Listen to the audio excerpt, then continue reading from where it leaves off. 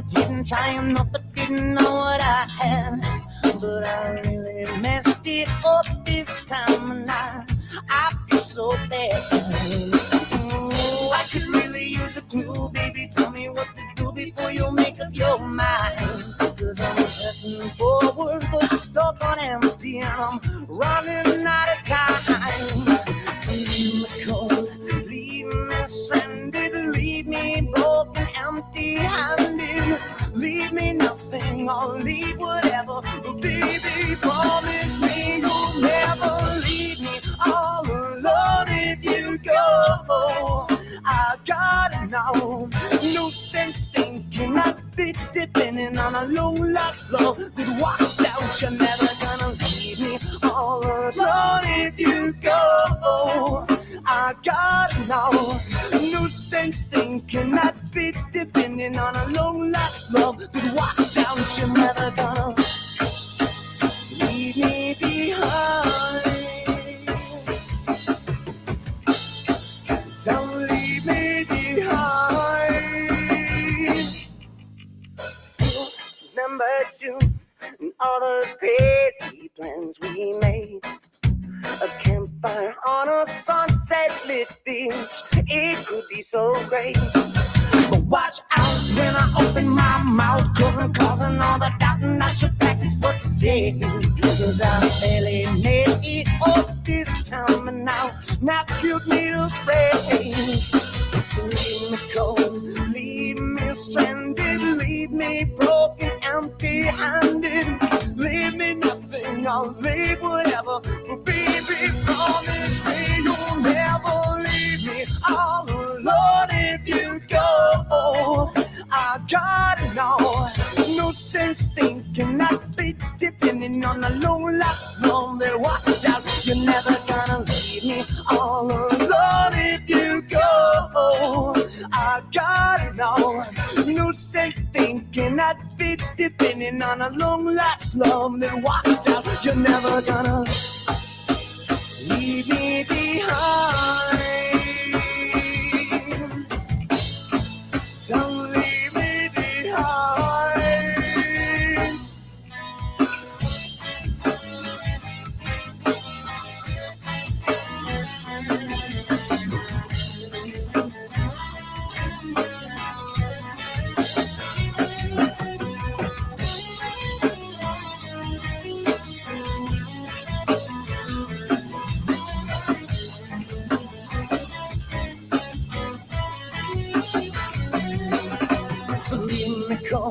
Leave me stranded, leave me broken, empty-handed. Leave me nothing, I'll leave whatever. But baby, promise me you'll never leave me all alone if you go.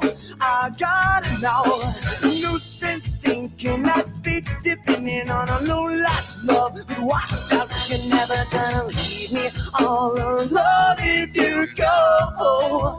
I gotta know, no sense thinking I'd be depending on a long lost love that walks out. You're never gonna leave me behind. Don't leave me behind.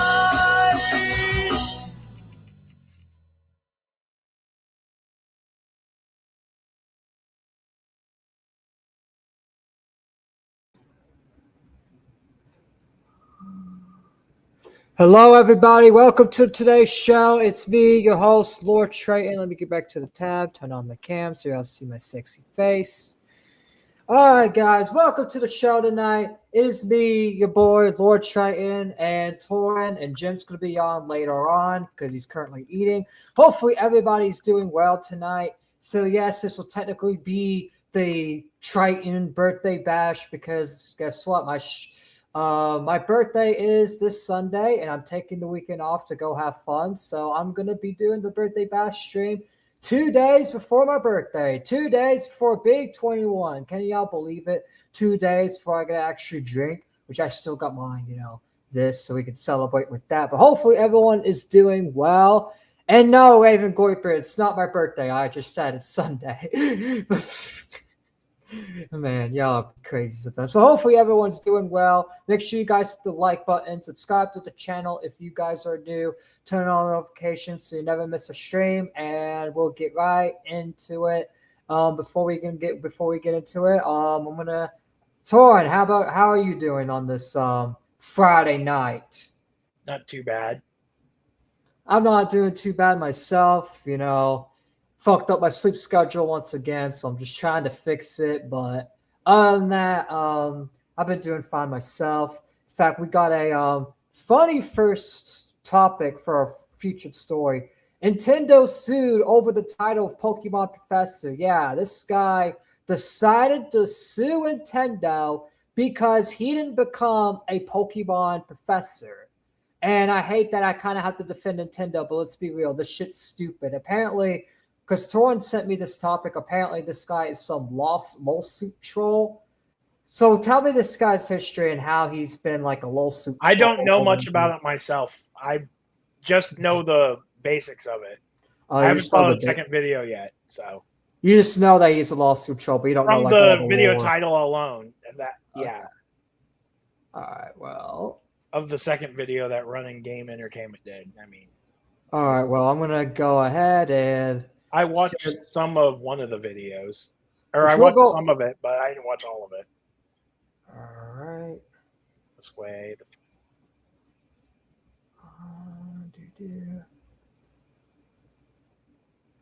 I'm going to go ahead and get into the video. Before we get into our first topic, make sure you guys hit the like button, do all that yada, yada, yada. Let's go ahead and get right into it.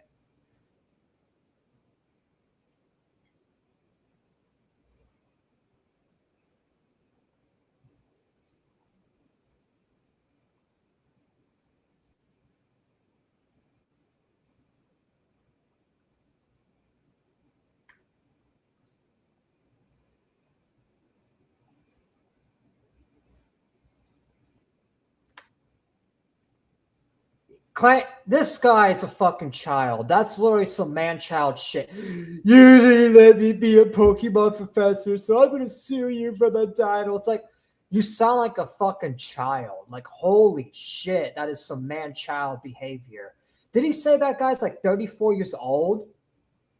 I don't know. No way this guy is at least above 25. And if he is, oh my God, people want to say Gen Zers are stupid. It's people that are old. It's people that are like 25 to like fucking 50 that are, well, the boomers are stupid, but even millennials are stupid. Like all these people are stupid. Humans are just stupid in general. You're literally going to sue Nintendo over a Pokemon Professor title? Really? Why don't you just create the title yourself? Why don't you just call yourself a Pokemon Professor if they didn't give you like, what is this? This is just so fucking stupid. We're not even 27 seconds in, and I'm already just like, what the fuck? What the fuck are we getting ourselves into?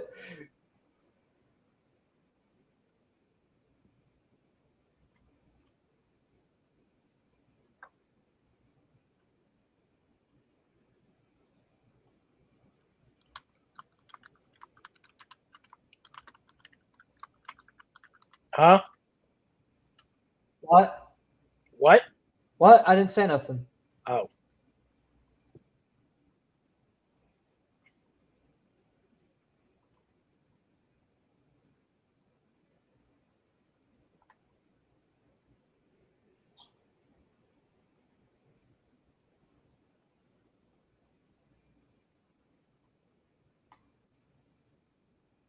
Boo-hoo. Oh, you received a rejection letter. You can't be a Pokemon professor.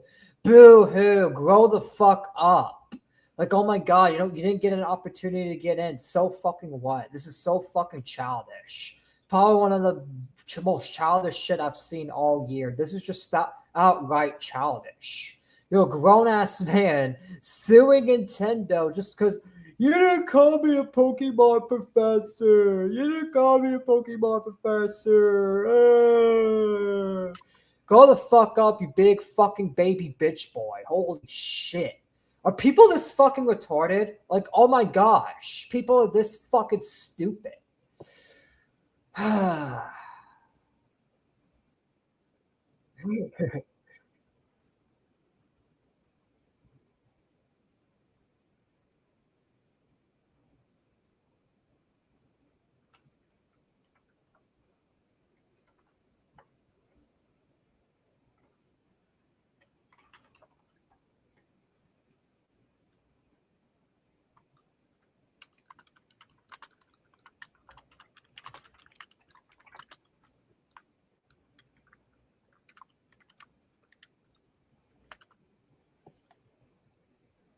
Also hear background noise a little bit too. But this is just so fucking stupid that this guy wants to be a Pokemon professor so bad that he's just gonna sue because he got rejected. It's like, is there not an option to why didn't you just not reapply? Like, I don't understand the suing. Like, because he's gonna get denied again because he has a criminal record. Bro, you have a criminal record, bro. What do you expect? Yeah, I know. The video's in your DMs, Triton. No, I'm playing the video now. What the fuck? No, yeah. Okay, yeah. Let's see. Also, Zachary, calm down. I'm not checking chat. Oh yeah, Torin, you're supposed to let me know when chat's saying shit. Oh, sorry, I wasn't paying attention. I'm trying to troubleshoot something in a game, and well, let me check chat through here because StreamYard's been weird. All right. Hello, guys. Triton, can you see me? I can see you. I'm fading, bro. I'm fading drunk as fuck. Wait, what? I didn't say nothing. But what's up, Zachary? How are you doing today? Hopefully you are doing well. And seems like he is drunk. I'm about to be like that on my birthday. I'm going to be real. I'm already a little high because this is going to be the birthday bash, so I am going to get more higher than normal. But that's the thing. Also, I really want to play just this fucking thing to just hold on. Let's go ahead and continue it. Of Pokemon Professor and allowed to host official Pokemon card tournament. At some point... All right, we got to play the video again because my dumbass did not pull the video up on StreamYard. So we're going to get to the segment again, and I got to remake all those points again. I think I just need to change my title name to the Nintendo Lost Professor.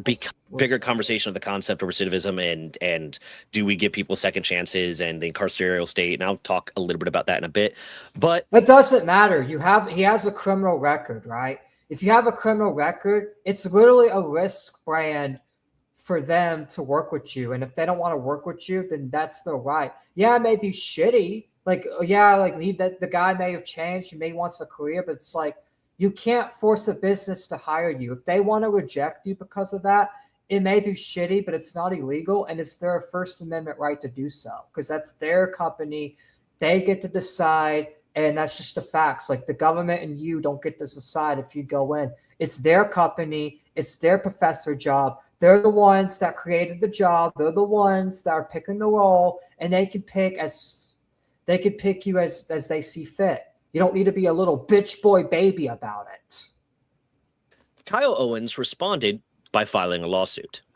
He filed a lawsuit for both being granted, what he's requesting is both being granted the title of Pokemon Professor and $341,000 in damages. 30 what? $341,000 in damages just because you got rejected from being a Pokemon professor? Are you kidding me? You kidding me? Just because you get rejected from a job? It's not because you have a disability, bro. It's because you have a criminal record, and it's their right to do so. Like, come on. Move to something else. Go be a professor for another company. See if another company's more lenient. Like, come on. The suing shit is stupid. This is so dumb.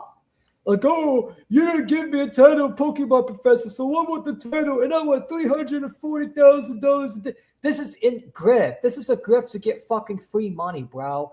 He should lose his fucking lawsuit. Like, seriously, this is so fucking stupid. I hope Kyle Owens loses the fucking lawsuit because it's like, bro, yeah. If you can sue a job for just rejecting you over stuff like this, then it's going to create a trend where anybody that gets rejected for anything gets to sue a job and just gets a lot of businesses bankrupt. Yeah. So I don't know if I forgot what I was going to say. Never mind. What, did you have like a brain fart moment? Yeah, it was something related to this. No, you might be wondering. I remember now. So if you don't know what the Pokemon Professor thing is, it's basically this thing where they're like judges at the card game tournaments and other Pokemon related events.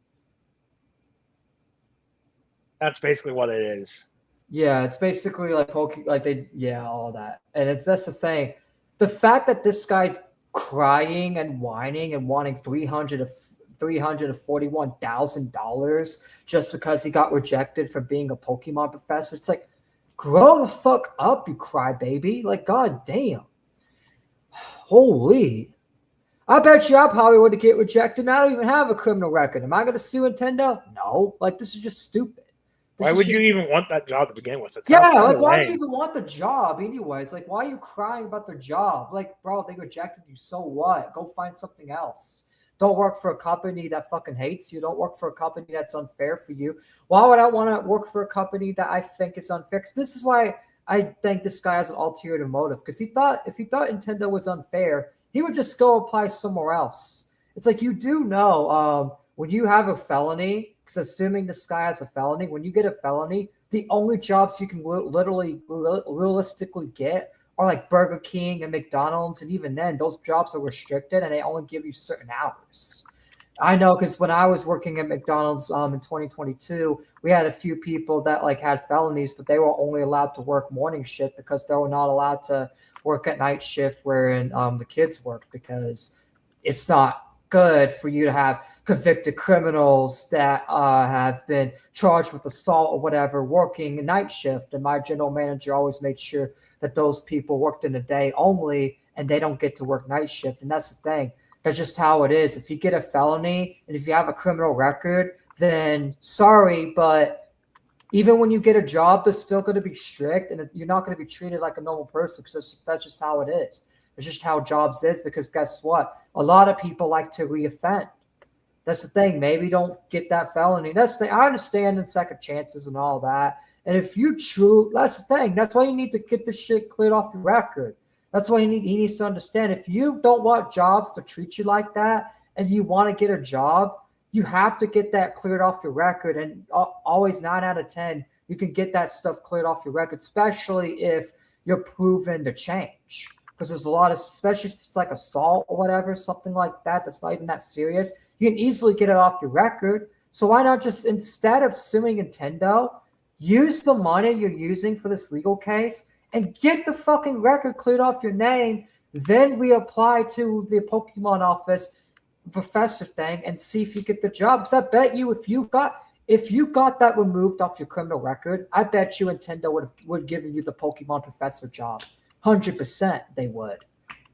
Because you don't have the criminal record. So at that point, you would actually have a case. You would actually have a case because you got that removed. You did your time and you got that removed off your record. So why not get it removed off your record instead of being like a bitch about it and fucking suing and crying over it? Like, it's just so fucking stupid to me. Why? By the way, I hear a lot of typing. $141,000 in damages did it cost $341,000 to become a Pokemon professor? Is that like, did he invest $341,000 into becoming a Pokemon professor?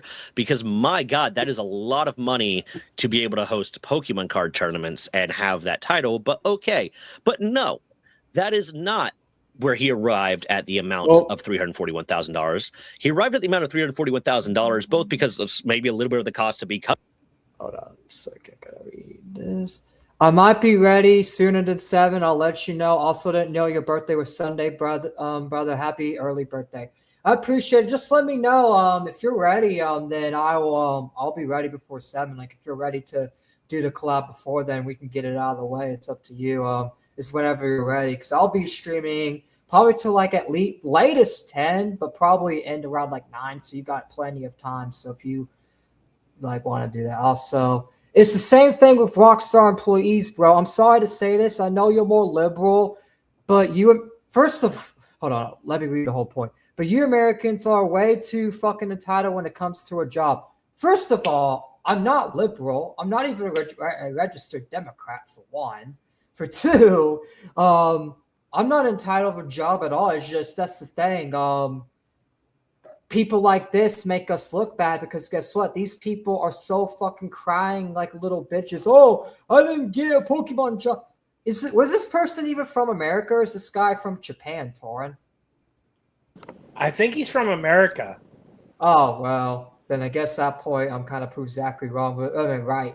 But that's the thing. It's like, yeah, like I know a lot of Americans are sensitive. But it's like, I disagree with this. Like, I don't agree with. We got too many libtards.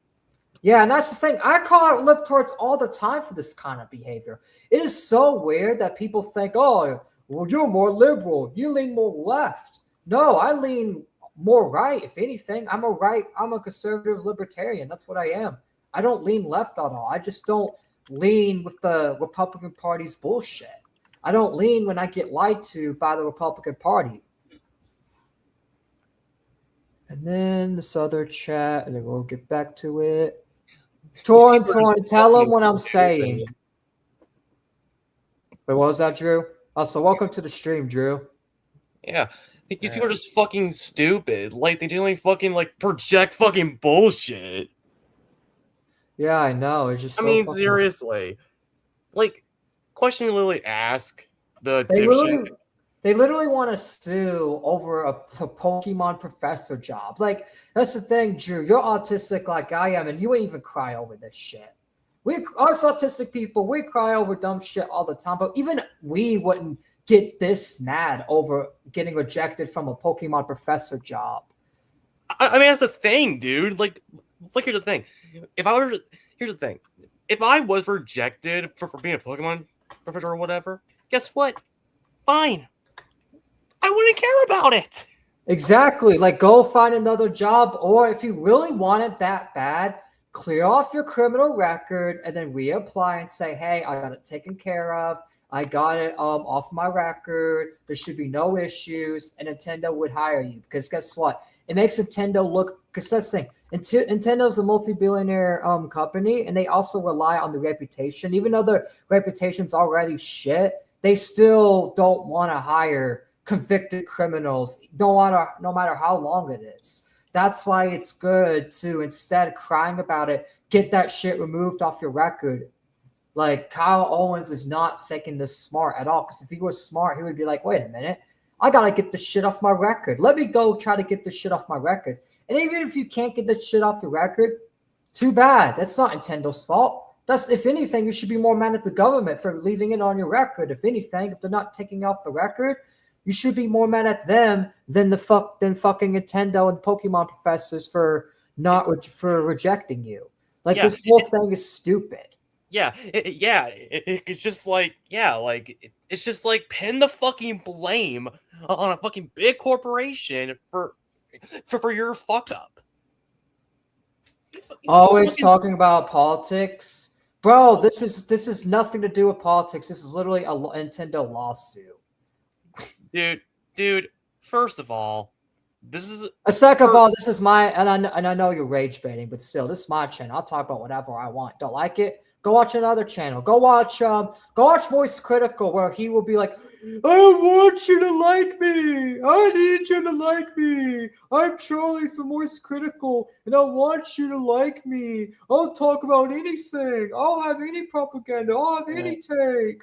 Oh, I'm Charlie from Moist Critical. I flip-flop because I don't want to lose any of my viewers. I flip-flop because I don't want to lose any of my viewers, and I don't want my viewers to be mad at me. And if I lose my viewers, I'm gonna cry. That's who you should watch. That's Critical, and he will act like that. I'm not gonna act like that. If you want me to act like that and fucking fall to your rage bait, I ain't gonna fall for it. Moist Critical will. Go age bait Moist Critical. He will literally cry on stream like a little bitch. Hassan doesn't debate. He runs from debates unless he knows he can win them.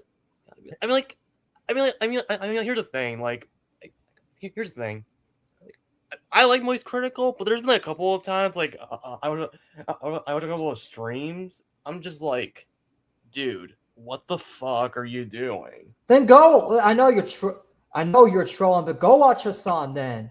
Also, Hassan does a debate, and he won't even debate Asmongold. And I know I can destroy Asmongold.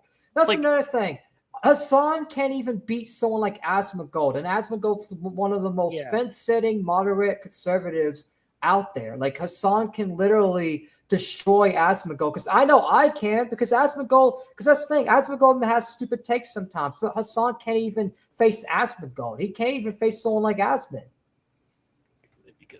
Because he's a fucking retard. Anyways, we're going to continue on with the... Becoming a Pokemon professor, but also because of the damages associated with not being able to host Pokemon tournaments. Apparently, not being able to host Pokemon tournaments equates to $341,000 in his... Why don't you host your own independent Pokemon tournament? Because there's people that do that. They host their own Pokemon private events. That's just the best thing you can do. You can't. They're not going to let a convicted criminal host a Pokemon tournament. That is stupid. Well, It doesn't matter what. He's like a judge in it. And stuff. I know, but it's like, why would they let it doesn't matter. Why would they let a convicted criminal judge the event? So why the would they person want that that can't on even the? spell his name right? There's no second S in it, dumbass. Yeah, see, that's the nerd. See, don't worry. That's the Kaylee dude that rage baits us all the time. He's just pure rage baiting. Oh, His mind, and I'm not. He doesn't even watch Hassan. Every time I've went to this guy's house, I've never seen him. wait, that's why watch you're Hassan. IRLs? That's funny. Yeah, I've never seen him watch a song clip ever. Never in a million years have I ever seen him watch a song clip ever. Not sure how that is because watches. I mean, I know he watches a lot of class. Anyways, we're getting a little side topic. So trying to get the title of Pokemon Professor granted to him officially as well, which would means he would be allowed to host those official Pokemon tournaments, but I'm not sure. Oh yeah. But in his I lawsuit, guess they do host. Kyle Owens is alleging that not only did they deny originally for this felony, which you could understand, like this is a thing that is being used. The title Pokemon Professor is being used to host Pokemon trading card game tournaments, which are notionally for children. And I can that's another thing. It's literally for children, and a lot of parents would literally panic if they have a convicted criminal. That it doesn't matter if your felony or your criminal charges are from 2022. It doesn't matter. It doesn't matter how long it is. It could literally be from 1999 or 1946 during like World War II, whatever, right? Which I know like a lot of people from back then are not alive. I'm just using it as an example. It doesn't matter.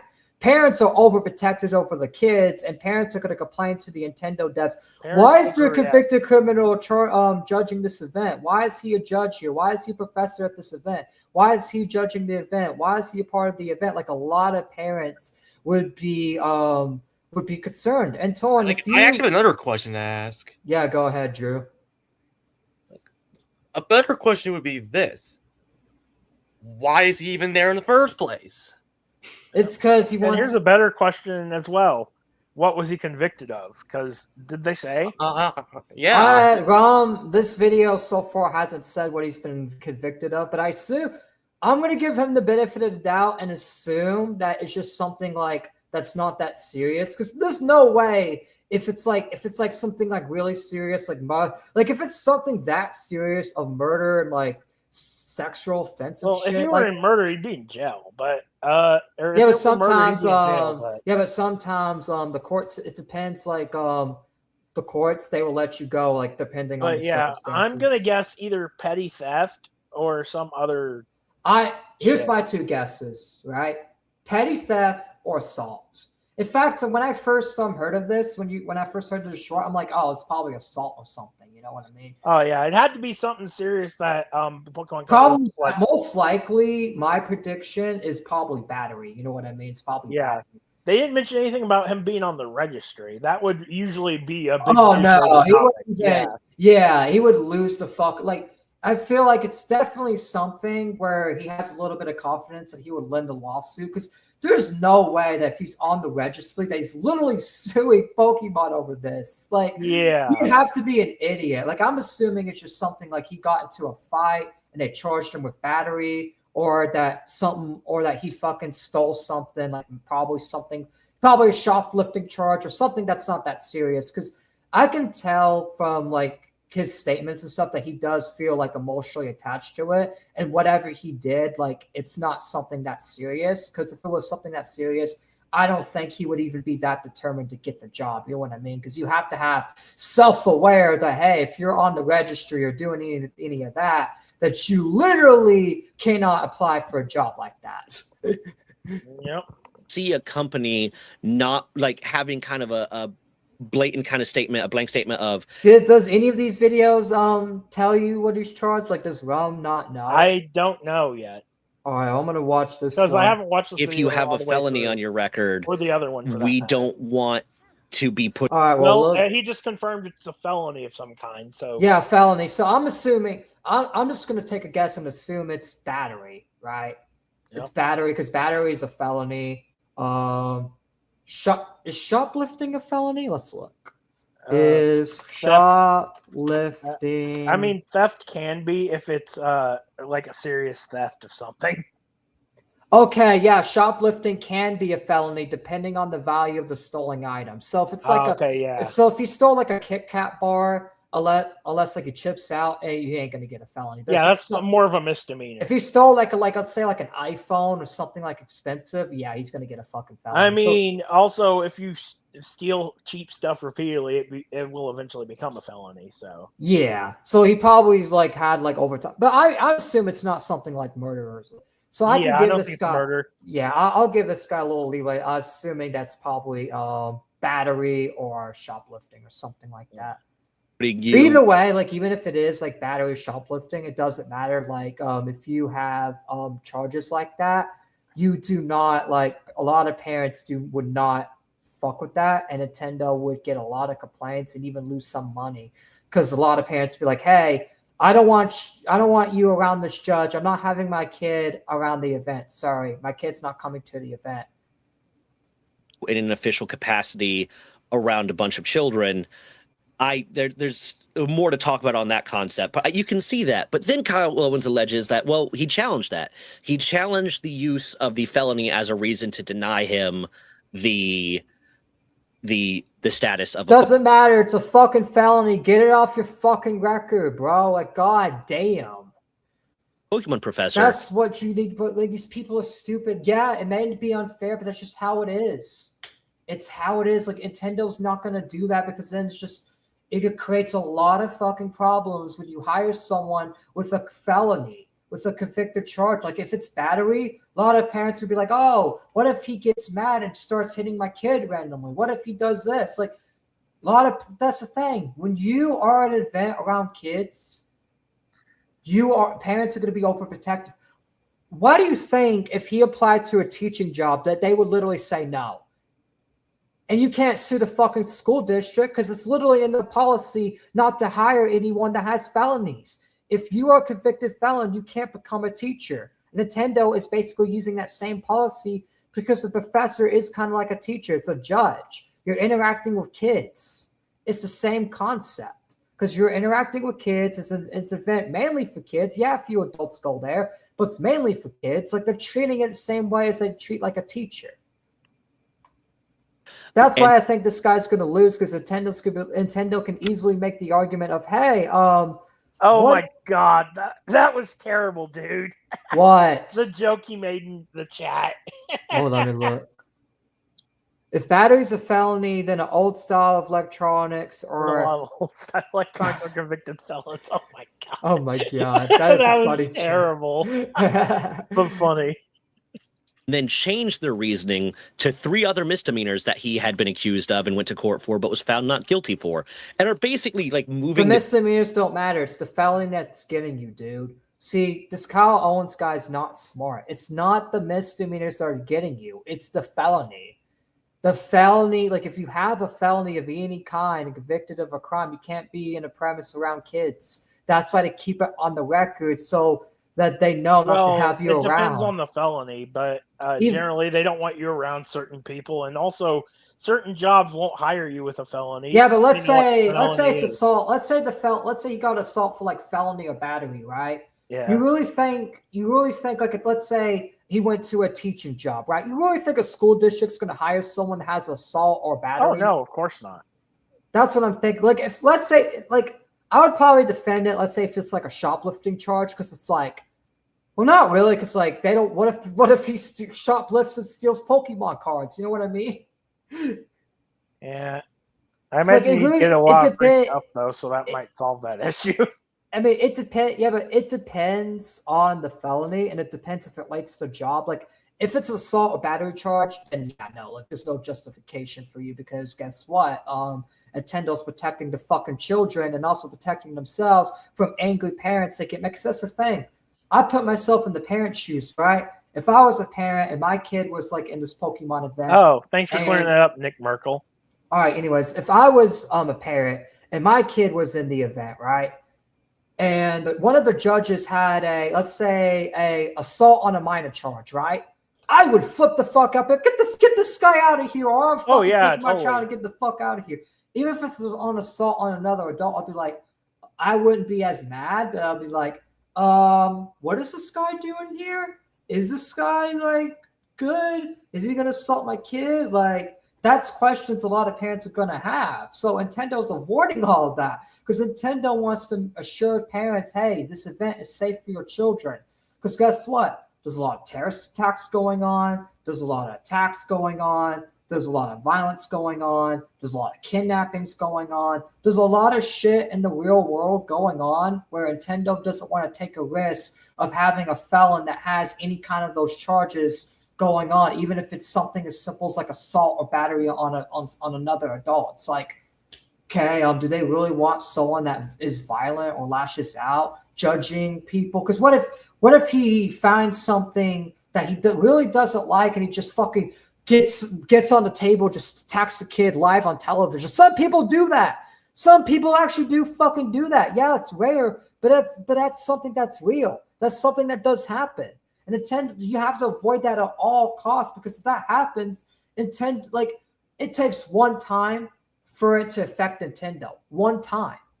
Yes, it's rare, but it only takes one time for Nintendo to look bad. Because let's say one of Nintendo judges goes on and assaults a kid live on television, right? You really think Nintendo would want that on the record? Hell no. So they have to be overly protective. You rather be overprotective than underprotected, because if you're underprotected and something like that happens because you're these felons chances and one of the felons just decides to take advantage of that chance and reoffend and use Nintendo as a way to reoffend live on television or live on like when the event goes on, and all the media stories report that, Nintendo's reputation would be fucked, and a lot of parents would be like, yeah, I don't know if I want to send my kid back to that event. And Nintendo would lose a lot of its consumers. You really want that? They will lose the parents and they will lose the kids, because the parents are like, yeah, I don't want to be around there and I don't want my kid to be in that event if you're going to allow these judges to go and if you're not going to do these background checks. In fact, a lot of liberal parents would be like, you're not doing enough background checks. That's why this happened. And Nintendo's basically avoiding that. And guess what? Nintendo kind of does pander to that kind of audience, to liberal parents. So if liberal parents have a narrative like that, that fucks over Nintendo. That's something Kyle Owens has to understand. Goalposts. They keep shifting. Like there's a bigger picture than just, it's because you have a felony and Nintendo's trying to judge you. No, they're not judging you for it. They're trying to protect their own ass and the consumer's ass, because if you reoffended in any way, that would affect Nintendo. That's why Nintendo, school districts, restaurants, that's why they're very careful on who they hire with criminal records, because it only takes one time and you to reoffend in their premise that makes them look bad. You know what I mean? The reason to arbitrary reasons to not. In all seriousness, felony battery involves the use of a weapon. Typically, simply punching someone won't get you a felony, but we're considered battery. Yeah, exactly. And even then, it's like if you have that just makes it more justification of Nintendo not to hire you, because if you're using weapons to assault someone and it's that bad where you got a battery charge, then it's like, yeah, why would Nintendo hire you at that point as a Pokemon professor to judge kids on the Pokemon cards and the Pokemon presentations? Like, why the fuck would they hire you as a Pokemon judge at that point, And that's what Kyle Owens needs to understand. They're protecting their own ass. They're protecting their own reputation. They're also protecting the consumers too, because it only takes one time for this guy to act out and assault the kid in an event with like a desk or something, and for the parents to be like, yeah, I'm never bringing my kid here ever again. A lot of parents follow, and then there's all of a sudden a movement against Nintendo to basically shut down their events because of one idiot like Kyle Owens reoffending. That's why they have to be overprotective. Denying him the status of Pokemon professor. Now, I'm someone who believes that people that have committed felonies, people who have done things like that, deserve a second chance. if you've served your time in prison, you paid your debt to society, you hopefully been able to at least pay some debt to your victims if there were victims in it, because there are felonies that are victimless crimes. And what is the point of you serving your time and paying your debt to society if not to give you a second chance to be a better person? I get that, and that's like I understand that, but that's why it's like you have to pick the right jobs, because that's the thing. Fast food jobs, they hire felons. Kitchen jobs will definitely hire you, bro. Like there's a lot of jobs that hire you. It's just there are certain roles that you can't be hired in because you can't have that on your record. My God, Nick. Like it doesn't mean that you can get it, that you can take that you should never get a job again. I'm not saying, felons deserve to never get a job again. No, obviously you need money to survive. And obviously if you're out of jail, then yeah, you should be able to go get a job. But there are certain professions you cannot do like a restaurant job, for example. If you act out on them, they ain't going to fucking care that much. I mean, they'll still fire you, but it ain't gonna fucking hurt the reputation because it's a fucking restaurant job. Anyone can fucking be a cook. You know what I mean? But versus like a job like Nintendo, a Pokemon professor where you strictly work with kids, that's a fucking big, huge risk. That's why it's like if you have a felony, you have to work on kitchen jobs, like some jobs where it's fits for you, where you're not gonna hurt the business or hurt yourself, like or hurt the business reputation if you act out. Because teaching jobs, Pokemon professor jobs, or jobs that you work with kids, you have to have these strict standards. And I actually do agree with those strict standards on those kind of jobs. Specific jobs need those specific standards. Now, I'm not saying all jobs need to have those standards. No, obviously, and I agree with Rum here, but certain jobs need those kind of standards. You know what I mean? And also, let me see what Nick was saying. Kyle seems a lot dumber than his sister Candace. I was about to make that joke, actually. Is he related to Candace Owens? Candace, is this your little brother? Is this your son? Is this your nephew? Is this your cousin? Oh, Candy Can Candace. But in all seriousness, it's like... If we never give people a second chance to be a better person and to try to improve, then we're pushing more people into recidivism. We're pushing more people into continuing their criminal. And I agree with that. But at the same time, it's like certain jobs, like teaching, Nintendo Pokemon professor, jobs that where you have to work with kids. Let's say America's Got Talent, right? Do you really think America's Got Talent would hire a judge that has a felony, like assault, battery, shot, like any kind of charge like that on America's Got Talent? Hell no, they're not. And why should they? Because that'll fucking literally ruin America's Got Talent and make them be canceled off the fucking air if a felon were to reoffend. That's why they have to be very, very careful on that. But restaurant jobs, behind the scenes jobs, so that's the thing. Why not apply to a behind the scenes job for Nintendo? Haven't you tried that? Why don't you try that? Why don't you, instead of suing them, ask a letter saying, hey, is there a way where I can be a behind the scenes worker where I don't have to like interact with kids or interact with people that way I don't make your company look bad. You know what I mean? Because Nintendo can't have you as a judge judging kids if you have a violent record. Now, if it's not a violent record, it's over some stupid, like if it's a victimless crime, then I'll understand. Because like this thing, it depends on circumstances, right? If he had a felony, like defending himself, then it's like, okay, I'll actually side with him. But if it's like something stupid like assault or battery and it's his fault and he like lashed out and did something to somebody, then it's like, why the fuck are you trying to be a Pokemon friend? Like, you know you're going to get rejected, you fucking idiot. Life, because right now, like how dumb are these people? Like these people are so stupid. It is incredibly difficult for a person who has a felony on the record, regardless of the felony, be it violent or not, to get a job, to get an actual like real job and participate in society in a impactful way. So we're basically saying, yes, you did this thing that was a crime. We're going to punish you for it. The court has said that your crime merits at least a year in prison, because if it's a felony, it's over a year in prison. It's at least a year. Well, you're kind of missing the point a little bit because guess what? Nintendo has to protect the consumers here, right? They have to protect themselves because guess what?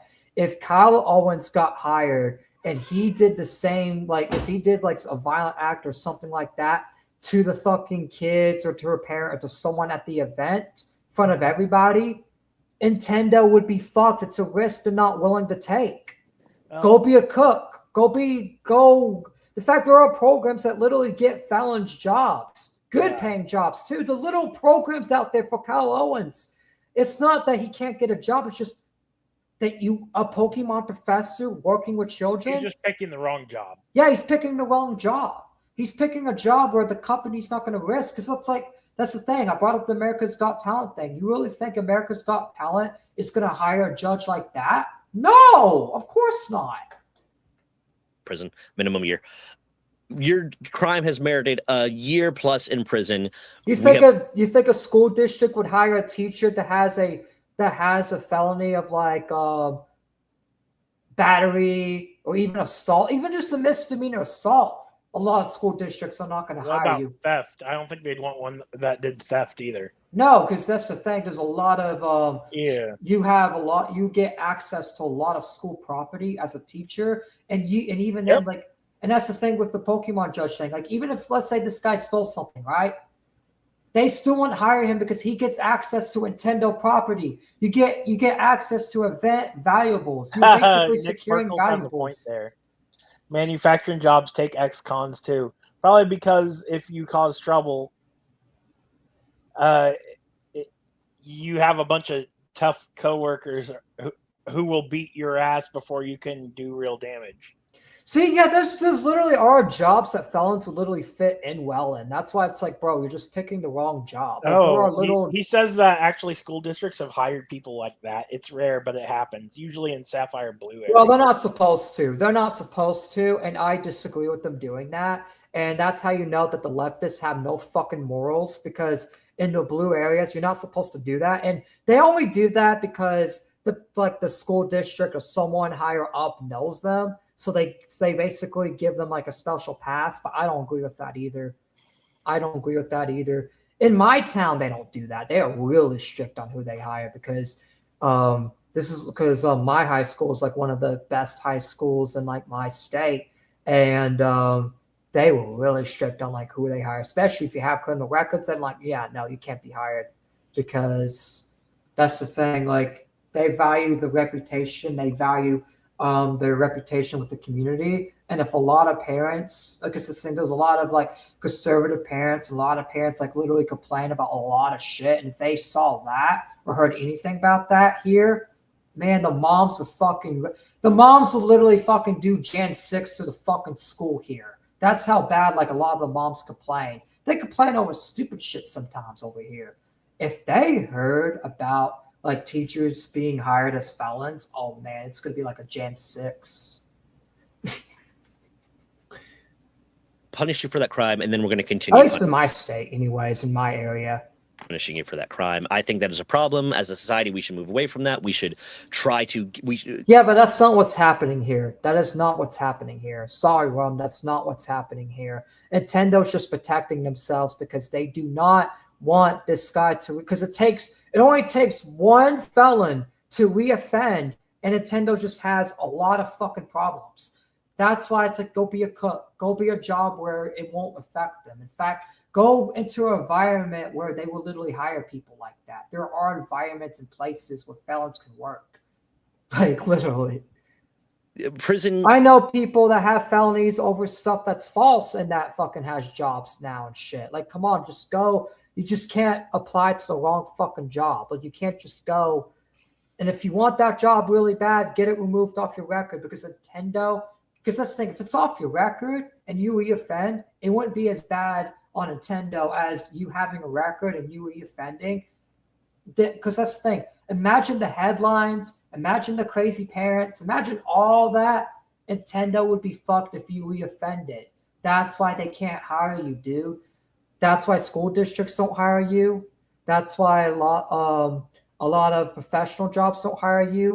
Like, you can't be hired on those kind of charges. Sorry. should be about reform. Now, if it's a victimless crime, then my take would be different. I really hope Rum actually explains what happened so I can actually tell y'all like but so far I'm assuming that it's something that is, because that's the thing. I'm sure if it was a victimless crime, I'm sure he probably would have been hired, but it wasn't a victimless crime. That's probably why he wasn't hired. It's probably something that they instantly said no to because they're like, yeah, if you reoffend, you're fucking us up. Or not a little bit punishment, but also a little bit reform. Make these people that are being sent to prison have the opportunity to come out of it better people. And when they come out of it, allow them the chance to prove that they are better people and rejoin society in an impactful way. By the way, that's not here nor there. He's suing them for $341,000. I had to get that point out there. He's suing them for $341,000, claiming this moving goalpost, claiming that the value of being able to be a Pokemon professor. In fact, you know what? I'm just going to look up what was Kyle Owens charged for.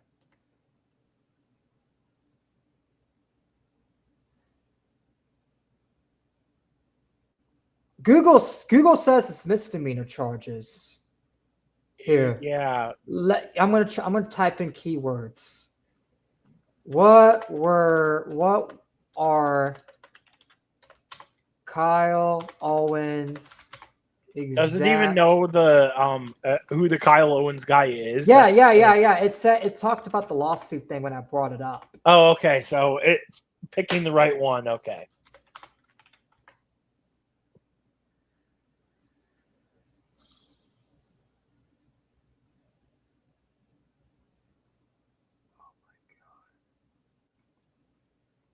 Why? It doesn't say. I don't think anybody know. Hold on, let's see if this article says. Yeah, it's probably not been made public yet. Wow. Well, we'll continue the coverage and see maybe Rum says it. But I really want to know because that would change everything because that's the thing. There are two, you know what? Since it's not made public, because it would have Google would have literally told me, and I'm also looking at these articles and it's not saying anything. So I'm just going to say this, right? There are two arguments that can be made because one of these two things are true, right? It's either it was a victimless crime and Nintendo is doing him dirty because it's a victimless crime, like he's defending himself or it's a false charge or something stupid, dumb, that doesn't matter, and that he is basically just not getting hired because Nintendo's just being a dick.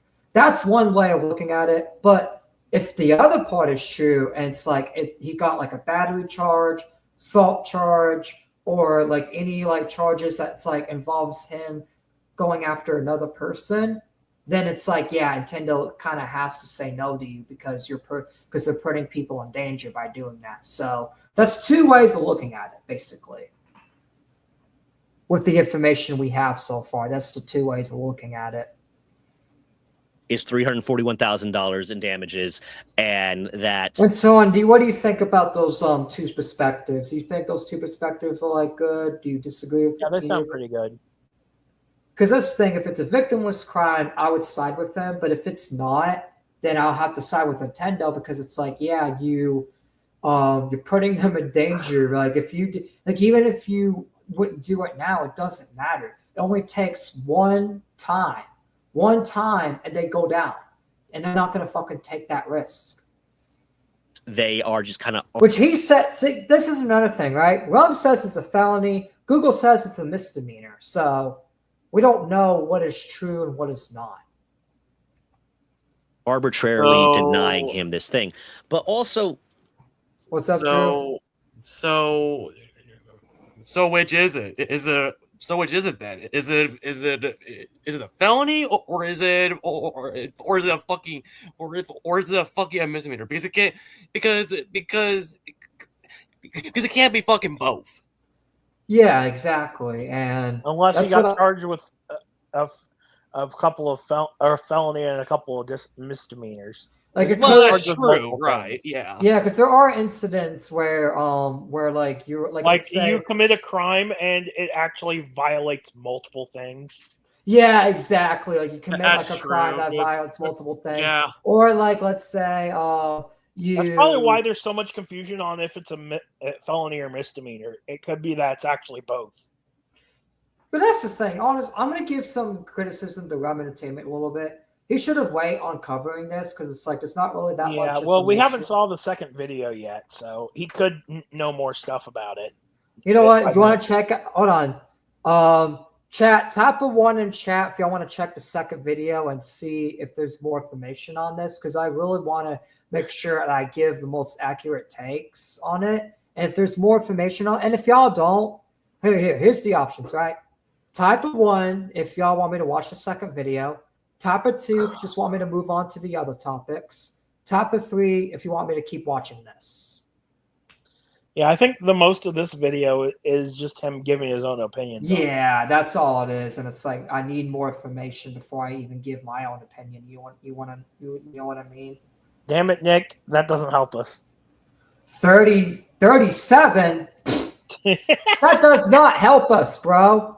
Let's just go ahead and switch over to the other video then. I think the rest of it's just his own takes on it. All right, we'll do that. I think in the second video he actually has another. He actually has more information on it. Can you send me the link if you have it? I need to find it first, but if not, I'll look for it. I'll look here. All you gotta do is look on his channel, and then that's what I'm gonna do. Let me pull this off for a second. By the way, we're gonna go ahead and give final perspectives on that first part. So, given the information you have so far, Torn, what's your take on it so far, based on the information? Oh yeah. By the way, it's just, he made 3 videos on it. Oh wait, no, never mind. He made 2. Okay, I was misreading it, but yeah, there's another one there. Hold on. Yeah, it's literally the first video and the latest. All right, let me look. Wannabe Pokemon Professor is just a lawsuit troll. That's what it's called. Oh, okay.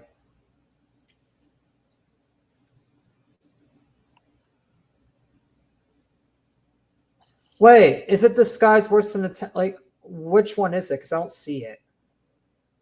This Guy's Worse Than Nintendo. That's what the name of the video is. Wannabe Pokemon Professor is just a lawsuit troll. Oh, it's 36 minutes? Damn. Yeah, it may not be the whole video, but... Well, I'm just letting you know, once Jase tells me he's ready, I'm switching back. We're going to be talking about a little more of the final... okay. I'm not watching the whole thing. We probably won't be watching the whole thing. You know what? I'm just going to skim through. Hold on. Let me go ahead and pull this up. We'll just skim through this one, see. If not, then I'm just moving on because I'm not going to lie. I do not want to cover this if he doesn't have any information.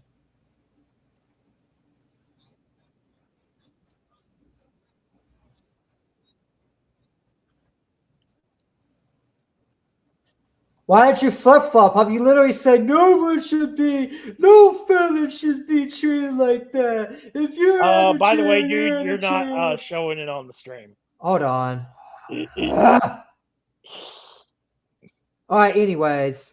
But that's the thing. This guy's switching his opinion a little bit. Hold on. I'm gonna let y'all hear what he said because there's only 11 seconds. I know this might be a crazy thing to say, but in my opinion, I have found someone that, in my opinion, from a legal BS standpoint, is, in my opinion, worse than Nintendo. Thanks for the flip-flopping, jackass. Makes me think you don't know what you're doing. Let's see. I mean, he didn't say Nintendo wasn't bad. He how just can said someone this guy might be worse. Be worse than Nintendo in all this legal BS that's going on here? No, I'm talking about his last video where he was like making the point, defending it, saying the felon has a right to get. It's like, no, they don't. Like, especially if they do a crime that's related to it. Oh, then yeah. He wasn't defending that. From what I saw, he wasn't. He was. You did not hear him on the video literally say like, "Oh, like if you're a felon, that you deserve to start back from square one automatically." He literally said that word for word. Oh yeah, but that doesn't mean it means they have to work for it, is what he's implying. Yeah, but it's like even then, it's like you still have to. There's certain job. Like you have to work to get. Because that's the thing. He didn't bring this up, and he should have brought this up.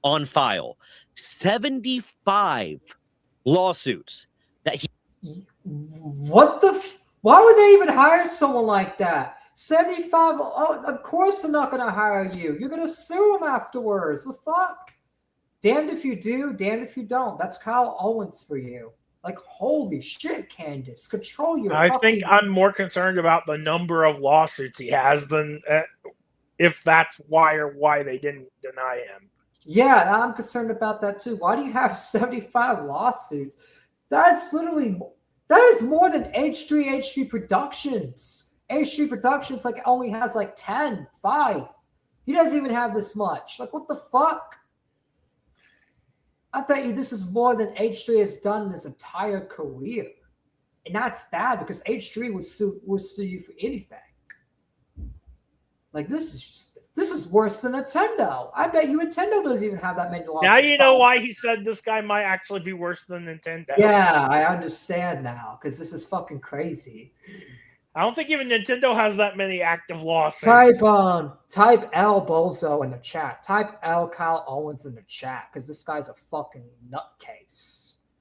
He is currently having to hit deadlines for and tracking at this moment.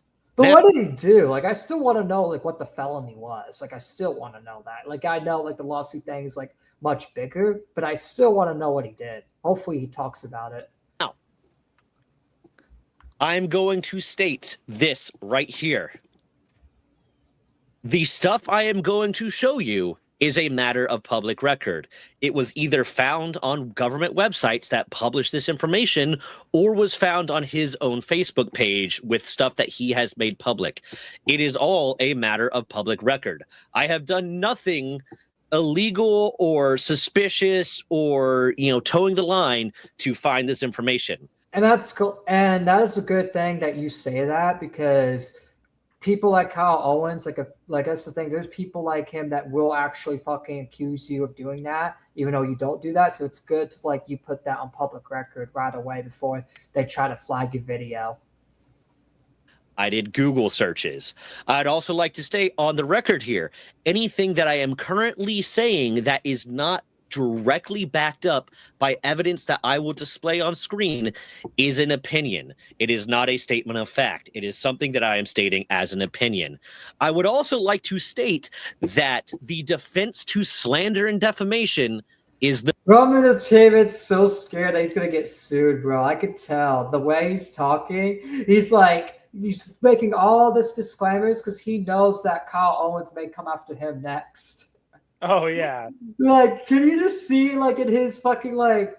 Here. I don't think Billy Mitchell even has this many lawsuits. No, not even Billy Mitchell. Yeah, not even Billy Mitchell has this many lawsuits. Look at him. Look how scared he looks. He's like, yeah, I know this guy's coming after me. I know, like, after this video's done, this guy's gonna come after me. I gotta make all these disclaimers. I gotta do all that, and I bet you he's still gonna come after me. Watch in 24 hours within a week, Ramen Entertainment makes a video saying Kyle Owens is suing him. I'll definitely cover that when it happens. Like, imagine he makes a video like that in the future, says that Kyle Owens suing him, and Kyle Owens ends up suing. Imagine I get sued by Kyle Owens. We're just covering it. By the way, I'll make my own disclaimer. In fact, all my stuff is opinion. In fact, you can go fuck yourself, Kyle Owens. If you try to sue me, I'll win. Fuck you, bitch.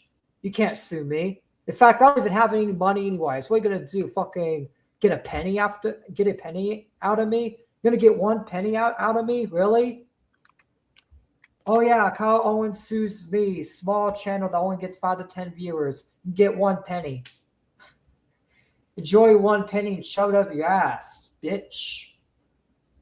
So, if anything I'm saying here is the truth, it is not by definition slander of defamation, and all the things that I'm saying that I don't have direct evidence for are my opinion.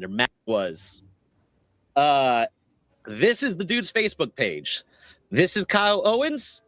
By definition, slander of defamation, and all the things that I'm saying that I don't have direct evidence for are. This is the dude's Facebook page. This is Kyle Owens. This is his dog, Jack. Hi, Kyle. I'm wondering what your felony was. And here is a post he made on April 5th, a month and a half ago. Current lawsuits, $19.5 million on the table right now. In process, an active contempt of the KO administration and declared enemy of the people. Bam. Officially in contempt of the KO administration, being federally sanctioned through federal law enforcement and federal litigation. Wetzetka Police Department Officer Kyle Palelo and the incorporated town of Casita, blah, blah, blah, into the town council collectively to Iroquois County, Illinois Sheriff's Department, Sheriff Clinton. So he's suing sheriff departments and all these different. He's basically suing anybody. He's basically a lawsuit troll. He basically will find any reason to file a lawsuit to get money. I wonder how many of these lawsuits he's going to win. I bet you he only wins like at most 3. At most 3. He's going to win at most 3. Literally, at most 3. Perez, blah, blah, blah. At this time, mercy is granted to all Iowan defendants holding public office in their offices and jurisdiction from contempt of my person, name, and office. However, that mercy does not grant waiver of judgment nor federal prosecution. Contempt and I mean, taking selfie with the pet, it's like it's that's a non-issue. It's not that bad. It's not that bad. Like it could be a I little used to weird. take selfies with my pets all the time. I used to take selfies with my pets all the time as a kid.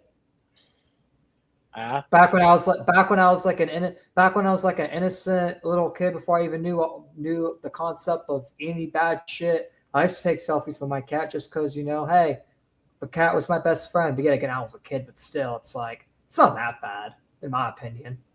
Declaration of entitlement of the enemy of the people is hereby applied to the above listed defendants. You are hereby ordered to incorporate your jurisdictions within 90 days from the date of this post and to disband and cease administration and municipal operations in all capacities. I've had my dog on stream before a long time ago.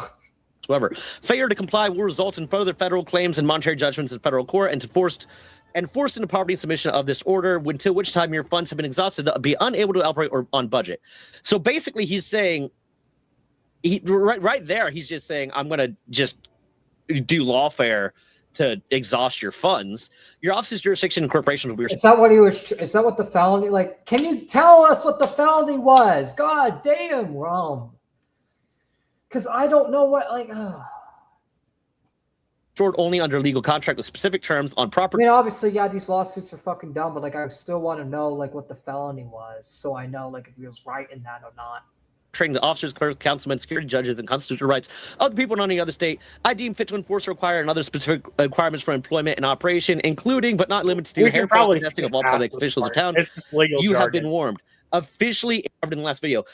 Federal declaratory and injunctive relief, promissory estoppel, Iowa breach of he sued freaking GameStop, and he sued Illinois Probate, Pokemon Company International, and Nintendo of America. Sherman Act, Restraint of Trade, Sherman Act 2, Federal Declaratory and Injunctive Relief, Promissory.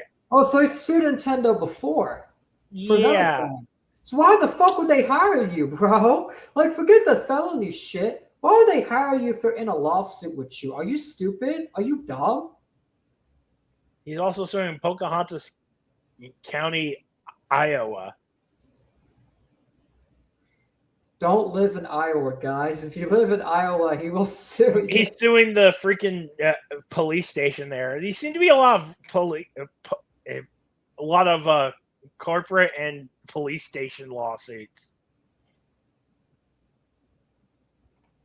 By contract, Iowa, breach of an implied covenant of good faith and fair dealing, Iowa, tortious interference with prospective business advantage, Iowa. Who's funding these How does he have all this money for all these lawsuits? I think he's trying to do as many as he can to get as much money as he can so he can pay the lawyers. You have to pay 75. There's no way it's one lawyer doing all these lawsuits. Yeah, I know. Why is he suing all these people? Seriously. The only thing I can think of is if he's the lawyer himself.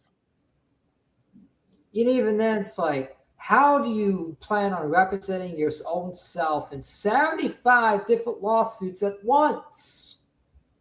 I don't think they're at once. They're over a string of time, but still.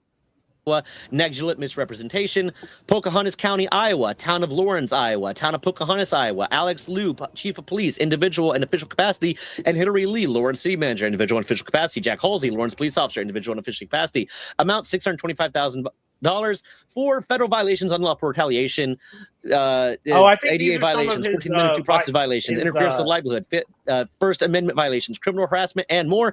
Iowa Lakes Community College, blah, blah, blah, blah, blah, blah, blah. Amount $250,000 plus injunctive relief for First Amendment violations, 2 counts of 14th Amendment violations, and unlawful retaliation for exercising constitutionally protected activities, First Amendment. 9, reserved for federal cases against IARDC, State of Illinois. He goes on to say, I will no longer be sending settlement letters to defendants after filing cases. It is now solely defense obligations to reach out for settlement going forth. I will also not be publishing cases not yet filed anymore due to mountains of paperwork and time consumption. The list will be simply updated with active cases only. So he's actively updating this list. It is the defendant's obligation to exercise due diligence in checking the list once cases have been filed against them. Again, how the fuck are they supposed to... Unfruitful communications will be ignored. Unlawful and unauthorized ex parte communications will be ignored unless it consists of a genuine settlement offer outside of court. Attorneys claiming to represent defendants that reside or practice out of state the case is filed, whereupon the attorney does not have a licensed practice in the state. So he does have attorneys. How are you going to pay your attorneys, bro? No, he's talking about attorneys for the people he's suing. Oh. In this part, yeah. Where suit resides will be ignored. While I'll not be making an extensive list of soon-to-be defendants, some important ones I'd like to mention coming for very soon can be seen in the screenshot images attached to this post. If you'd like to settle before I file the court case, I will settle for 1/4 the claim. So, oh my God, I hate this guy. If you have, and that is an opinion, Kyle. It is an opinion that I hate you. It's not slander or definition. Just like it's an opinion that you are a gross-looking lawsuit troll. It's like, that reminds me of PewDiePie's congratulations song where they said Indians are poop on their brains. That's a blatant racist lie. Still not defamation. It's kind of like that. Like, yeah, like we think that you're poo poo in your brain, but that's a obvious like joke lie, but that's not slander because we're telling people, hey, it's not true. That's just an opinion. You know what I mean? Hey, I think you're poo-poo in your brain, Kyle. I think you're a fucking lawsuit troll freak. That's just my opinion. I mean, it's true because you have 75 lawsuits, so it's like these people are stupid. Also, that picture of him isn't very flattering. What, Kyle? Yeah, the picture of him isn't very flattering. You should be ashamed. He looks kind of gross. Ashamed of yourself, and I'm pretty sure your parents are, in my opinion, ashamed of you. He's no criminal. That's probably why if this guy is related to Candace Owens, then Candace Owens cut him off for sure. She's like, the craziness, I can't even deal with you. Charges I filed directly with the Illinois and Iowa courts are not listed on these. What's that? Dude even posted information about his will. For my will, once deceased, please read the following post to locate will and final words. He sued GameStop, but not for giving him a low value on his game. Yeah, it's all so stupid shit, too. That's how you know he's just a fucking lawsuit troll. That's how you know this is all just a fucking stupid troll and a stupid game. To be fair, GameStop's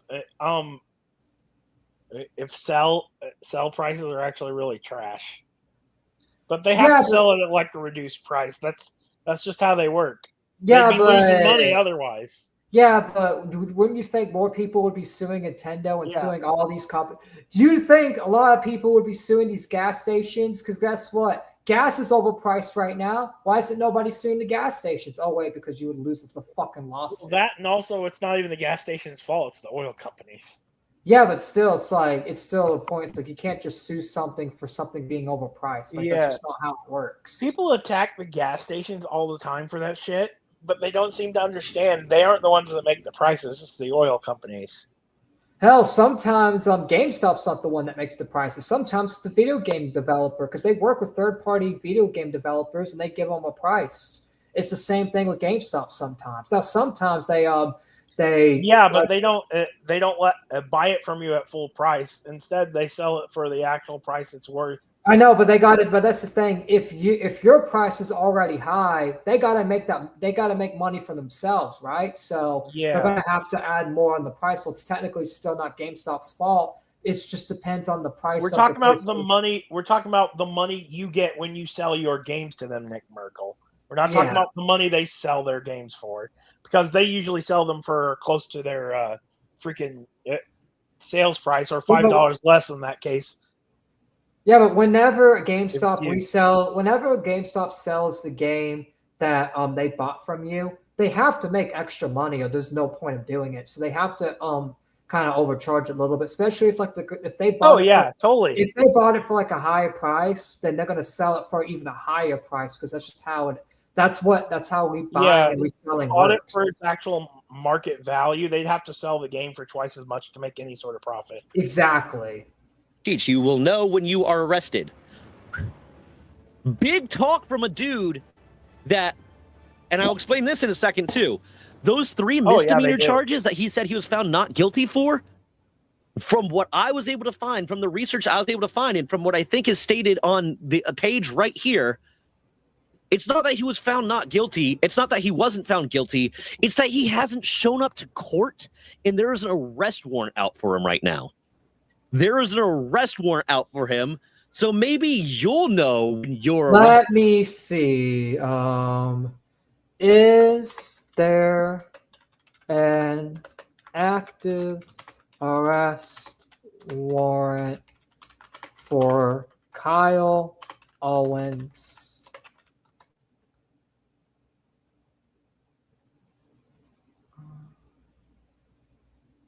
I ain't doing all that. They want my email, phone number, credit card. Nah. We'll assume he's telling the truth, but I'm still gonna do my further research, and I'll let y'all know when I find. I'll probably have to hit up one of my Thanks for revealing him. Kyle. Officers failing to follow directives will be sued, along with the departments in towns and counties and colleges. They don't fucking answer to you. Your directives are not something they answer to. If they are told to go arrest you by their bosses, guess what? You're getting fucking arrested. In Iowa, you'll be subject to civil litigations for failing to arrest based on evidence supplied to you if and when I instruct you and your department to make an arrest. Bro, if they have an arrest warrant, they're gonna arrest you. You fucking bro, like this guy's gonna end up in jail, and he's fucking over his life by doing all this, and you get arrested. So it seems like the arrest warrant is true, because he's basically saying, "Oh yeah, you guys are trying to arrest me over evidence." It's like you have an active arrest warrant, you have to turn yourself in. It sounds like a sovereign citizen. You know, one of those entitled people that think they're above the law. Yes, he literally sounds like a sovereign citizen. You're not no sovereign citizen. No one should be a sovereign citizen. No citizen should be quote unquote sovereign and have special privileges. Everyone should apply the same laws. Everyone should follow the same laws. No one should get special treatment. That is some woke, stupid mindset. Yeah, it's these anarchists and shit pulling this bullshit. If and when I instruct you and your department to make an arrest, who the fuck are you, dude? You're not the head of the police department. You're not the head of, you're not ahead of them. You're not the head of the police department. You're not the head of the FBI. You're just some random dude. If they have to arrest you, they have to arrest you. It is what it is. Who do you think you are? You don't get to decide when you're arrested. Are you exactly what Triton in my opinion? What? Oh, let me read chat. But yeah, they do it. They give you $10 for a new game, but then it'll sell for $55. Yeah, exactly. Yeah, that's what they do. Yeah, that is a bit too little though. They should at least give you like half of what the game's worth. All right, let's continue. In my opinion, I would assume that this guy is suffering from an extreme case of narcissism, and what, in my opinion, comes off as a very extreme case of mental retardation. And that's not even me like making a joke or using it as a slur. No, it really is true. Nestle, if you want to sue me for calling you mentally ill retard, go for it. You are a mentally ill retard, bro. You're literally a mentally ill, disgusting retard, bro. You have an active arrest warrant going on right now. You're suing all these different people. You're already suing the police department. You already have a legal case against the police department, and yet you want to sue Nintendo. You have all these other lawsuits. You have 75 lawsuits in total that you filed. Are you like, bro?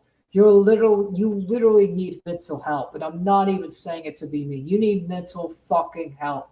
Go see a psychiatrist, go to a mental asylum, and get some fucking help before you fuck over your life and end up in jail because you want to be a fucking idiot. Because you trying to sue the feds and basically tell them what to do, they ain't gonna listen to you. They don't even listen to the right citizens. They ain't gonna listen to some fucking cracked out retard because that profile picture, you look like you cracked out. You basically look like Andy Worski. You're basically Andy Worski, and in my opinion, because this thing, I don't know if it's true or not, and so far it's like there's no evidence that you've been doing this, but you sound like you're on crack, bro. You sound like you're on crack. Now, I don't know if you are or not, because I don't know you IRL, so I'm not making that claim. I'm just saying you sound like that you are on crack, bro. That is me saying, like, I would not be surprised if, in my opinion, he was evaluated by a psychiatrist and found to be mentally deficit and also diagnosed as a narcissist. Questions, comments, and concerns and complaints will be ignored. For my will, once deceased, please read the following post to locate will and final words. Yeah, there is actually an illness that they have that called narcissism, but it's basically some stupid fucking term. They call everything an illness these days. It's not an illness, it's just a mentality, but some grifting doctors, mainly the people on the blue side, have basically called it a mental illness. They call everything a mental illness. They literally have... Yeah, they're trying to eliminate people having accountability for their... Yeah, that's what they're doing. They're trying to eliminate people having accountability, and you diagnosing someone as narcissism, that basically holds them accountable, gives them an excuse. Because why are you mad at someone that has a diagnosis? That's basically what they're trying to do. Also, Jase from Cancel This Podcast says he'll be ready closer to 7. So once he calls in, once he's ready, then we'll switch. Still got about half an hour. Yeah, still half an hour. But he said he may join in a little early too. He just has to eat first. All right. Oh, God, I got to see this. But let's look at some of these cases. So this is Owens versus Court et al., assigned to District Judge Jonathan E. Hawley, referred to Magistrate Judge, blah, blah, blah, demand $250,000. Plaintiff Kyle Lee Owens, represented by Kyle Lee Owens. He could not... So he doesn't have lawyers then. So he's just doing it all by himself. Yeah, I told you he's probably defending himself. That's what these lawsuit people do generally. They'll research legal jargon and shit and try to do as many charges as they can for their lawsuit. And then they'll like put all the charges onto the person to try and sue them. Yeah, that's fucking retarded. Even find like some dirt. See, shit like this should be illegal. Like shit like this should be illegal. They should automatically arrest someone like this. Like if you're abusing the legal system just to get money out of it, you should be charged for fucking fraud. That's basically there's a saying in the law community. It's he who defends himself has a lawyer for a fool. Yep. Because if you try to represent yourself and you have no lawyer knowledge whatsoever, then you're basically losing. You're basically asking to lose. You're basically telling a judge, hey, I'm an idiot and I'm narcissistic as fuck. Bag lawyer that was willing to represent him. Owens versus Beneke et al. Plaintiff Kyle Lee Owens, represented by Kyle Lee Owens. Once again, could not. He is asking for, does this one say This one does not say the specific amount. Here's the third one. Motions 326, blah, blah, blah. Owens versus GameStop Inc. et al. Filer, Kyle Owens. Kyle Owens. I'm not seeing any instance of a lawyer on this. IL and IA state lawsuits to file. Here's a list of the lawsuits he wants to file. Leave bad FB and Google reviews for all defendants. He has a note there. Hey, I'm gonna I gotta go to the bathroom for a minute. I'm just gonna just leave this playing. I gotta pee really quick. Saying he's gonna go out of his way to publicly slander these people. At least that's what it appears to me. In my opinion, what he is saying is he's going to try to attempt to engage in my opinion, again, slanderous and defamatory actions against these people, possibly in a way that in his mind will make them more likely to settle. And that is Accomplished Property Management LLC, Legal Shield and Law Firm. He's trying to sue a law firm. This goober is trying to sue a law firm. Iowa Central Community College Sexual Indoctrination Religious Lawsuit. Okay. YouTube lawsuit. He wants to sue YouTube. Iowa Central Community College Sexual Harassment STD emails lawsuit. Did they send an email? I want to know about these lawsuits. I do. But, oh my God. I'm not okay. Here's the list of them. I'll leave it up on screen for a little bit. I'm not going to go through all of them, but there's 15 right there. More lawsuits, federal lawsuits to file. That's 20. It's basically a lawsuit. That's what, you know what I'm going to call him? Lawsuit whore. He's basically a lawsuit whore. He's basically whoring out all these different lawsuits, finding any excuse to file these lawsuits. I bet you if you ever watch it, he's suing U.S. Postal Service for missing mail twice. I bet you this dumbass never even called the fucking postal office and asked for his mail went. He just said, "You know what? I'm suing you." This guy will literally sue you for anything, literally anything. In my opinion, he needs to be locked in jail because this is a form of fraud. Watch him try to sue me for saying that. Kyle Owens, I'm ready, bro. I'm ready. He had a trespass order at a junior college, and so he's suing them. I wonder why. Maybe because you look. What is a grown ass man like you doing at a college, anyways? Which, to be fair, college is full of adults, but still, it's like if you don't go to college, why are you there? My guess is he was probably in a restricted area too. That's what I get from the trespass order. Yeah, like if you're in a restricted area, of course you'll be trespassed. It's a restricted area, you dumbass. Like, oh my God, this guy's so stupid. He's so stupid, dumb, like literally. He's got several different lawsuits against freaking police stations and areas. And other law. To be fair to the founding fathers, this was because the courts, we were far more sparse than the present back 250 years ago, but it does show one reason why we need a reboot.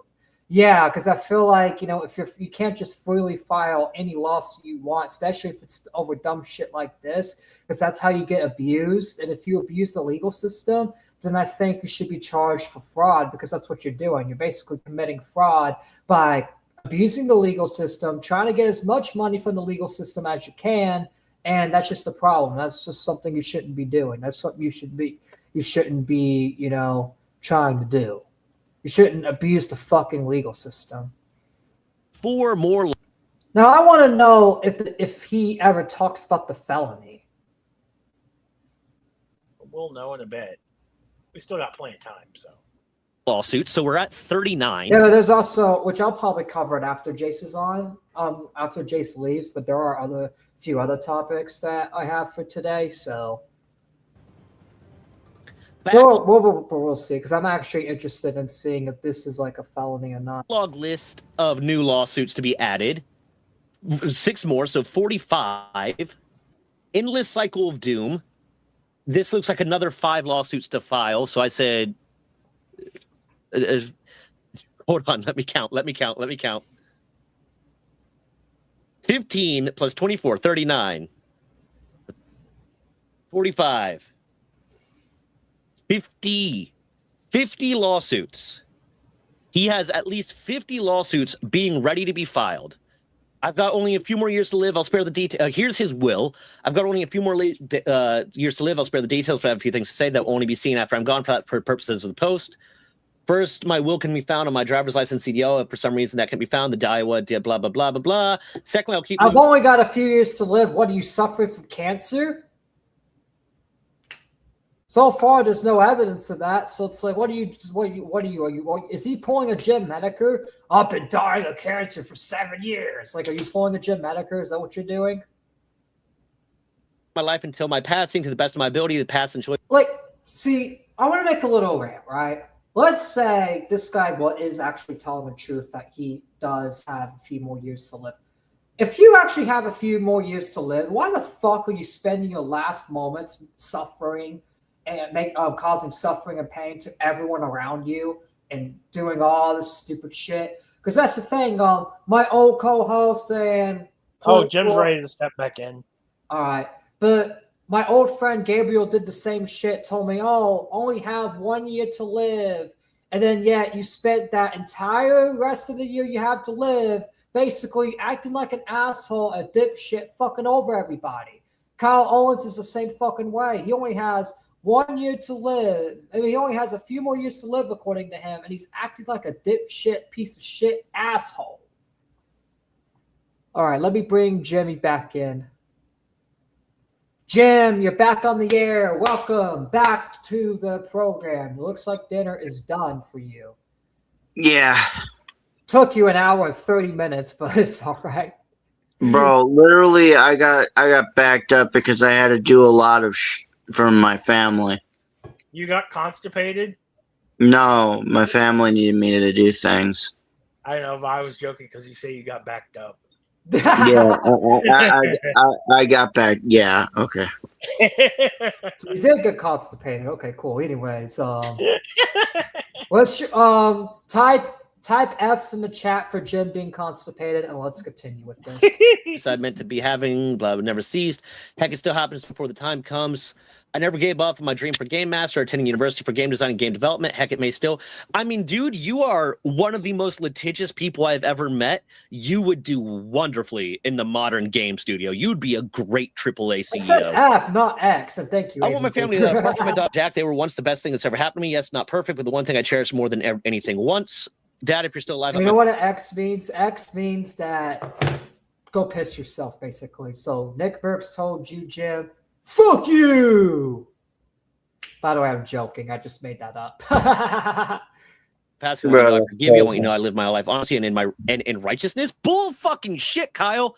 In my opinion, he has to say in my opinion a lot because he's so scared of being sued. Look, all my stuff's opinions and entertainment, but guess what? The truth is you are a scumbag. And if you try to sue someone over being called a fucking scumbag, then guess what? You are just the lowest of the fucking low. Which hopefully Kyle Owens doesn't show up to the stream because he's not in the title of the stream. So hopefully he doesn't show up. But you know what? Should I just title the stream Kyle Owens is a scumbag and see if he fucking shows up? I would mess with it. Yeah, you're probably right because he will fucking. I mean, hey, I'll get clout. See this stream, but at the same time, it's funny.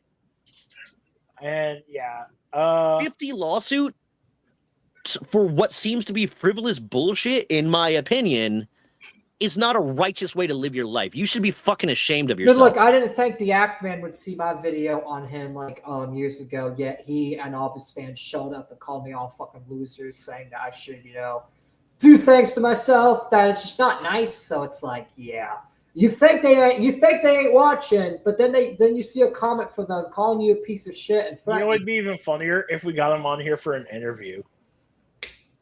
Should I reach out to him and get him to tell his? I just don't know because if I ask him questions, you know what? I don't know. I'm literally be asking him questions. It's not slander if we get you on to ask your side of the story. I think it'd be funny. You know what? Watch him just say, "Go fuck yourself." Dude. He may, but it's fuck yourself because you're the one suing everybody. You're the reason why people even are critical of you right now, bro. No one would even care if you didn't have all these fucking lawsuits. You're a fucking big He's literally a man-child, literally. You are the definition of a parasite, in my opinion. Mike, I'll never forget the good times growing up. He's literally overusing my opinion. I mean, I know he's a big content creator, so he has to make sure he doesn't get sued because Kyle Owens would definitely go after someone like Rum Entertainment before someone like myself, because let's be real, I don't have as much viewers as this guy does, but still, it's like he has to say, in my opinion, every single sentence. So who knows? Maybe he's doing the right thing by doing that, because who knows? Maybe if Kyle Owens ever watches this stream, maybe he'll come after me too. You never know. I don't care, Kevin. If he does, it's like, bro, you're literally gonna only get 1 penny out of me, and I'm literally gonna use my disability to have my lawyer pay for my costs. So it's like, yeah. I have a disabled car. What are you gonna do? Are you gonna sue a disabled retard like myself? Because I can literally have the leftist fucking fund my campaign and say, this guy is suing me for my disability, and then I got everyone on my side, because guess what? You're suing a disabled guy. So yeah, try to sue me. Yeah, it's not gonna work out for you, because it's a disabled man suing a disabled man. So wouldn't it be on equal ground? Not really, because I could say I'm more disabled. I could say I'm younger. Be like, this guy's older and I'm younger, and I feel more like I can find a loophole. I'll find this guy's gonna try to find his loopholes. I'm gonna try to find all my loopholes. It's literally gonna be a loophole war of who can find the most. Tard versus Tard. Tard versus Tard. So does this mean that you're gonna find his holes and stick it to him? What? I don't even know what that means. That sounds really I tried hard to be there when I could. I tried to miss my older brother. I never got. I'm truly sorry I wasn't good enough. Okay, I'm done with this, everyone feel bad for me bullshit. Go fuck yourself, Kyle. And I hear a little background. Jam, I hear background. Okay, hold on. The final one. This guy has started a... Appreciate you. And that's the thing. I don't mean to over-complain, but it's just my ears fucking get ear raped. Not only that, but a few people have headphones too, so they get ear. We're getting ear raped together, chat, by fucking this old man right here. Company called Game Master International. Game Master International, he posted a thing yesterday at 6:19 p.m. Context on the Pokemon lawsuit due to public demand. I think the first thing I'd like to mention is that this has been a long-standing goal of mine. As a kid growing up, official Pokemon leagues were a huge, and this is where it will get into him talking about some of the court case stuff because I read this before starting recording. Him talking about some of the court case stuff, but he doesn't bring up the context of the felony. He just says it's a minor felony. Please tell me what the felony is. I don't think he even knows. That's the funny part, because he won't bring it up. Tell me. That's what I'm thinking. I want to know. Oh, you know what? I'm pulling up Brian Griffin right now. Please let me know. Please. I'm like a dog that's just dying to know. Like, give me the treat. Give me the treat of knowing what the felony is. I need to know. Sorry, I'm acting like a dog right now. Anyway. If I don't have a phone line lickety-split, I shall squeeze you, and I shall keep on squeezing you until all your man juices run dry. Bro, don't scream, bro. Give me the felony. Don't stop squeezing me. Stop. That's what he's doing. This Rob Entertainment guy is squeezing my nipples right now. Stop. Oh, pause. But stop.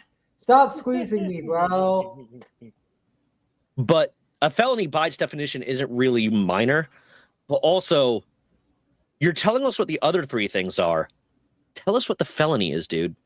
Yes, you tell me what the felony is. He's not going to tell us. You tell me what the felony is. He doesn't know either.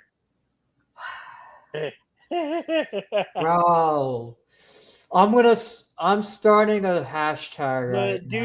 The dude's vague posting. Basically, he's avoiding trying to say what his felony is, so everyone thinks it's small.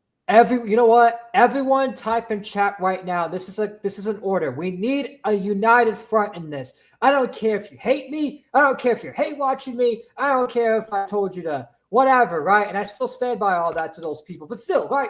We can agree on this. Type in chat. Kyle Owens, tell us the felony. I need everyone to spam that. What is the felony? What is the felony? Type that word for word in chat. What is the felony? We need chat to blow up, because if Kyle Owens watches this, he needs to see everyone demanding it. What is the felony? What is it? What is it? What is the felony? What is the felony? Keep typing that in chat. Just keep repeating that, just so you know. If he ever watches, he get to see, and he's looking at chat replay, he'll see all that flooded in. What is the felony? We need to know. Dead ass. Dead fucking ass. And Jim, you too. Type everyone. We need everyone. We need the whole United. We need the whole world in chat right now. We need and I know you did, and I Raven Graper did, and a few others did too. Thank y'all. Keep going, keep going, keep going, keep going. We need to know. I know I'm being a little spurg about it, but I have a right to be a spurg about it. So we need to fucking know. We need to know. We need to know. I mean it. We need to fucking know. What is the felony? Does Kyle Owens have a Twitter? Kyle Owens. We know he has a Facebook. Yeah, but no, I'll just, you know what? I'll just quote a fucking I'll quote one of these Kyle Owens, what is the felony? Hashtag Kyle, tell us the felony. I bet some of the commentary community guys are going to be like, what? Because they probably don't even know. I'll send them the stream so they can see the full coverage if they want to know. I'll just send them the stream. I'll just send them a link to the stream, and if they need contact. I'm trying to get this clipping software working off air, but it's just this clipping software I've downloaded. It's just being kind of a little gay, so I just have to it's going to take me a few days, but I'm finding clipping software, and I'm going to start clipping segments and uploading videos, even from past shows, just because, I know it'll still get a lot of views if I do that. So it's like I'm going to try my best to clip as much content as I can, but until then, it's like, yeah. But that's why y'all should watch live, because that way y'all don't even need to watch clips. Y'all get to know it full hand, but a lot of people just don't have time to watch the whole full thing, which is fine. But yeah, we need to know what the felony is. We need to know. All right, let's continue. Tell us what the felony is. In fact, hold on. He just said that is what? He said, tell us what the felony is. Good. Ron Entertainment's on our side. What is the felony? Bro, I'm going to hit up this guy and ask him if he wants to talk about the whole Kyle Owens case, like on a conversation. Because I'm actually getting interested in this now. Like, I am really interested in this. A lot interested. Kyle, what is the felony? Kind of important. It is important. I need to know. It is important because I don't know. I don't know if he's right in the lawsuit or not if I don't know what the felony is. Because it does matter on circumstances. It really does. As a kid growing up, official Pokemon leagues were a huge hit and fun to attend. In my teen years, they were extremely scarce. I grew up in cuts of blah, blah, blah. Nothing. This is just his backstory. I started Game Master in 2007 and legalized it in 2019. What the fuck does that? Does that mean you got an LLC? Does that what it means? You could just say form the LLC, because saying legalized it makes it seem that prior to 2019 you were doing some illegal shit, which, considering multiple criminal charges, you might have been. That same year. Yeah, that's not. It really doesn't make you look good when you say stuff like that. Not only that, but what are you, a congressman? You're acting like you're a fucking congressman. Oh, I've passed this bill. I got this bill. You're a nobody. You're a disabled loser on the internet, in my opinion, of course. But still, you are disabled. So apparently, he was born in 1991. So he's a year younger than me. Wow, he's basically your age, Troy. How do you see? He's kind of like you because you both have some form of disability, right? Would you ever do some shit like this? Hell no. Not Jim, unless I knew I could win. Jim, would you ever do some shit like this knowing you're going to fucking lose? No. Exactly. You know what? I'm smoking the Kyle Owens pack because he's being a fucking retard. Hashtag, what is the felony? Triton scares me when he gets that close to the camera.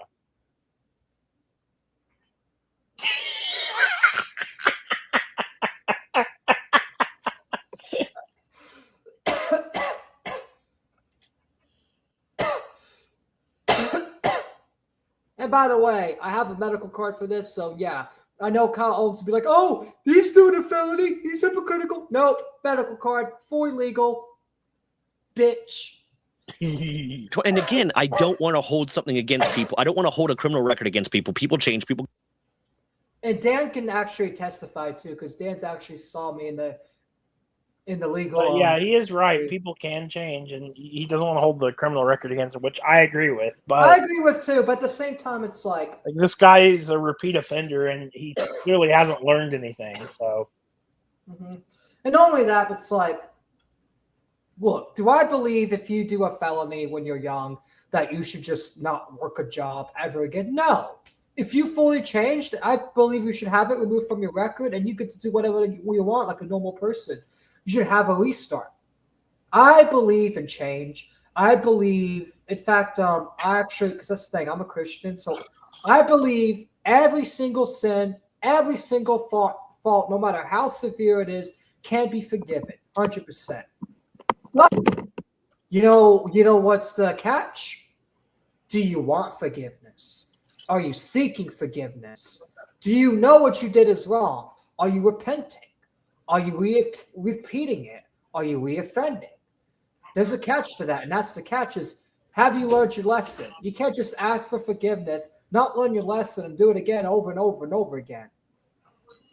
Grow up. Sometimes people take plea deals because they're worried about getting worse. Sometimes you have shitty lawyers. Sometimes you have this, that. There's a lot of reasons why people might have a criminal record when they weren't really guilty, when things weren't as bad as they were, or the person that got that criminal record is not the person that they are now. So I do not want to hold that against people. Exactly. And I don't want to hold it against people either, but like in certain fields of jobs, they're not going to hire you. By the way, Todd, you are on the air. Mute. Or I could actually do it on my end real quick. Yo, you good, Torn, or do I need to mute you for a second?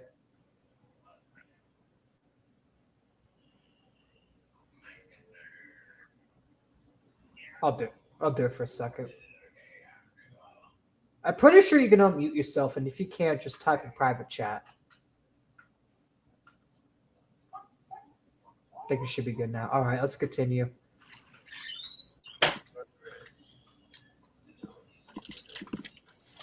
You good? You good? apologies for all the background noise. I just let me know next time so I can mute you on my end. Yeah, sorry, I was getting my.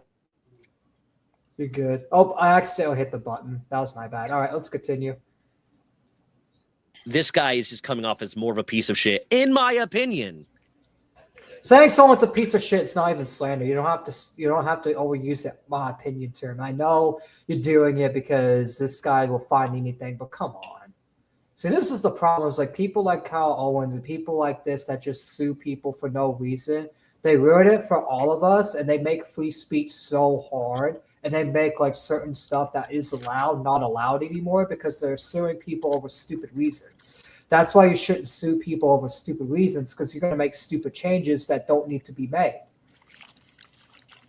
By the way, what background noise is that? Is that you, Torin? Yeah, sorry. I was unwrapping my food. Oh, you're good. All right, let's continue. Oh, this tab.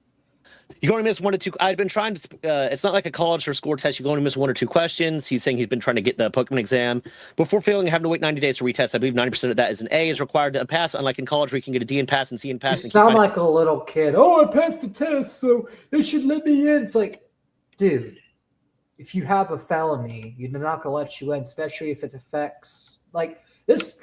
And I bet you it is something serious, and that's why this guy hasn't told us what the felony is. That's probably why he hasn't told us, because guess what? He's done something serious, and he doesn't want to tell us, and that's why, he doesn't want to tell us why he's suing Nintendo. In fact, he thinks the courts are not going to look at the felony. It's like the courts can find it. The courts are going to find it, and they're going to see it, and they're going to probably side with Nintendo if it's serious enough. You know what I mean? Because you got to think on their perspective. You got to think on, totally. You got to think about like, hey, they're trying to protect the community and making sure that their consumers are not in danger. Eventually next year's semester going. The tests are so strict that is B is grade is unacceptable, 1 to 2 questions, and it's a fail. That makes sense, honestly, because like they want the Pokemon company wants to make sure that the people that are administering their competitions know the rules better than anyone else. This went from 2019, 2014, 2024. I did not retest every 90 days and probably went through 6 total tries before passing in 2024. I saved all my previous fails, so I knew what to choose. Blah blah blah. Even Jase is typed what is the felony. What not to choose. The trick was the test is that's all we want to know. It's like, what is the felony? Because that will literally make it where it will literally make me have a take. Because like, I'm not gonna lie, it's like on this lawsuit specifically, I don't agree with this guy filing all these different lawsuits, and I think he's really unhinged, and the way he's going about it is really unhinged. But I don't know if this particular lawsuit's even justified because I don't even know what the felony is. That's like me telling y'all, hey, some person IRL or someone someone on the street beat me up, right? But I didn't tell you that. I didn't tell you what the reason was. Let's say the reason was they beat me up to steal my candy, right? But I didn't tell y'all that. Y'all would wonder, hey, why did these people beat you up? Like, I gotta tell you the reason. I gotta tell you, hey, these people stole my candy. They stole my candy, and I had better candy than them, and that's why they wanted to beat me up, basically, you know? Yeah, and if you didn't tell them the fact that you kicked them in the balls first. Yeah, imagine it's like the situation was I kicked that person in the balls and said, ha, I have better candy than you, ha, ha, and then they beat me up and steal my candy. Like, literally. Yeah, that's literally it then. Yeah, but what if I just told you, hey, this person beat me up and stole my candy? You would automatically think the person's a bad guy. But if I told you the real reason that it's because I kicked him in the balls and said that my candy's better than his, then it's like, yeah. Question, in some case, gray is official rules. I also have an IQ of 154 on the new chart and 128 on the old chart. Sure. Clearly, he's not using the IQ to its full. Sure, buddy. I'm sure that online internet test, the online IQ test was okay. Jase has told me he is very indicative of it because all right, these we can continue this later. All right, we can continue this later. In fact, I'll probably ask his opinion on the whole thing when he calls in a little bit. Then we'll talk about the it's ridiculous. Thomas Massie This thing. is ridiculous so far. So yeah. Which, by the way, it's like people. Something I should have mentioned the last stream.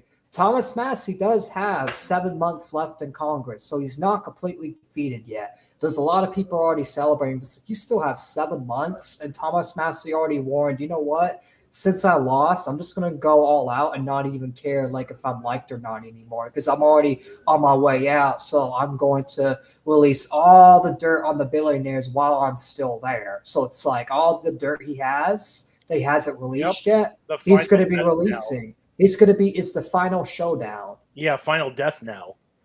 Because this is the thing.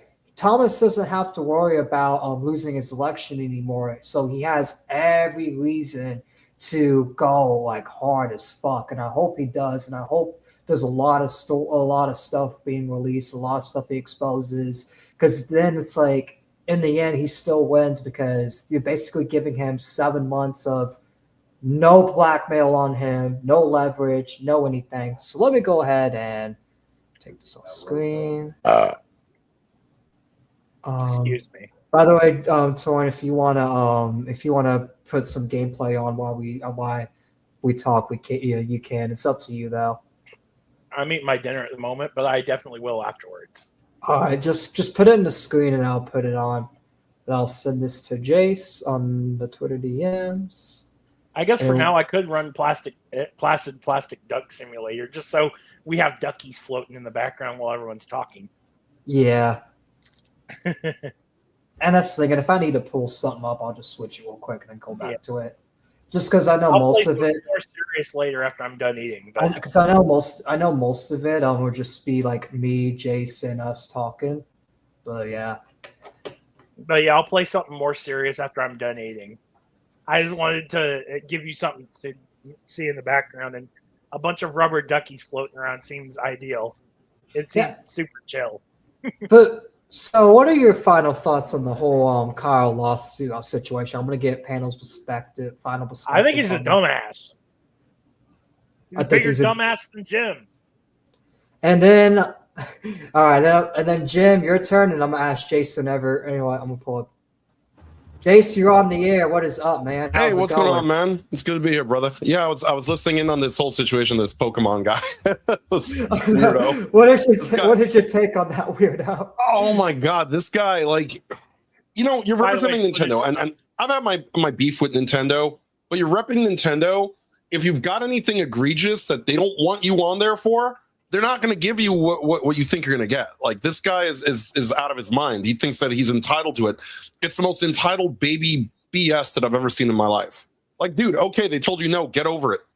Get over it. Find something else to do. It's not like they took your games away. Like, what's he mad at? Yeah, it's not like they told him, oh, you can't play Pokemon ever again. You can't do private events in your own house with it. You can't work for us because it's a liability for them. Dude, like last year, I applied to like a thing for like Square Enix to like, if you're a creator to test out their games. They said no. Doesn't mean I can't play their games. I'm over it. Whatever. I just figured I'll shoot my shot. I'm not even surprised by it. With my big mouth and the crazy shit that I say on stream, yeah, they were probably going to say no. No big deal. Exactly. Like, no big deal. In fact, there are a lot of jobs that reject me, probably just because, I'm autistic. But at the same time, it's like, I'm not going to complain and sue them, because at the end of the day, it's like, people sometimes they're going to reject you. Some stuff's going to reject you. And especially, which I have no felonies. That's another thing. I don't have felonies. And I'm not even complaining about being rejected like this guy. It's like, you have a felony. It makes it harder. And especially if it's like, because that's the thing, we don't know what the felony is, but I assume it's probably something like battery, assault, something on that regard. And even like probably shoplifting, but who knows? Maybe it's like further. Maybe because he never told us what the felony is. Maybe it's something to do with like, sexual harassment or some shit. Yeah. Well, the other thing with that is that in a way, like, let's say a company tells you no like that, like Nintendo, and you're like a creator or whatever in that space, you still have a level of honesty by not being employed by them that you would lose if you were employed by them. So you got to look at like the silver lining of that. If you sit there and fucking whine and complain about it, it's not doing you any good. He's just putting bad energy out there. And like you said, it's going to cause people to ask questions. Why are you so mad about this? Why are you so pushy about this? Why are you suing them over this? It seems really, really heavy-handed. It is really heavy-handed with that whole, and not only that, but he has 75 of these lawsuits, and not all like stupid reasons, like GameStop overpriced the games, Nintendo overpriced the games. Oh my god! It's like it's stupid after stupid after stupid after stupidity. It's just stupidity after stupidity. For a guy who's a grown-ass man, he doesn't know how to bargain hunt. Look, if a game is too expensive somewhere, you check online, you go on Amazon, you go on eBay, you go on all these different places, you go to pawn shops, and you find somewhere where you can get a bargain. You don't just, it's their fault. They have to sell it to me for cheap. That's not how it works. That's not how the world works. Exactly. That's not how the world works at all. So, Torn, what was you going to say? He also was going after a lot of sheriff departments and police departments and other municipal facilities, suing them for stuff related to his criminal charges. Oh my god, this guy's lawyer must be, he must have a lot of money, and his lawyer must be hosing him. His lawyer is him. Oh, he's his own attorney. Holy shit. Yeah, we found out from one of the court documents that was shown earlier in the video that it was literally him defending himself. Holy fuck. He's doing all 75 lawsuits by himself. It's like, bro, this guy clearly has researched into legal jargons, because a lot of the stuff he says actually has like a ton of legal jargon in it. So he clearly knows some of the shit there, but just because you know the jargon doesn't mean you know the game, Yeah, and it's still a rhetoric thing, and this is just something with court cases that if you try to represent yourself, even if you know what you're talking about, you're probably going to lose. It's just how that goes. It's just the way that system is set up. Yep, they say he who defends himself has a lawyer for a fool. Yeah, exactly. Exactly. That's true. That's why it's like you definitely need a lawyer, but you definitely need to know what you're doing. For a fool or a lawyer, sorry. Yeah, exactly. It's clear that this guy, that this idiot has no idea what he's doing whatsoever. That he just is clueless. And what he thinks he can go in and make all this money and grift all these people. It's like, bro, you're not grifting all these people, man. Exactly. Like, you really think you're grifting all these people? It's like, bro, you really think you're gonna win all 75 lawsuits and just be a billionaire from this? No, in fact, I think he should be jailed for fraud for doing that, because he's basically exploiting. Yeah, that may happen, and I actually would side with the feds on this one, because you're literally exploiting the legal system, literally. Like people have had their bank accounts taken down for less. In fact, people have just been having their bank accounts frozen for free speech, like Nick Fuentes and stuff like that. It's like, that's the thing. Like, people have had it done less, so it's like you're going to literally lose because you're trying to commit fraud, bro. You're wasting the court's time, and the judges aren't going to take that very lightly. So before we get into the Thomas Massie conversation, because there's a lot we could say about that from both sides on that, because we both wanted him to win, and we feel like it's a big betrayal for MAGA that they picked that guy. But before I do that, Jim, what is your final perspective on the whole Kyle Owens lawsuit? He's a complete dumbass, and they say a fool. What was the saying? Only a fool is his own lawyer, or something like that. Yeah, basically what Torrance said. Yeah, only a fool is his own lawyer. Basically, because he doesn't know what the fuck he's doing at all with this whole lawsuit thing at all. So now I'm going to get into the whole Thomas Massie thing. So what was your first reaction when you found out that he ended up sadly losing the election? I thought it was a shock to me because of the fact that you saw sort of how the day developed, where even Trump came onto Twitter X, which he doesn't normally do, to yell about it, which everybody sort of was like, well, this is getting ridiculous. You know that going into it, there was a lot of money spent in that campaign. But I think the part that got me is, one, first of all, it happened very quickly. Like, I thought they'd be counting a little bit longer than they were. It was like within an hour, they already knew the result. And then secondly, and what bothered me is sort of watching how the right acts about this whole thing. For whatever reason, they hit their own side harder than they hit the left. That's sort of the reason why I've been, disenchanted with the right, aside from all the Israel simping and everything else. And it's just a bad overall look. I think one of the things that people need to understand, whether they agree with everything Massie had to say or not, was that if he had won, then other people in the House who look at, legislation go, this is a bad idea, Mr. President, with all due respect, this is not a good idea. Now they can't do that because they have to worry about the fact that if they disagree with Trump on anything, get out, you're not really MAGA, you were never MAGA, get out of here. Iran cannot have a nuclear weapon, because that's all he fucking does now. Like, he's like a baby with a fucking Iran cannot have a nuclear weapon. Like, that's his excuse for everything. It's ridiculous. Everything has been mishandled. It's horrible to see it. And now you've even got, now that he's lost, that Loomer is saying, oh, well, we need to have Mike Johnson pass a thing where he's not, Massie is stripped of all power. And we've never done that in this country before. When someone has lost a primary, is strip them of their remaining power for the remaining time they are in office.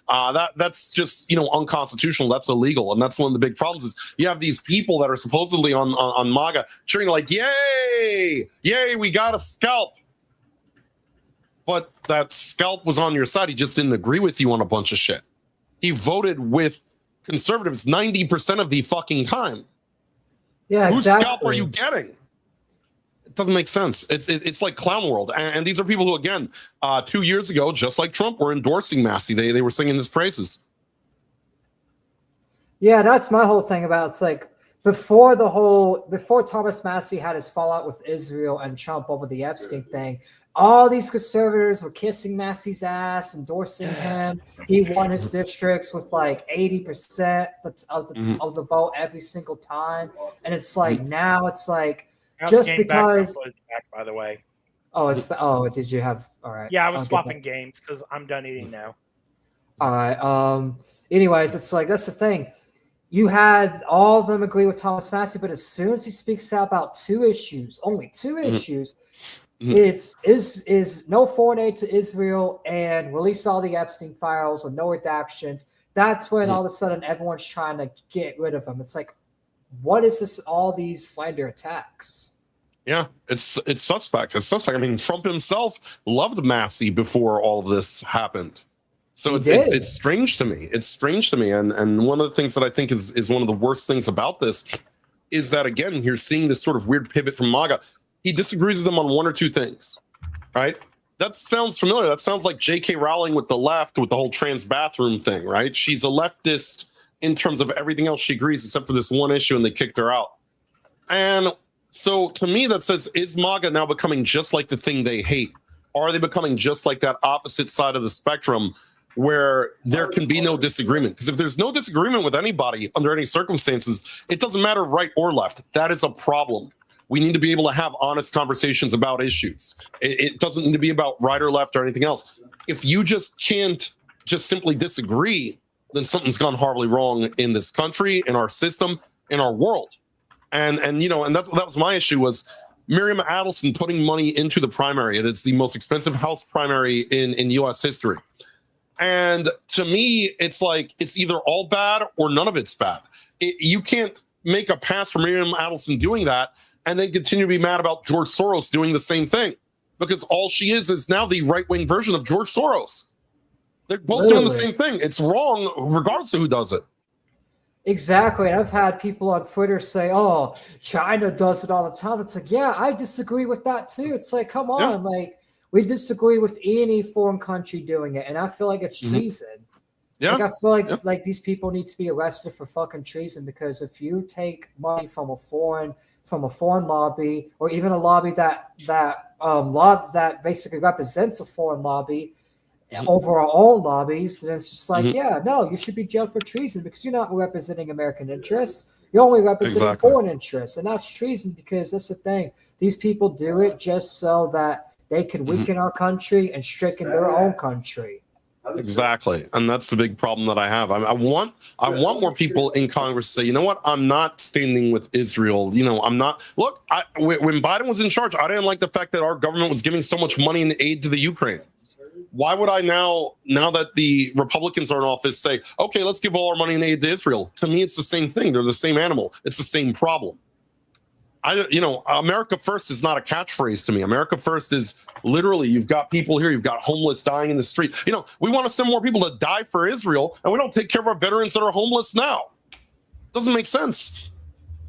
It doesn't make sense at all. Not only that, but I want to pull this up too. Ed Gatling, just not even from the Maida Elbowson, Trump, like all that combined with AIPAC's is like 32 million, but AIPAC alone has given Ed Gatling $15 million. That's a foreign lobby giving a candidate $15 million. In fact, I'm gonna switch the game from the gameplay from a second, but Torin, I'll briefly bring it back up. Yeah, no, go right ahead. Oh wait, I didn't even bring it up. I was so focused on Twitter.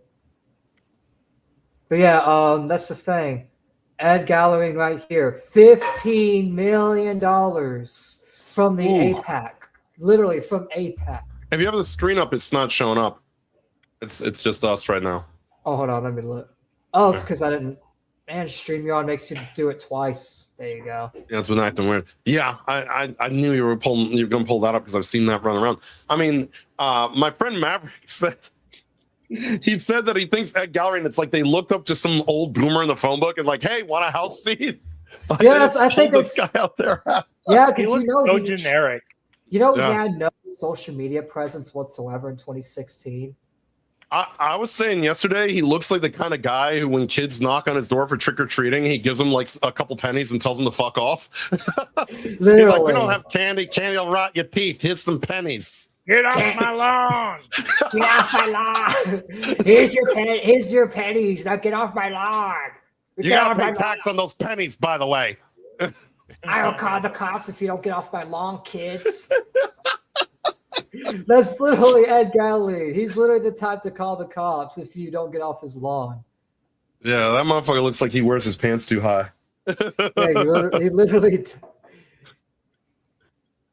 does. But that's the thing. It's just like, do you think Thomas Massie is going to have a political career after this? Like, do you think he was able? Absolutely. I think absolutely, because like you said, he's got 7 months to go. I heard before I came on, he had 7 months to go. He now has nothing left to lose.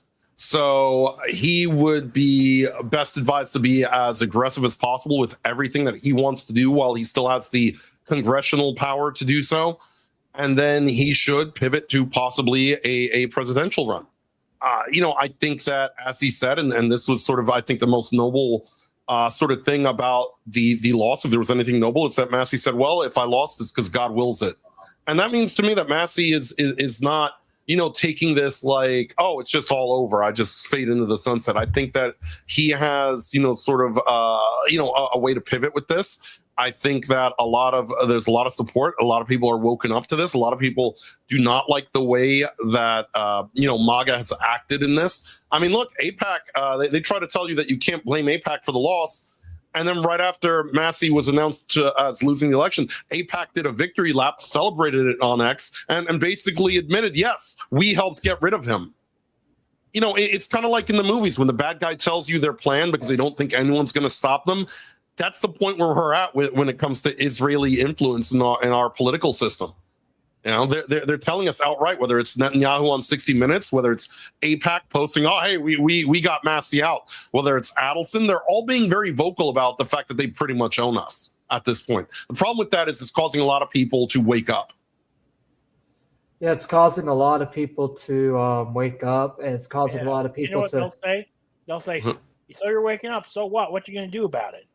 Exactly, and that's what they're doing.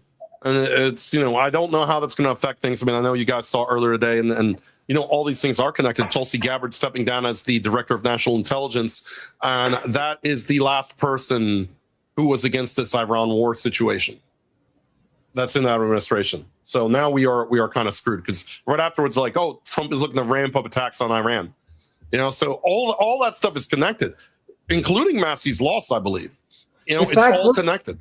Look at AIPAC literally bragging about Ed Galling's victory and Clay Fuller's win in Georgia and GA ensures two outspoken pro-Israel voices are positioned to fill seats by previous held outspoken detractors Thomas Massie and Marjorie Taylor Greene. Our community was proud to help pro-Israel candidates with these races. They basically just said right here, yes, we got them to win. You Americans don't matter. Only we matter. Only we get to decide. That's basically what they implied in that tweet. Exactly. And, I've been saying this to people before. Like, if you ever want to see a spoiler alert of what our government is going to do, even though a lot of people, sort of turn up their nose at Facebook, if you go to Facebook's AIPAC page, the official page for them, months before we started the situation in Iran, AIPAC was calling for it. We have to attack Iran. We have to attack Iran. I'm like, shit, they're going to get what they want because they bought all our politicians. And lo and behold, here we are, in this situation entrenched in what's basically a pointless war that's got our gas up to $4 or $5. And the president keeps saying, America has gas. America has gas. All right, then why am I paying $4 at the pump? Yeah, like, why are you the one paying $4 at the pump? Why are you the one paying for it if prices are good? It's like, no, like, some prices have risen up to $7 in some areas, apparently. At least in Chicago, that's what I've heard. But here in my area, it's like $5-6 a gallon here. It's rough because of the war. Like, it's a little rough over here. Yeah, I have to look at freaking Gas Buddy every time before I go out to work, hoping that I can find whatever the cheapest gas in the area is, just to be able to get to and from work. And the problem with that is that I drive so much for a living that most of that money goes right back into the gas tank. So it's becoming harder to pay bills. And, Trump goes on TV and he says, I don't care about the plight of the American people, which is a terrible look. He talks about his 99 approval rate in Israel. Well, why do I care what your approval rating is in Israel? Your approval rating here is in the gutter. Oh, in fact, I'm gonna since you brought it up, I'm gonna go ahead and play that clip, because that's the thing. Because I saw that, it made me so mad. It's like, bro, why you talk about your approval rating in a foreign country? Like, and it's like, read the room after the Massie thing. Like, that's the worst optic you could have, because people have said, yes, Israel had a hand in Massie losing that election, and right after you're talking about your approval rating in fucking Israel. Yeah, it's fucking like crazy. It's like, why does people even care about your approval rating in Israel? He has lost his mind. He has lost his fucking mind. He's lost his shit. It's like, that's the thing. he can't even read the room, and he doesn't understand. It's like, bro, you're talking about approval rating in a different country. Yeah. Trump unfazed by the 37%. I thought it was 35% last I checked. Approval rating and opposition to Iran war, claims 99% support in Israel. Jokes about running for prime minister. Yeah, it's fucking ridiculous. And the thing about it that kills me is that as he's doing this and as he's sitting there and ignoring the middle class and ignoring our plight, like, again, look, we're stuck between a rock and a hard place.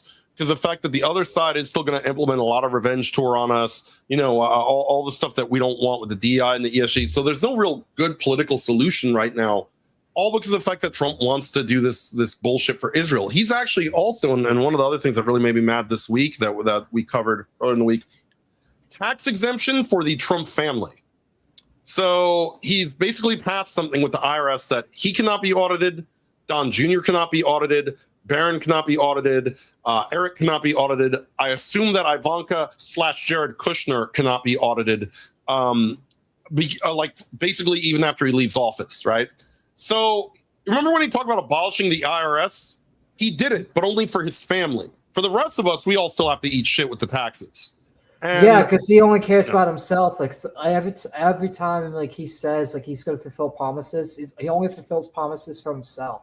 Yeah. He never fulfills the promises he's made for us. Like, he said he was going to end foreign aid in 2015. He said that he was going to release the Epstein files. In fact, 2024, he ran on releasing the Epstein files and actually giving transparency. But then he goes after the one candidate the one congressman that actually did it, that actually wrote a Transparency Act and forced his hand to sign it.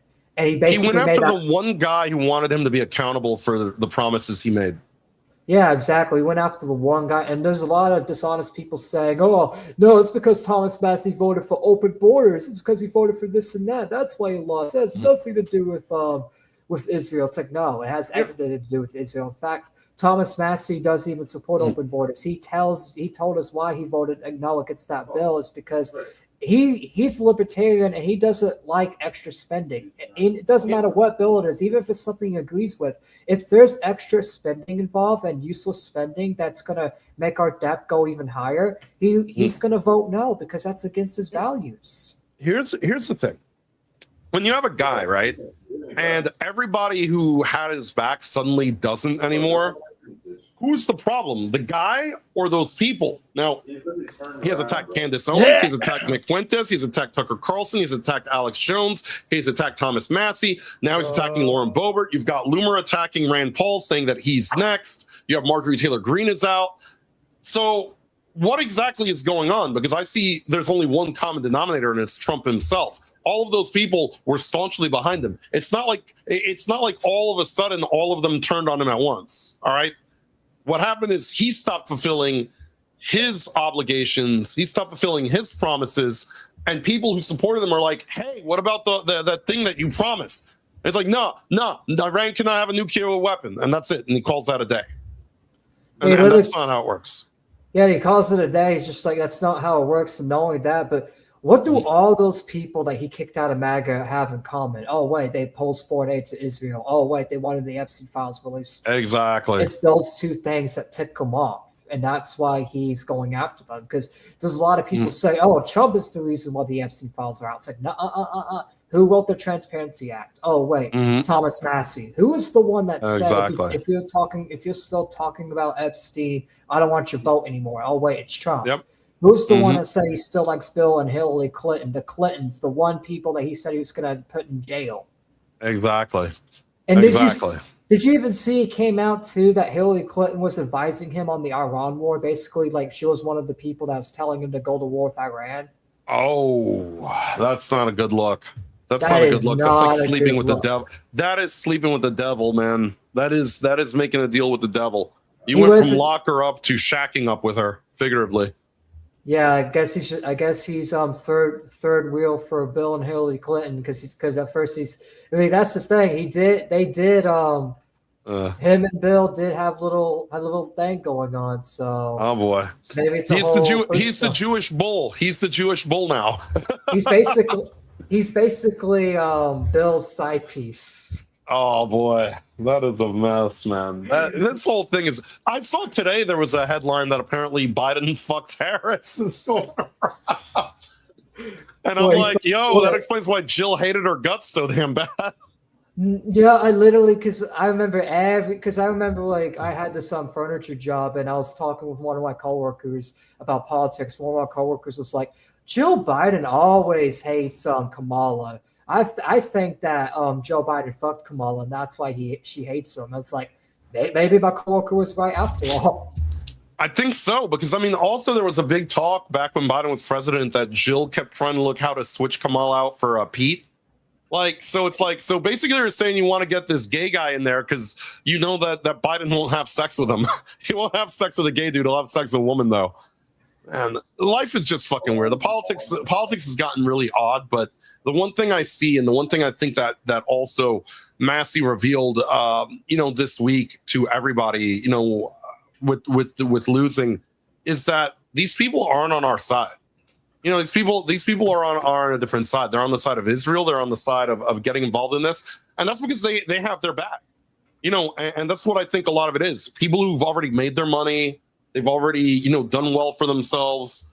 It doesn't bother them because they're still going to be rich afterwards. But to the rest of us that have to be out here, who still have to work an honest living, who have to put gas in our tanks, who have to actually worry about, the price of groceries and everything else, we're the ones eating shit, and they're just like, whatever, we already got our back, so we don't care. And in that way, they are no different than the establishment of the left. Exactly, and not only that, but a lot of people keep spreading this propaganda that all Democrats are anti-Israel. Not all of them are. In fact, a lot of the main establishment ones, like Kamala Harris, Hillary Clinton, Bill Clinton, they all serve the same master as Trump. It's not a left versus right thing. It's a patriot versus opposition thing. It's not left versus right, black versus white, gay versus straight. It's literal patriot versus opposition. Fetterman got a lot of AIPAC funding, and that was before he started to lean more conservative in his views. When he was just a vegetable running for a Senate seat, they still gave him a lot of money. Why? Because he's Jewish. That's it. He's from Israel. He's got the ties to Israel. He's Democrat. They wanted to run him for president. I don't think we'd be much in a worse state. We already are. But I don't think we'd be in worse. Like, it would be no better, and that's why I say vote only America first. Don't just vote Democrat or Republican. Don't vote in the two-party system. Exactly. Because at that point, you're just voting for the same team. We got to tell the GOP and the radical left that we don't want these rhinos anymore. We don't want these establishment rhinos. Somebody brought up a very good point to me the other day and said that we also have to pay very close attention to our, whatever's closest to us in local elections. It starts from there and then branches outward. So you have to make sure that you get your local elections in order, and then just sort of work up from there and get these America First candidates built. That's why I decided to interview Aaron Baker, because he's literally in my district, and it's like, exactly. I actually want him to win. And in fact, that interview did well, and I was able to send it to a few of my IRLs that actually do vote. And I was like, hey, you got to vote for this guy. And I'm actually getting more people to vote for this guy. And it's like, it starts small. It's like, I know I have a small platform. I only get like 3 to 10 viewers a stream, but a stream by live watching. Because what's weird? It's like, YouTube is so weird with numbers, because it's like I get like 3 to 10 like normal like live, and then I end the stream and all of a sudden it jumps up to like 300, and I'm like, whoa, why does it say 300 views? It's like, where did all that extra views come from? That's how you know the view system's broken. Yeah, a lot of sites run like that too. Like Rumble always shows us less than what we have once we end and everything else. It's like I don't know what metric they use to count, but it's kind of off. There are definitely more people watching and paying attention. What I saw for Twitch, it has to do with active viewers, so it's probably based on that. So if someone's lurking, they aren't counted for the viewer count. That's probably what it is, because a lot of people, including yourself, tell me, "Oh yeah, I'm watching while I'm at work. I'm watching while I'm doing this and that." Like, a lot of people don't, because a lot of people in my audience actually do work, so they don't have time like tapping the chat all the time just to make the number go up. You know what else it is? It's that the machine tries to gaslight you. I believe that if you are an honest person who has something to say, they want you to be like, not enough people are listening to me, so you like give up, because I've noticed that, because some of the most honest people I know, people are listening, but they don't think it because they see like these low numbers when they're streaming or anything else, and then they close out, they got like actually 300, 400, whatever. But I feel like they're doing that to like fucking demoralize you, because I've known people that yeah.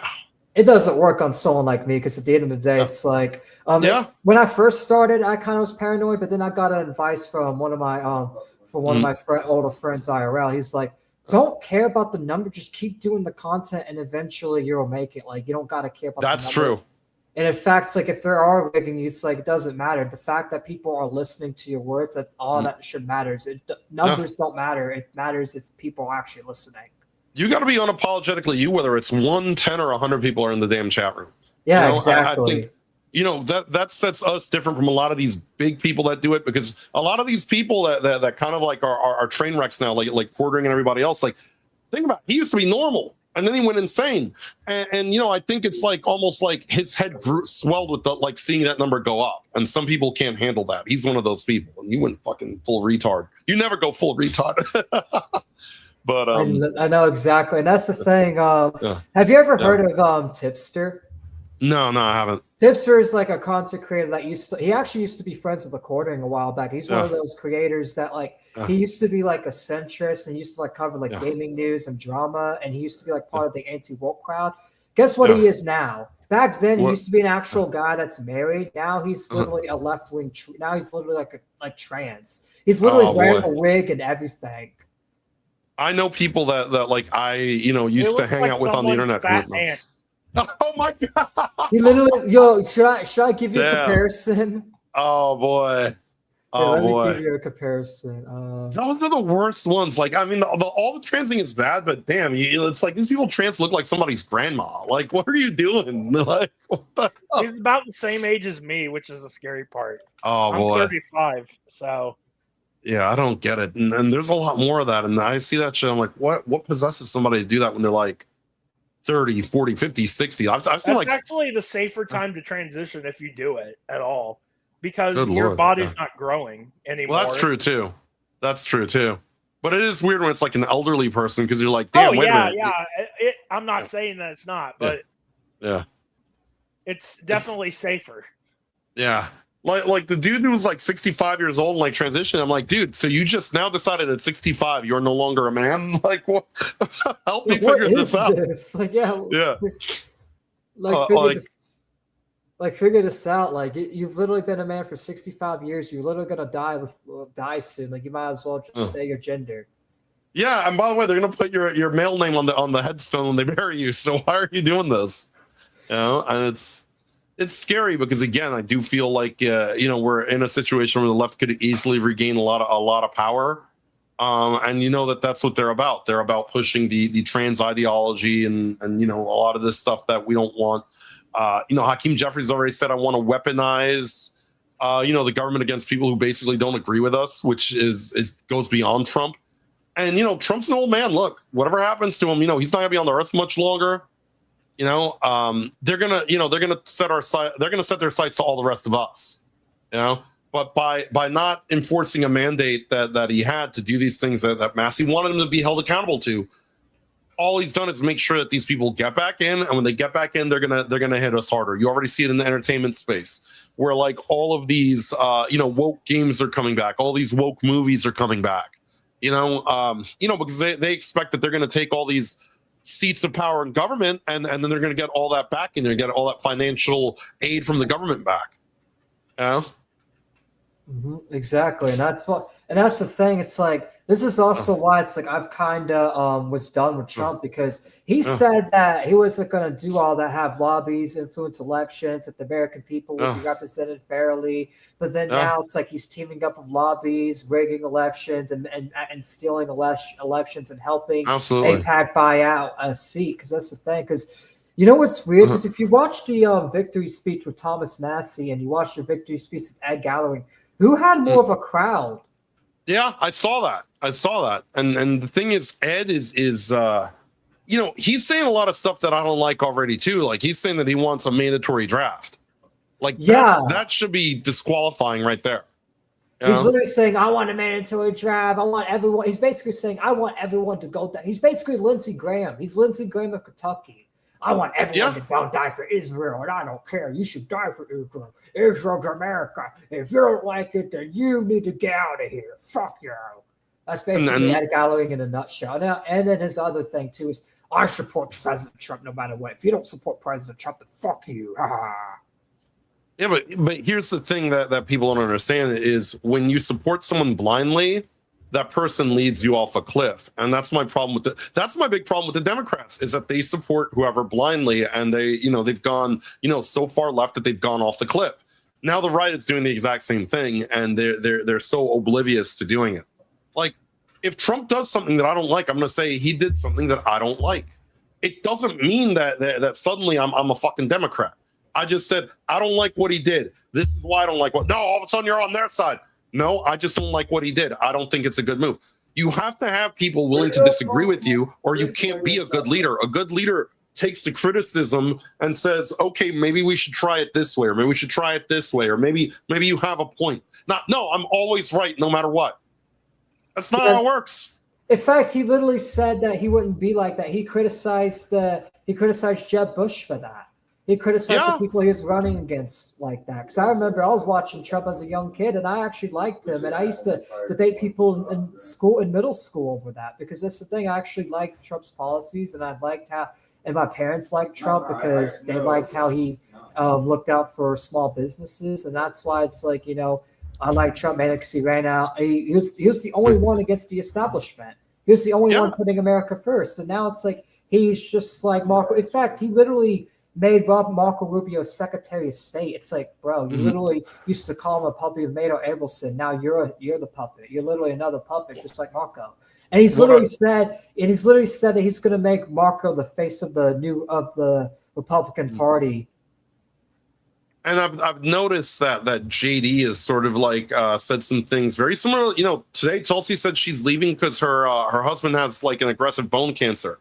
My co-host John already says I'm not really buying it. I think that's just sort of the he probably is sick, but it's probably not what's the real reason.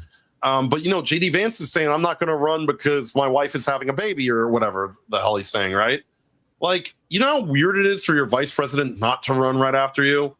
That tells me that there's a lot more turmoil behind the scenes. He's trying to make Marco Rubio the face. Well, Marco Rubio was a neocon in 2016. He's a neocon now. He was an amnesty guy in 2016. I don't think much has changed. And also the phone party is going to come back into play, because that was a controversy in 2016 that they were saying that Marco Rubio might be a closet homosexual that attends, fabulous phone parties in Florida, which are known to be, frequented by the gay community. It wouldn't surprise me, to be honest. I mean, let's be real. Trump got elected, and it came out that he sucked off Bill Clinton. That's true. Maybe that's why he's been humbled, man, because that the energy of Trump has changed. Like that 2016 vibe is gone, and that first presidency did really well until COVID. Like, financially, like things were looking up for us. Things were getting better. Trump too looks exactly like Biden term one.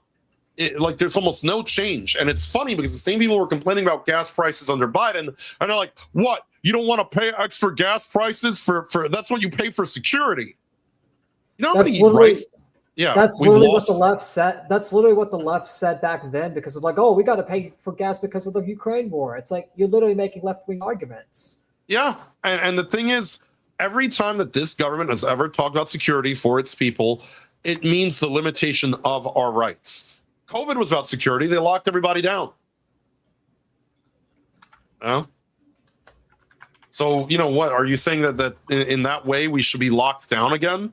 Because in a way we are kind of locked down, because it's harder to get across town.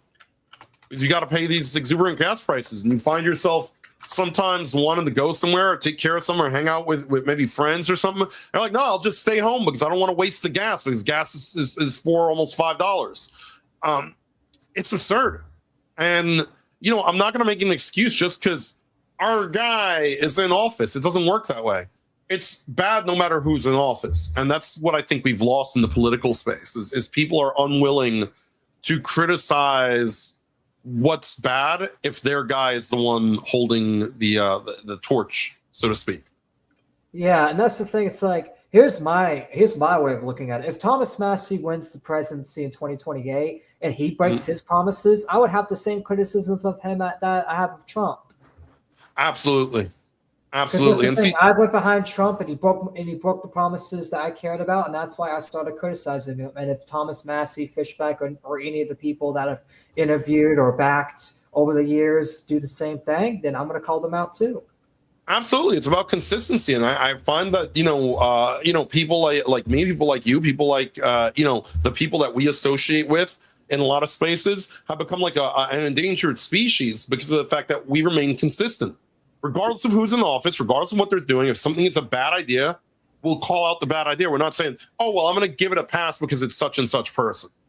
That's not how that works. You have to retain your honesty and your integrity. Just because they threw their integrity out the window doesn't mean we have to throw ours out the window.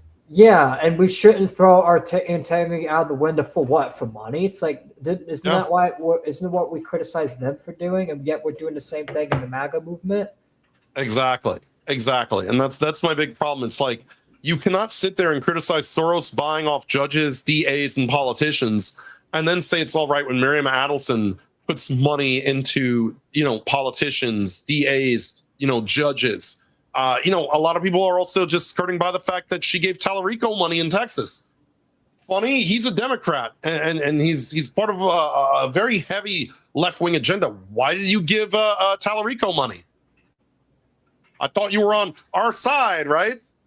It doesn't mean shit to these people. They're just buying pawns for their game of chess, Exactly. That's what they're doing. So buying pawns for the game of chess, and that's all they're doing. In fact, the old 2016 MAGA was against that. They was against people buying seats. They wanted transparency. In fact, 2020, when the election was rigged by Biden and the Democrats, we said that, hey, you don't rig and buy people's seats. You don't do that. The American people pick. And then they do the same thing. They use propaganda. In fact, remember, too, they had a false sex scandal story come out 24 hours before the election against Thomas Massie. I saw that. It's all just nothing burger text, just like, bro, you've basically done everything in your power to unseat this guy over 2 disagreements over Israel and Epstein. It's like, come on, bro. You did everything the left did to Trump, because that's just like the E. Jean Carroll shit. That's just like all that other weird shit that, the left was saying about the pissing on hookers that was never proven and all that. It's like, wait a minute. So now you're doing that to Massie with this woman, right? Like, how's that different from when that weird lady came out and accused Brett Kavanaugh? Remember that was the whole thing? They wheeled that lady out and she's just like, oh, he hit on me, so he tried to fuck me or something. I'm like, what the hell is going on? Is this the bottom of the barrel that we're scraping? And something that a lot of people are not talking about this whole thing is the Democrats ended up joining Trump on this one because Thomas Massie and the Democrats had a fallout over him voting no against people spying in your cars because the Democrats and a few Republicans, including Randy Fine, all voted on a bill that basically allows for the government to spy in your car, and Thomas Massie voted against it, and a lot of Democrats were attacking Massie over it. Yeah, exactly. And they want to call Massie a Democrat, but it's like he literally had a fallout with the Democrats as well. He's basically putting himself in jeopardy, being attacked by both sides over different issues because he's trying to basically follow the Constitution as much as possible, and then yet he just gets unseated for it. Really? Exactly. That's why it's not a left versus right issue, because he's literally fighting against Republicans and Democrats, and they're actually, even though Republicans and Democrats hate each other, they've shooken hands and joined together on this one thing. Do you really think Trump even? Do you even think Trump even cares if Ed Galloway wins the general election? He probably doesn't. He probably just only cared about Massie losing. In fact, if the Democrat wins, Trump's not going to even be that mad. He'd be like, yeah. At least it's not Massie, though. Yeah, exactly. And that's because Melissa's strange. Look, I looked at her and she does. I mean, I'm not trying to say, anything. I bet you she's got her wheels greased by AIPAC, too. Melissa Strange that's running against Galrain in the general election. In fact, she looks like that one trans congressman that's already there. Like, I thought it was him. I'm like, wait a minute. I thought he already he's already got a seat. I'm like, oh wait, that's a biological woman who just looks like him. So I mean, look, something's up there. Like, and by the way, here's the funny thing: if Galrain loses, somehow Trump and all of the new MAGA will pivot and blame Massie for Galrain losing to her. Like they will not take accountability for it. And I'm literally gonna laugh at them and be like, no, it's not. Massie would have literally won and unified the Kentucky to win. Yet you guys lost to Democrats. Like, that's the thing. It's your fuck up because you chose a guy that barely can even talk. Yeah, and we're seeing them do this. He's literally right-wing Joe Biden. He's literally no different than Daniel Webster. Hey, fight. Trump, can I be done? We're seeing them do this all across the country, too. Look at Ohio. Look at Vivek. All right, you could have Casey Bush, you put Vivek in. Who the fuck is going to vote for Vivek? Like, he's already ruined every bit of goodwill that he had with the way that he talked about Americans and his pro-H-1B stance and everything.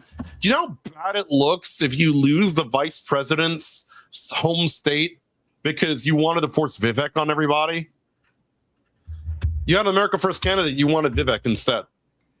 I think I know why Vance picked on Vivek. It's because him and Vivek are basically like college friends. He met him in college, and he thinks that he owes Vivek a favor because he sees Vivek. It's like, it's not because I bet he probably doesn't even agree with a lot of Vivek's policies. It's like, I'm just gonna ignore all the bad stuff you're doing. I don't care. I'm just gonna let Ohio eat shit just so I give you a favor. Fuck my home state. It's his wife too, because remember, he married into with an Indian woman, and they Indian people tend to be very staunch behind each other. You see what I'm saying? No, I heard a rumor, which this is just a rumor, and I think it may be bullshit, but you may correct me if it isn't or isn't, because it's just a rumor I heard. I heard that JD Vance's wife is somehow related to Vivek. Is that true? I've never heard that. I do know that his son's name is Vivek. One of his sons' names is Vivek. I know that. And that is weird itself. It's like one of his sons is. That's how you know JD Vance is hella biased. It's not to do with policies. It's because he's biased because he and Vivek are both owned by Teal because they literally met and joined Teal's network together. Exactly. And that's a problem because, again, I want America First candidates. I want people in there who are worried about what happens at home. You have to put out the fires in your home country before you mess with anything anywhere else. And frankly, you shouldn't mess with anything anywhere else because that's their problem to figure out. Israel and Iran, look, these countries, all those people have been fighting for thousands of years before we were here. And after we're gone, they're going to still be fighting. What's the sense of getting involved in their war? And, I agree with the take that I heard you mention a few months back is if Iran cannot have a nuclear weapon, Israel should not have a nuclear weapon. Because if you want Iran not to have a nuclear weapon, you have to take away the incentive for them to get one. The incentive for them to get one is, well, our neighbor who's an asshole has one, and it's always pointed at us. So disarm them both. Disarm everybody there. Yeah, disarm everyone there. That way they can't cause chaos and destruction. And that way other countries in Europe won't have to deal with all these refugees, because that's the thing. Because it's a bigger picture. It's like, that's the thing. They're causing chaos in the whole globe because these two nations want to fight each other. Exactly. Because if we do anything over there, it's going to be, well, look at all these people who are displaced. They need somewhere to stay. Well, where do you think they're going to stay? They're not going to stay over in their country. They're going to come over here, and they're going to hate, us because they have an axe to grind against the West because we destabilize their region, and they end up radicalized. They end up killing people. And the cycle continues. It's like that kid who just got stabbed over in England, And in fact, it's like, that's the thing. A lot of people don't talk about this too, but it's kind of both sides doing it, because have you heard of this terrorist attack in San Diego against like an Islam center? Yeah, I did hear about that. A security guard got killed, which rest in peace, because he tried to protect children because these white supremacist dipshits were trying to kill innocent children. Exactly. Yeah, I had heard read of some of the manifesto. That dude was out there, like he was just completely gone. He was saying he was doing this for like North Korea and shit like that. I'm like, oh, this dude's whacked out his gourd. Not only that, but there's a few creators like Sneeko actually questioned it because it's like Yeah. there are other manifestos that the FBI withholds due to like research purposes and due to like not spreading false information. But because this guy's talking about, oh, I'm doing it for North Korea, and it's like, really? You're doing it for North Korea? What? Like, you are a white supremacist doing it for an Asian. Like, that doesn't make sense. Yeah, it really doesn't make sense. That's why I believe it's like a Fed swap thing that these people were paid to do it, and that these and they're gonna disappear like Epstein somehow because it's just so weird. Because it's like, and that's the thing. And I'm not trying to say like, Muslim migrants are not a problem, because that's the thing. They do go to. I covered the British Revolution. They do go and do destruction over there, but it's like. It doesn't mean you go kill innocent children in a center. Like, come on, two wrongs don't make a right, and that's why I'm calling. Like, a lot of people say like I'm flip flopping and stuff when I call out both wrongs. It's like, no, I'm actually being consistent because I'm calling out wrongs on all sides. Because I'm on my own team. I'm on Team Triton. I'm not on Iran, Israel. I'm on Team Triton. I'm on America First. And being America First to me is calling out wrongs of all sides, because you got to put America first. You can't take sides with these stupid foreign nations that are both anti-American. Exactly. And I've said that before too. I said just because I criticize Israel does not mean I'm on Iran's side. Just because I criticize the Muslims doesn't mean I'm on Israel's side. I say screw them both.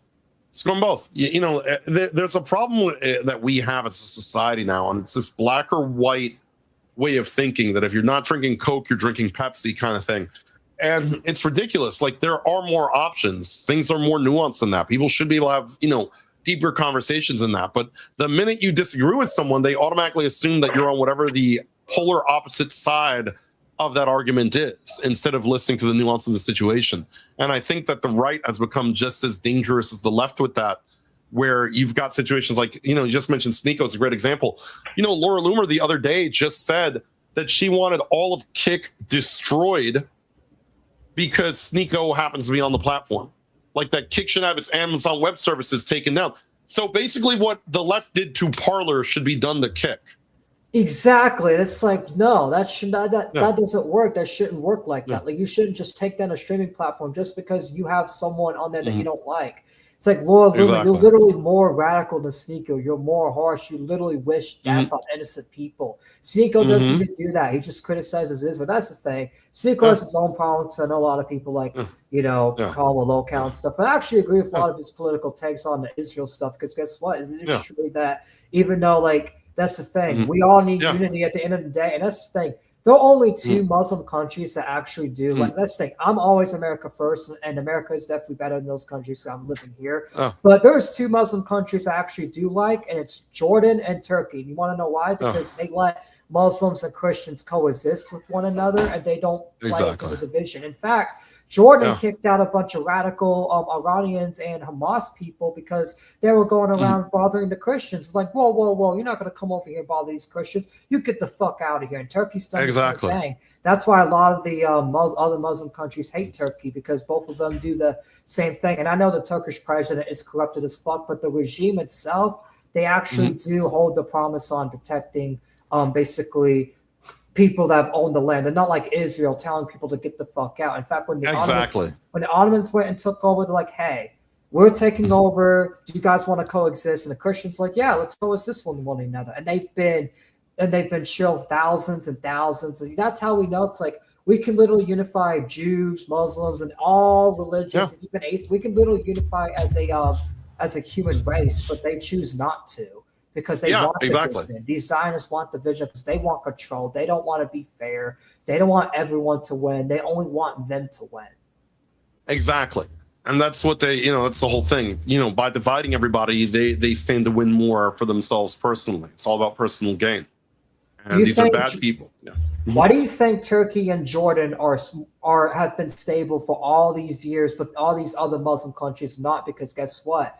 They don't play into that division. They actually keep the promises, and they tell and they actually tell both, not just one side. They tell both radical sides no. They tell Israel, hey, you're not going to come here and scare our Christians out. And they tell Hamas and these terrorists, these Muslim terrorists group on the opposite side, same thing. Hey, you're not going to come here and scare our people out. You both can get the fuck out of here. This is our land, and we're going to let these people that've been here for thousands of years stay.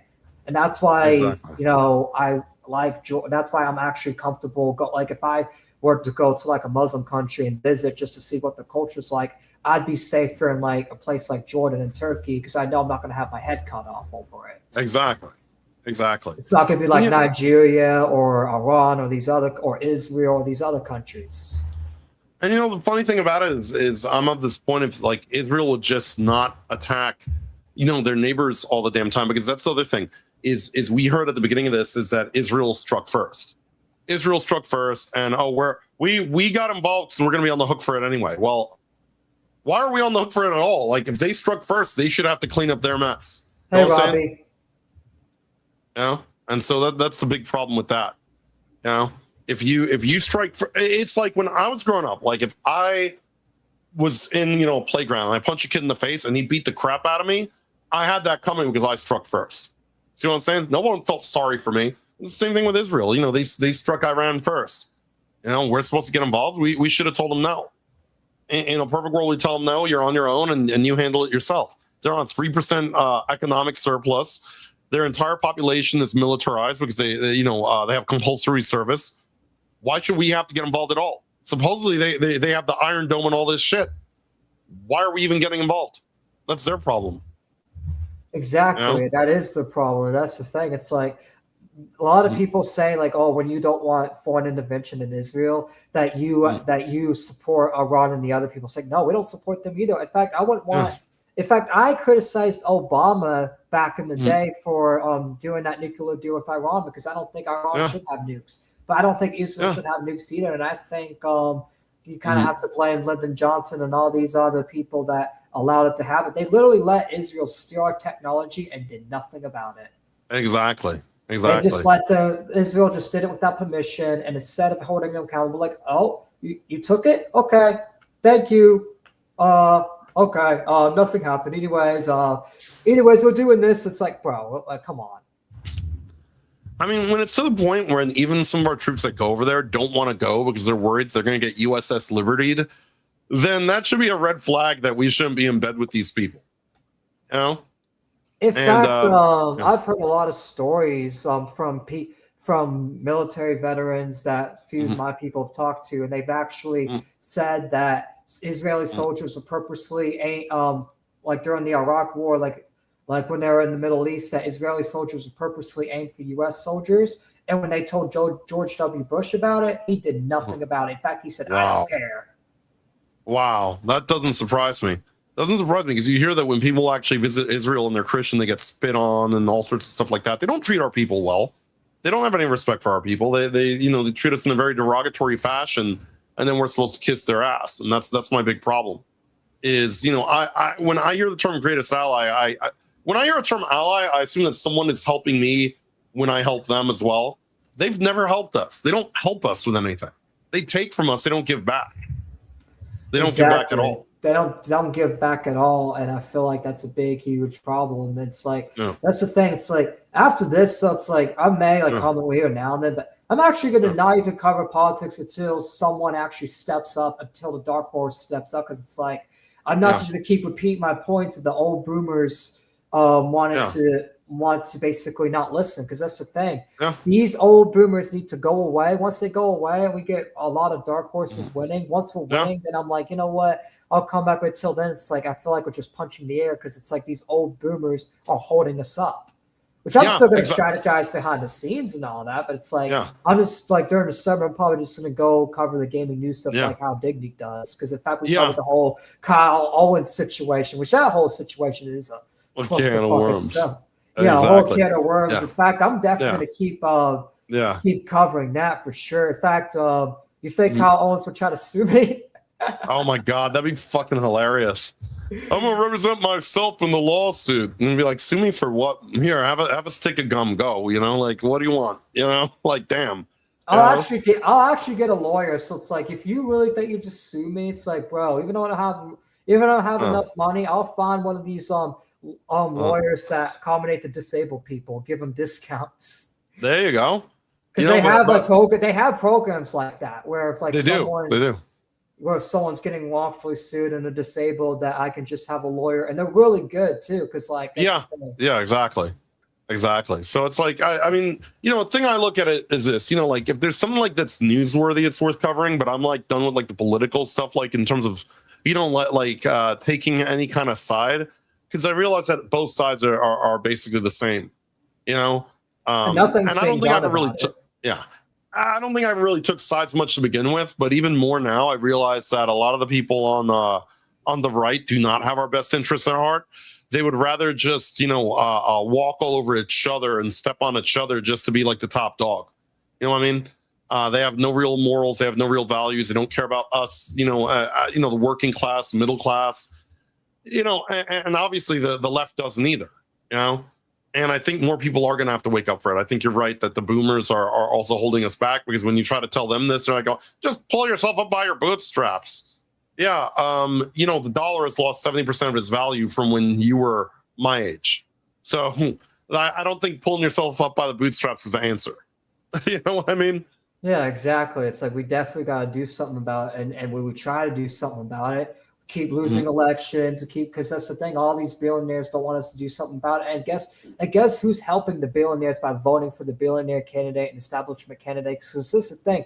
Money shouldn't buy votes, and a lot of these people are just falling for the rich people, like the old boomers. The old boomers are just listening to Trump, and even some of their grandkids and stuff. They all listen to them, and like, you know what? I'm going to vote for my grandparents. It's like, no, pick your own side. Take your own side. If you're America first and you're against the establishment, take your own side. Like a lot of these people don't take their own side, and that's the problem.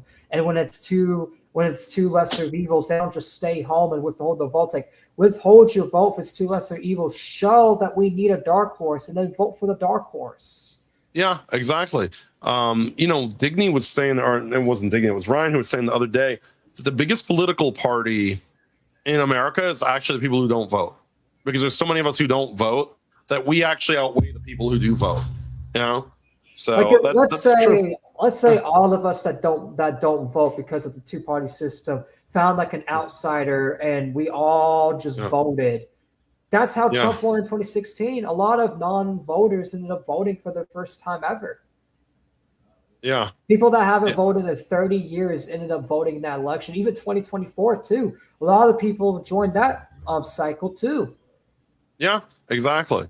I think what happens is people just lose sort of faith in the system. And when the system has no faith, the system will have no authority. And that's what I think is going to eventually happen. They keep going the way that they're going. Eventually, government itself will be illegitimized by the fact that the people have decided that we're not buying what they're selling. And I think that if people start feeling like neither side has their best interests at heart, then this government isn't going to last. This government will collapse. And then we can bring in a dark horse that will bring in something new that represents the people. And that's why I support Thomas Massie when he says end the Fed, because a lot of people get confused, like, oh, you want to just end the government and let people be free? It's like, no, end the Fed, end the establishment, and put in something new that's for the people.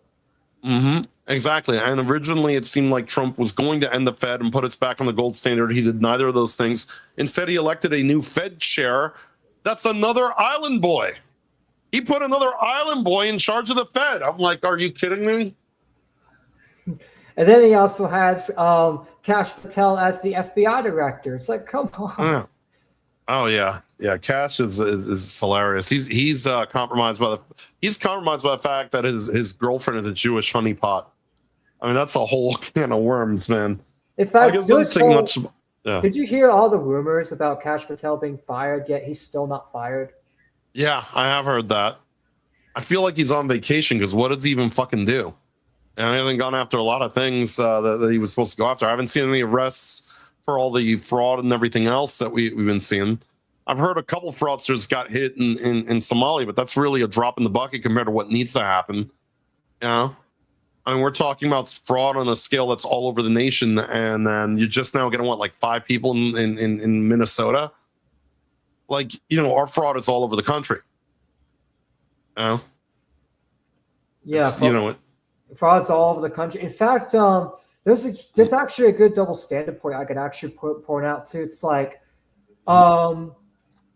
they didn't go after. In fact, Nick Shirley got basically got into the White House and was able to pose with everybody, and they are celebrating him and doing and helping actually go after fraud in Minnesota, right? But then when Tyler Olvera does the same thing, goes after Jewish fraud in New Jersey, guess what? All of a sudden he's being investigated. It's like, where are the priorities? Yeah, and it just goes to show you, it's like, it's not about the fraud, it's about who commits the fraud.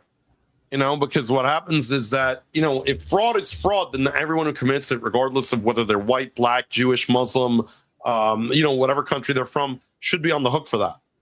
That's not what's happening. They're saying nothing to see here. Turn a blind eye to this. It's not how it works. Nothing to see here. Turn a blind. It's like, we're not stupid. We're not going to turn to an obvious blind eye. Like, come on. Like, we're not stupid. We're not dumb. We're not retarded. They think we're retarded. They think we're just going to vote with the program. It's like, no, we actually want a dark horse that's going to fulfill our promises. Why are we voting if we're not getting what we want? It's just like the sewer Jew thing in New York a couple of years ago. They accused people who were making jokes about it being anti-Semitic. And I'm like, dude, it doesn't matter who comes out of that sewer. If it had been like an Asian guy or a black guy or a white guy or a Chinese guy or whatever, Indian guy, people have made jokes about him. But because it's a Jewish guy, we're supposed to be like, oh no, you can't, meme on that. You can't meme on that. You can't talk about that. Yeah. And if you do talk about that, then you're anti-Semitic. It's like, shut the fuck up. Yeah. Exactly. It's fucking ridiculous. Fucking ridiculous. We like I said, we're living in times where the world is just getting crazier and crazier. And I think a lot of times, I think the worst thing we have right now is we do have a polymarket presidency. Don Jr. is on the board of both Polymarket and Kalshi. So he's just making bank. It's funny because I thought insider trading was bad. Wouldn't being on Polymarket still be a form of insider trading at the end of the day? Yep. And here we are, and we're all eating shit while they're eating caviar. Not that I want caviar. Caviar has always sounded disgusting to me, but whatever. It's sad. Exactly. It's just so and then double standards too that these people give is just so stupid. Oh boy. It's all about if you have. Here's Lindsey Graham. Oh, I believe the liberation of the wonderful people of Cuba from the clutches of communism is close at hand. Oh boy, here we go again.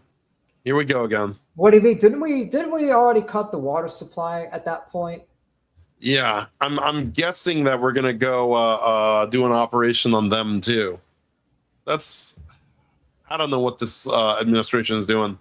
Which I'm gonna be real like with Cuba. It's like it is, even though it's like I disagree with it because like you're not even getting congressional approval and it's not even like seem like it's a fair like decision. You're just basically turning it to like American empire. But however, it's like it does benefit us because Russia and China don't like have control over it. But at the same time, it's like what's even the point? Like it's better. It's better than going to war with Iran because Cuba has no weapons, no resources, no anything. So it's like we could do a regime change in Cuba and be successful without any like bloodshed. Yeah. It's basically like another Venezuela situation where no one has to. But in Iran's like there's already like 13 Americans reported, and there's so many.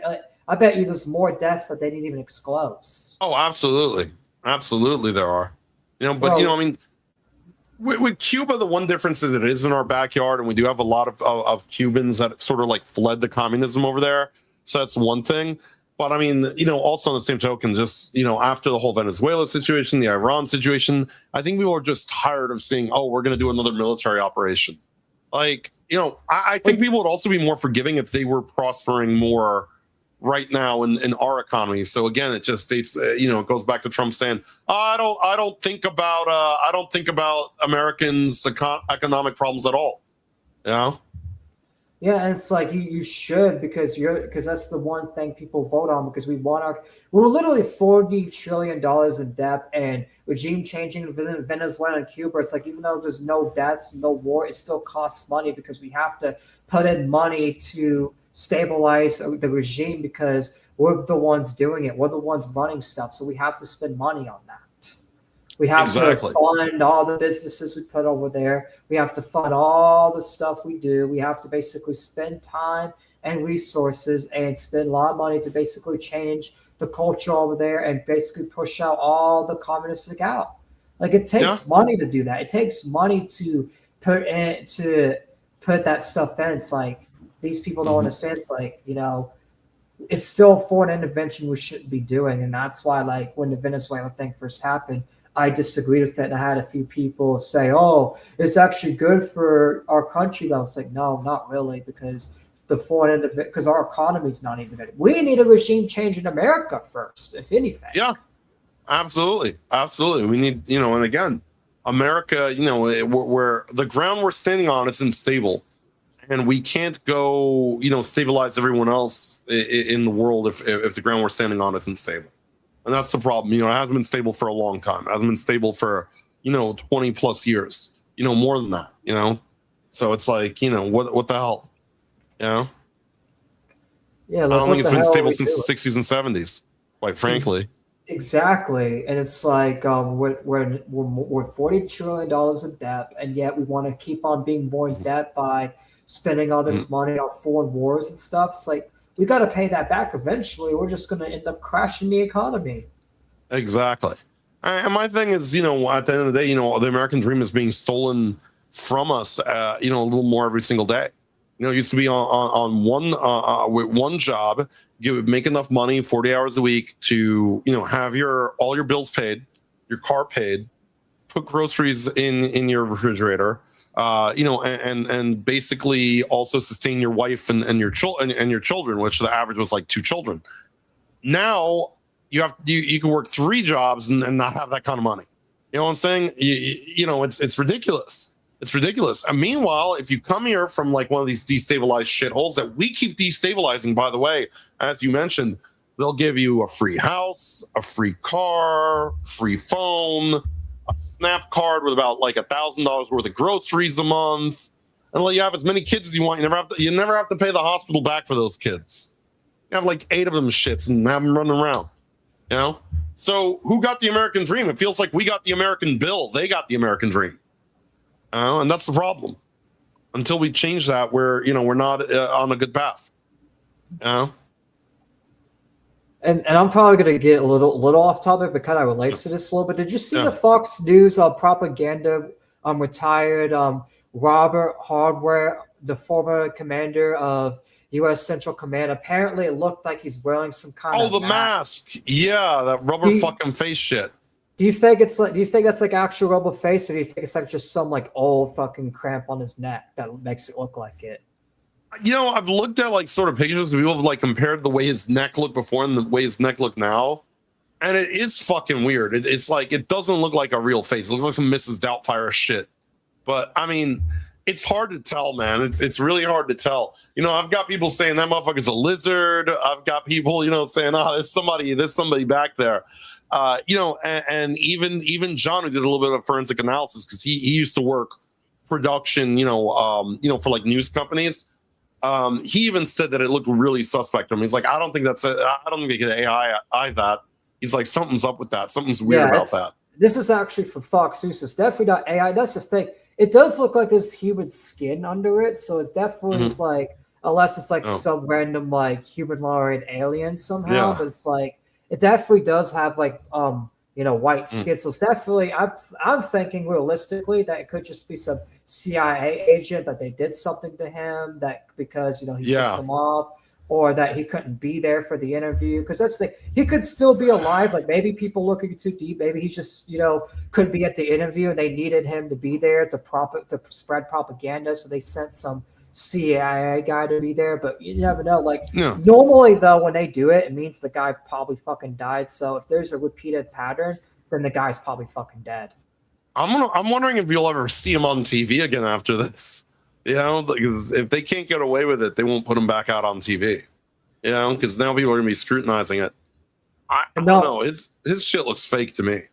Not like that, but it does even look like there's a mouth there when he talks. Isn't that? Yeah, that's what I mean. I don't know. Are you pulling up on screen? Because I think you gotta hit the button twice again. Oh yeah. Oh, StreamYard. It normally doesn't do that. Yeah.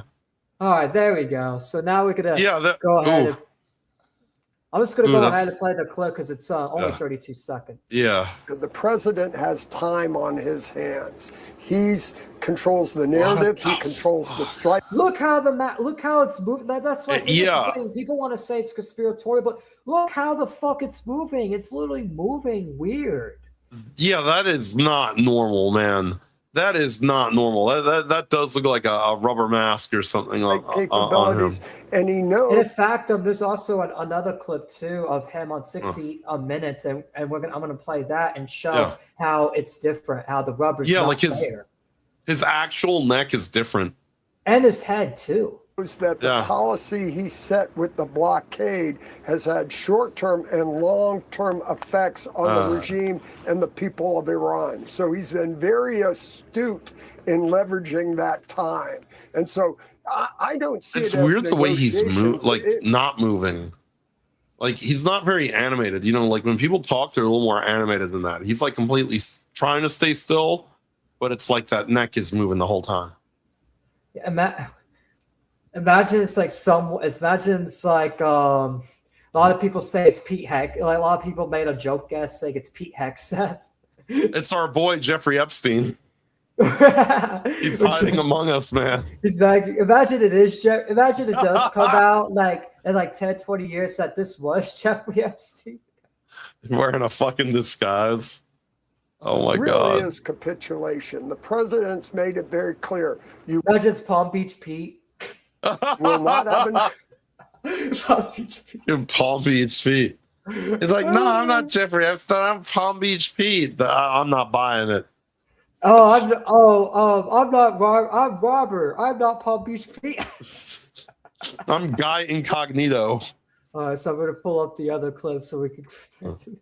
Robert. But this is just all fucking weird. Like I don't even mean to go conspiratorial because I have a few people say you're going conspiratorial, but it's like, how are we wrong? Like this is fucking sus. Like how is this not sus? Can someone explain? Exactly. Like it just looks weird to me. And nobody has a plausible explanation that I've found so far. Okay, this is actually.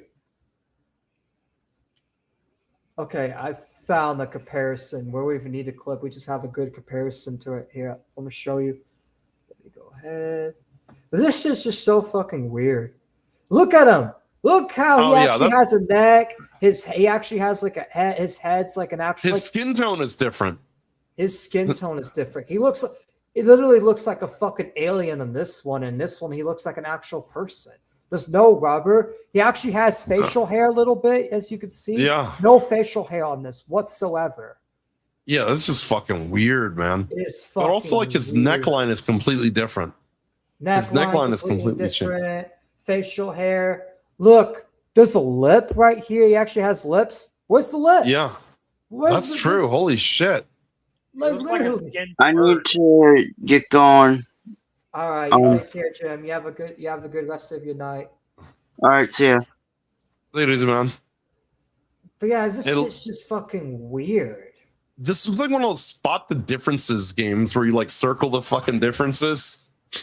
I know, and it's like, bro, the differences are just so strange. Like that looks like an actual. Even the ears look different too. The ears look like wax. Yeah, they do. They do.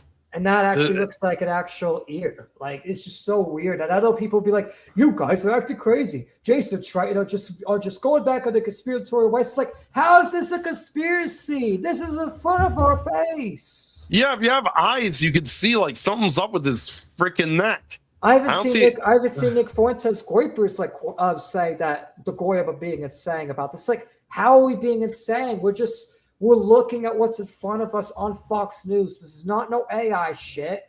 This is not no conspiracy. This is literally him wearing a rubber mask and it's talking. He's literally talking and the rubber's coming off. When he talks, the rubber doesn't come off of here. So it's like, how is this a conspiracy? Like these people are just stupid. These people are just weird. And that's how you know it's like you can't trust anything from any side in the field at all. Nothing. Yeah. Nothing and no one. You can't The trust world any is a stage. The The world is a stage, brother. The world is a stage, brother. Like literally. But yeah, man, I got to get taking care of some things over here at the house too. It was good talking with you for a little bit, brother. Good talking to you too. I had a good hour talking about it, and I feel better because I know that at least when I talk to you, I know that like I'm not the only one that feels like damn, just let down. We're all sort of feeling a little let down about sort of the way things went this week. But I also know that as long as we keep speaking the truth, I think everything's gonna be all right. You know what I'm saying? We just gotta keep doing what we do. Otherwise it's all for nothing. You know what I mean?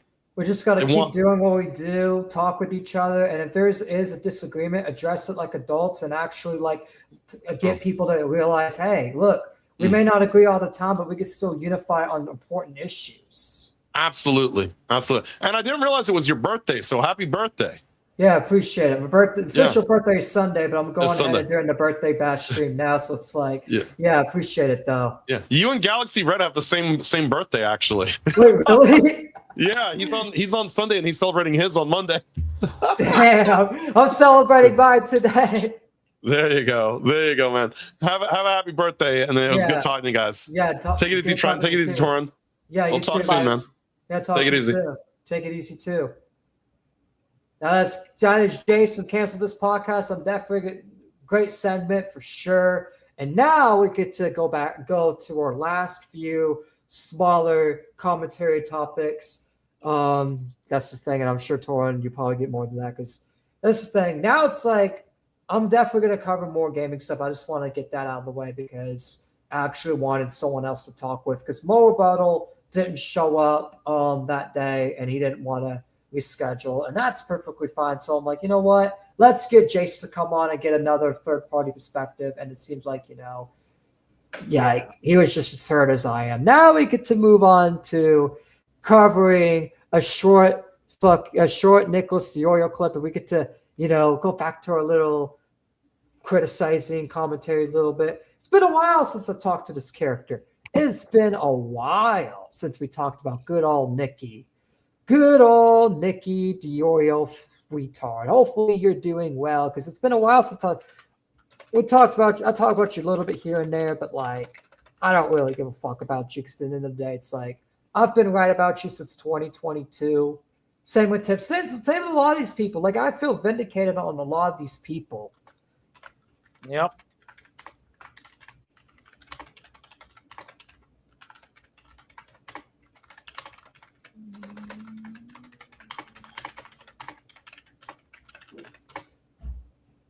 All right, so let's go ahead and pull this up.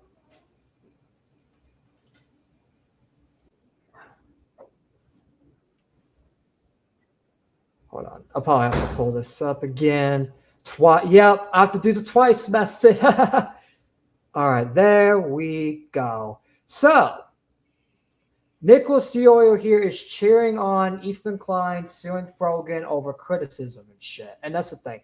I don't like Frogan. They are crazy motherfuckers. They are disgusting. They promote terrorism and all that. And I think they should be jailed for different reasons. But I don't think Ethan Klein the guy that is anti-lawsuit should be doing a lawsuit just because they accuse him of having a genocide, because he's suing Noah Sampson, Frogan, and all these people because they said that Ethan Klein was supporting a genocide. And it's like, bro, you, in their opinion, you are, because you are basically, you're basically defending Israel and justifying it. So yeah, of course, people are gonna call you out for it, and yet you're suing these people over it. And Nicholas Diorio, a guy that's against lawsuits, is gonna celebrate Ethan Klein doing it. Let's hear the clip.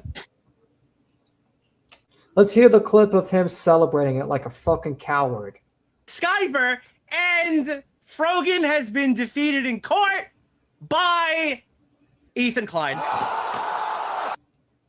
This is the pro-free speech guy right here. This is the guy that moral fags about his free speech being taken away, but he likes taking away of others. Why did you why?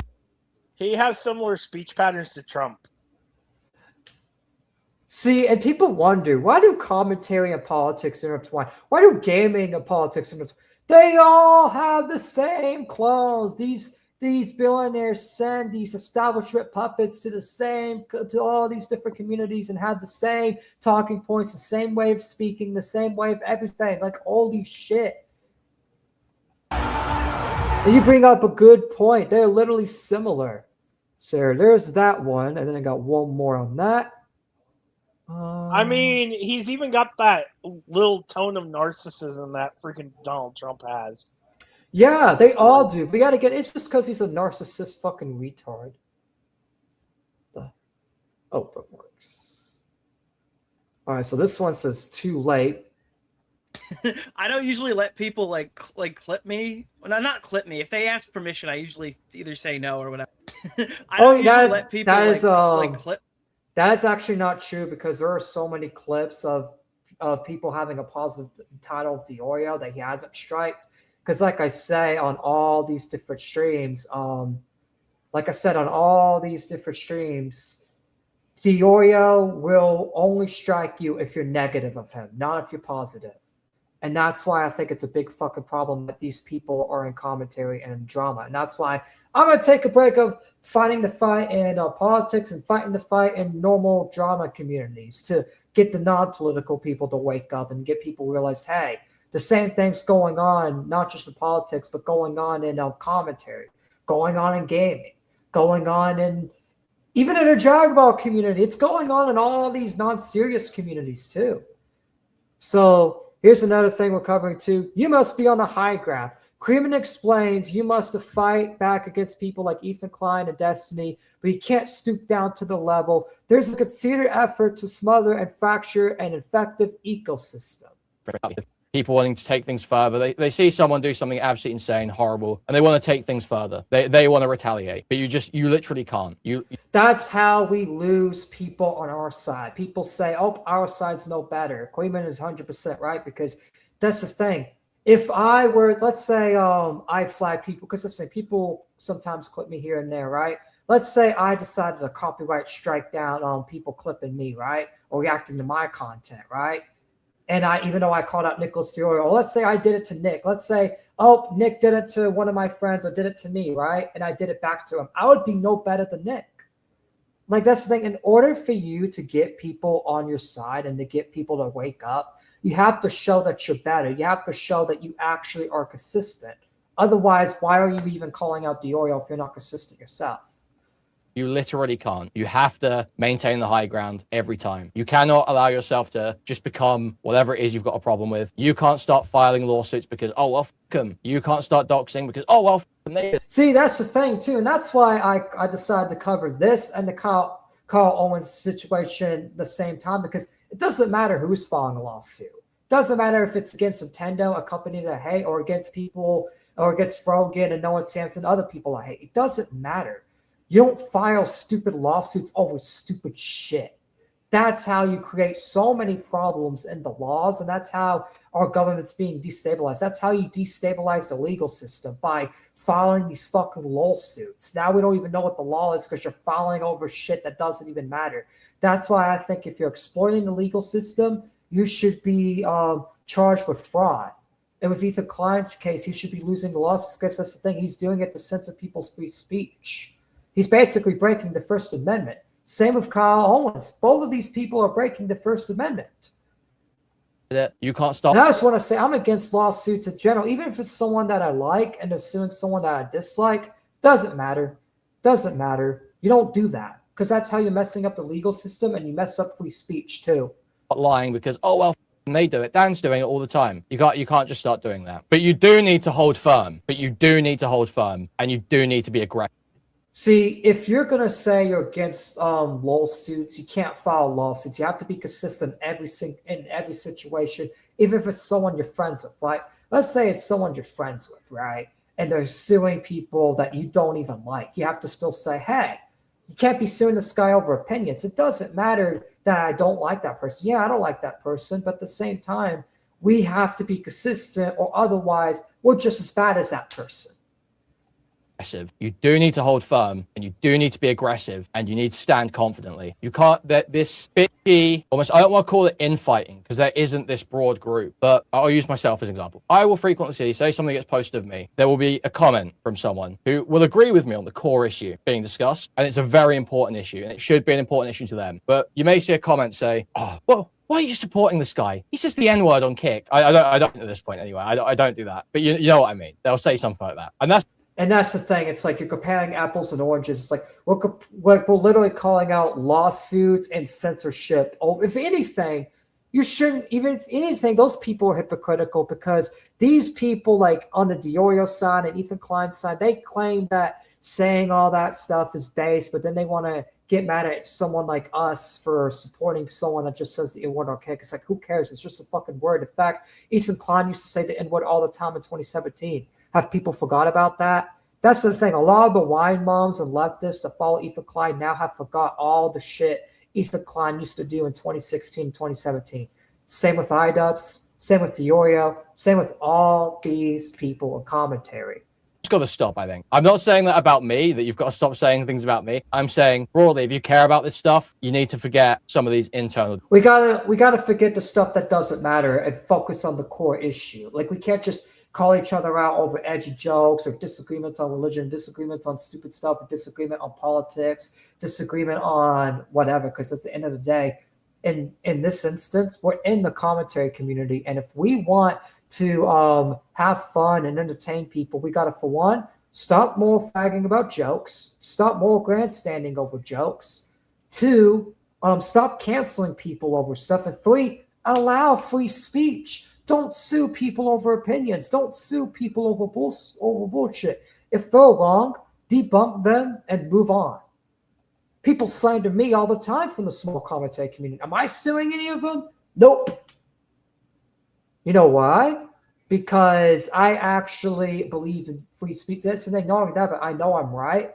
I've said it out of anger, but I'm like, you know what? I'm not going to sue those people, because at the end of the day, I know I'm right, and the audience that is loyal to me will know I'm right regardless. So it's like, I don't care. And even not just loyal people, but people that care about the truth, even if they don't like me, they'll realize that these other people are lying. So it's like, the truth always wins at the end of the day. So it's like, I'm not going to sue people over lies, and I don't feel like you should, because at the end of the day, we got to show these people that the truth wins. We got to fight them with the truth. We can't fight them. We can't fight fire with fire. We got to fight fire with water.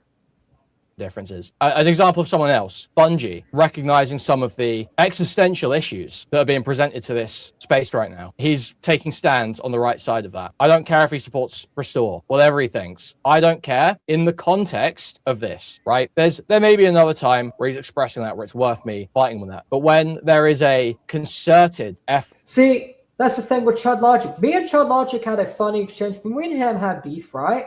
But guess what? We squashed it because we know there's an important issue. We know that, at the end of the day, it doesn't matter, like, if I'm big or small. It's like, we can't be just fighting each other and banning people over stuff. And that's why I actually respect Chud Logic, because he found the chapter. He was like, wait a minute.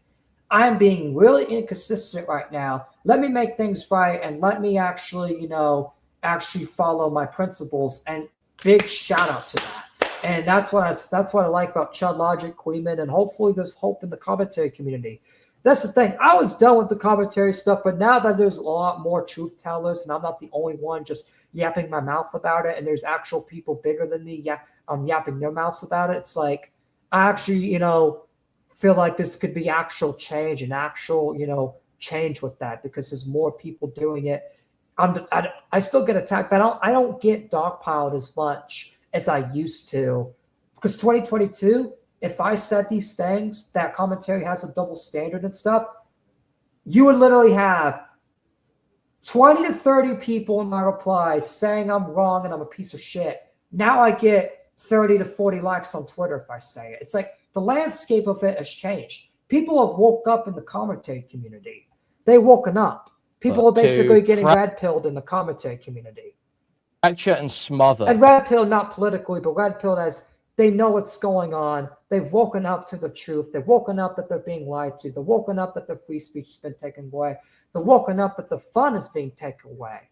And now that everyone's basically, trying to have fun, bring back edgy stuff, bring back funny bits. That's why, like, when I cover these topics, I'll have funny bits and stuff because I'm trying to bring that back. And a lot of these other creators do it too. It's like we're not trying to just get people depressed. We're actually trying to make people happy. And at the same time, we're trying to tell the truth at the same time. We're trying to tell the truth and be entertaining. That's my job. As the host of the Ravencast, I can't speak for Quimmin or Chud or any of them, right? Because at the end of the day, I'm sure they've said this on their channels, and that's the thing, right? I can only speak for myself, right? My job as a content creator, and no, it's not a little job. It's like my goal as a content creator coming on these spaces, right? Coming on YouTube, going on Twitter, and is to spread the truth and be entertaining. Spread the truth in an entertaining way where you enjoy it. You find entertainment. You get to escape reality. That's why we cover some funny stuff here and now. And that's why we cover a lot of funny stuff. We'll sometimes cover real world stuff, but most of the time we cover funny stuff that's funny and we tell the truth about it. And we make sure the record is corrected in a funny way. And that's what you should do is tell the truth, but tell the truth in a funny way. Why in a funny, entertaining way? Because you get more and more people actually interested in the truth because you're doing it in a comedic way. You're doing it in a way where people are also enjoying it. And they're like, you know what? Let's just tell the truth because we can also be entertained at the same time because people don't just look for the truth. They also look for entertainment. And we can win more people towards the truth if we all just tell the truth and be entertaining at the same time. And me, Queeman, Chud, all these people, we have that ability. That's a real big problem, and that should be really kind of, firmly opposed by everyone.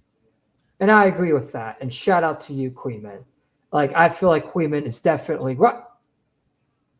I feel like Queeman is definitely right in that regard. And yeah, and that's it.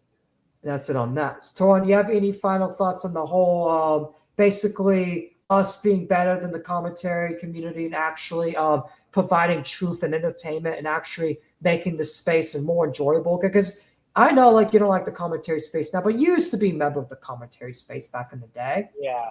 Would you want to come back? Like, would you want to at least like come back? Like, let's say the commentary space in 10 years got better and everyone was entertaining and telling the truth, and actually, the commentary community was fun again, and everyone was not lying to you. Would you want to come back as someone that's left, as someone that's disappointed?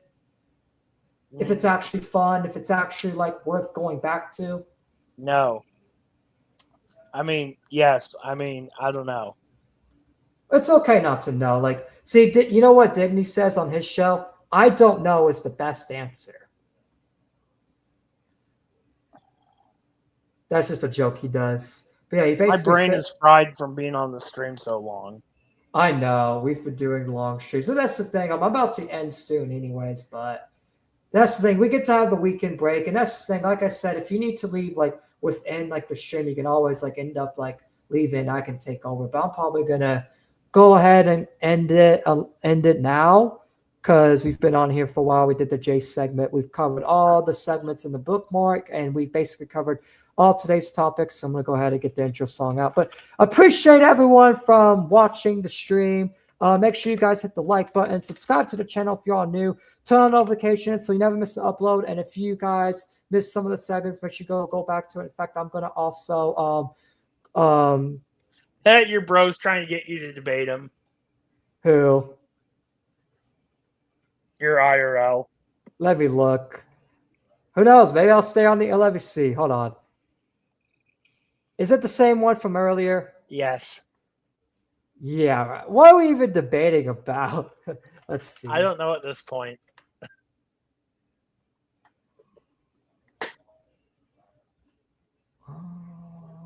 Looking. Triton Duck. Bro, let me join. Can I join for this? Nah, you know what? If you have something to add, I'll let you call in. And Torn, if your brain's too fried, you can end up leaving or staying for this. Oh, yeah, I'm going to go. Catch you later. All right, catch you later. All right, I'll let you call in. I'm letting my friend Kaylee call in. But yeah, catch you later, Torn. Thank you for coming on, and I'll see you in the VC sometime, whenever. But yeah, peace for you. But yeah, let me go ahead and send you the link. And then, yeah. Let's see. Now that I'm the only one, my face is like so big, bro. By the way, don't refer to me as my real name. Don't. I will literally end up just removing you. Actually, yeah, don't do that. Call me Triton. I'm serious. Call me Triton. Because I know you're IRL, and I know, like, you know, it's hard sometimes, but make sure you refer to me as Triton.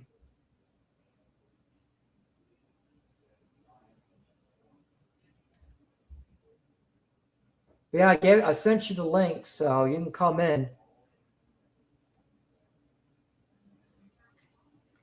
Sent you the link. But I swear, if you're just here just to troll, then I don't know, but I sent you the link. But anyways, while we wait on him, let's see what other stuff we could cover, because there is a lot of stuff to talk about. Honestly, I could just do a whole another like 2 hours, honestly, covering stuff. Let's see. In fact, would y'all want to talk about Nick Fuentes telling people to stop eating? Because apparently that's a whole debate. Is Nick Fuentes telling people to stop? Actually, hold on, let me see just something else.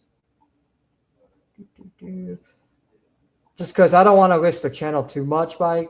Because I know sometimes to do it, but it's just I don't want to risk the channel too much on it.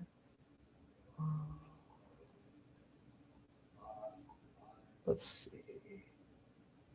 Aether is coming to Minecraft Bedrock. Scroll. But hopefully, in fact, let's see what's going on more of the commentary space. Because there's been a lot going on with the whole Ethan Klein stuff. Let's see. Are you in studio? You're not even in studio, bro. You're the one ducking. I sent you the link, and you're not even in studio. And you're making me stay live longer. But you know what? Let's see.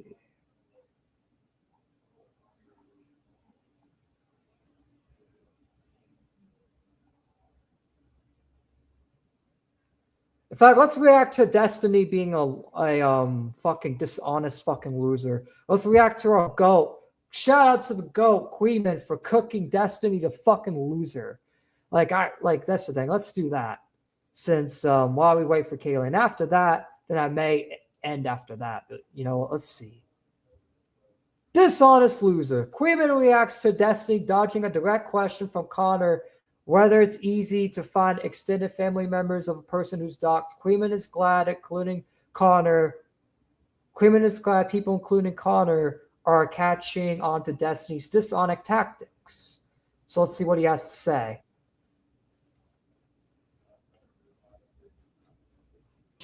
How hard do you think it is to find my extended family members?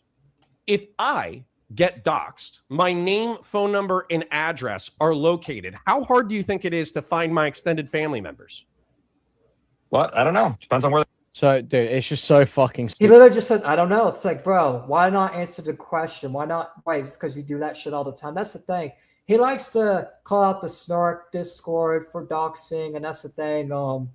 Apparently, like, there's a whole debate on that, and I just want to say, doesn't matter who it is. I'll support doxing on either side. I don't know if they're doxing or not. I haven't seen much evidence on it, but if they are, then I do disavow it. But that's the thing. It's like Destiny. You are no better than them now. You try to act like you're better than these people, that you're more high ground. It's like you dox and slander people all the fucking time, bro. You are literally no better than these people. In fact, you've literally hung out with doxers yourself. It's like, come on, bro. In fact, that's the thing. You want to say, oh, these people slandered me. They slandered me. You slandered Ethan Klein. You said like he was doing something to his kids. You even encouraged people to call DCS on him. It's like, come on, bro. Like Destiny, you are literally no better than Ethan Klein. You're literally, or not Ethan Klein. You're no better than the Snark people you complain about. Stupid. I'm glad people can just see how fucking retarded and slippery this guy is. It's just dishonest. It's just like he is dishonest. Queeman is right. Destiny is dishonest. He's dishonest. He's always been dishonest. He just tries to lie, basically, to get through conversation. I don't know. He lies, and then when you call him out for his lie, he just says, I don't know. Hey, Destiny, how do you get people's information? I don't know. I don't know. I don't know. But you do know. You know, it's very easy. Yeah, he knows it's very easy because he's probably done it so many times behind the scenes. It's obviously very easy. You just want to lie to win.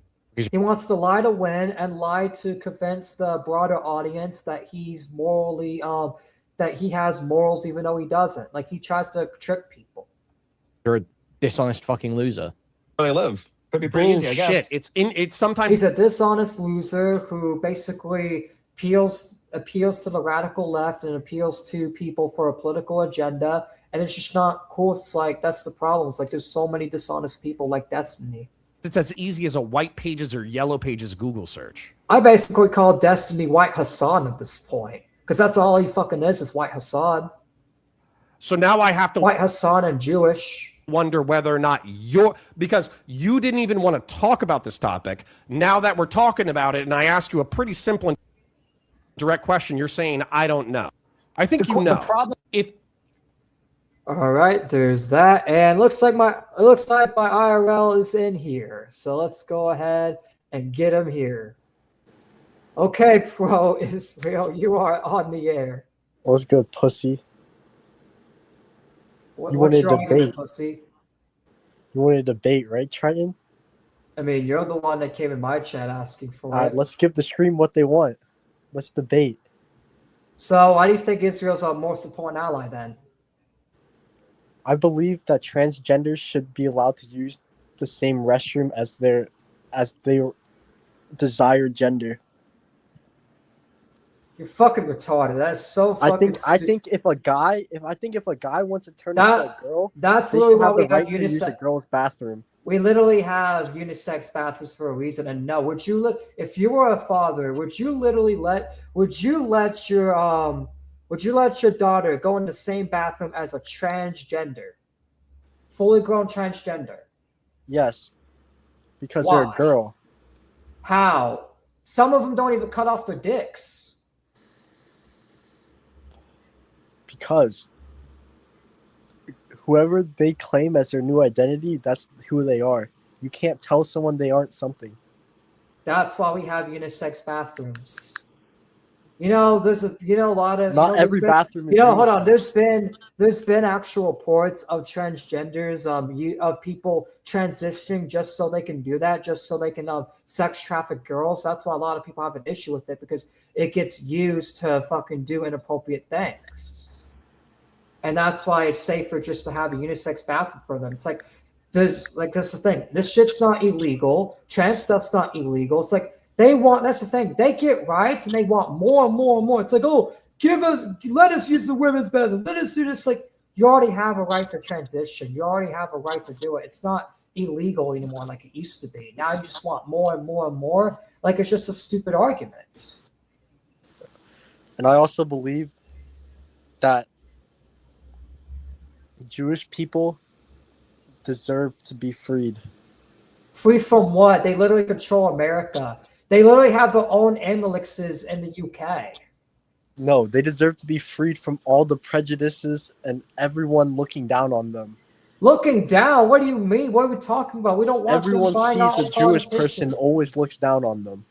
That is not true at all. Why do you think a lot of people criticize Israel? It's not because they're a Jewish state. It's because they literally blackmail our politicians and use AIPAC as a way to do it. In fact, they literally bought a seat in the 4th District of Kentucky. Well, you guys always threat Israel. What do you mean? In fact, I know you watch the streams. Remember when I criticized Dan Bilzerian because Dan Bilzerian was basically saying death to Jews and all that, and basically saying all that stupid rhetoric? That rhetoric's not okay, and that's why I criticized Dan Bilzerian, because Dan Bilzerian was spreading that rhetoric. I don't want Jews to die. I don't want anybody to die. I just don't want them to control our government for the Antichrist and spread satanic agendas. And also, basically, because they're a foreign nation. Israel's a foreign nation, and they shouldn't be blackmailing or influencing our politicians to do their bidding and not the bidding of America. Because that's the thing. When you run for Congress, senator, governor, you have to put America first. You have to put America first. You're there to serve America, America only. You're not there to serve China. You're not there to serve Russia. You're not there to serve Israel. You're not there to serve Iran. You're not there to serve Mexico. You're there to serve America and America only. And this war is definitely not America first. Well, since this term is going so well for Trump, I believe that he should run for another term for re-election. But if he can't run for re-election, I believe Netanyahu should be our next U.S. president because of all the money that he will bring in and how that will affect and improve the whole population. I know that part's definitely for content. Nah, it's not. I believe Netanyahu should be the U.S. Well, president. he's a foreign citizen, so he can't. Not only that, but as soon as he steps down, he's literally going to jail. So yeah, sorry. No, he's not. Yeah, he is. He's literally going to jail if he steps down. That's why he's promoting all these wars. That's why he's doing all these wars with Iran, Egypt, and all these other countries. That's why Israel keeps attacking the neighbors, because as soon as Bibi Netanyahu steps down, he goes to jail. He can't step down if he's in war. He starts these wars to remain in power, and that's just a fact. Well, I believe that you're wrong. How am I wrong? Explain. I'll let you come on the air. Explain how I'm wrong. Because you get all your sources from Twitter. That's it. You're not. Why don't you verify the sources? Because that's the thing. I don't just get random stuff from Twitter. I actually verify the sources, give commentary, and if the source is wrong, I say the source is wrong. In fact, I literally was criticizing Derek Missouri for being wrong about a lot of stuff. It's like I only share facts, and this thing, a lot of stuff on X is fact. That $15 million that was sent to Ed Galloway, that's facts. You can look it up. In fact, Ed Galloway got $32 million in total from Trump, AIPAC, and Edelson, all combined, just to unseat Thomas Massie. And Thomas Massie will fall. Thomas Massie's going to come back, and that's the thing. He only falls because there's money involved. If there was no money involved and the people had the choice to pick their own candidates, Thomas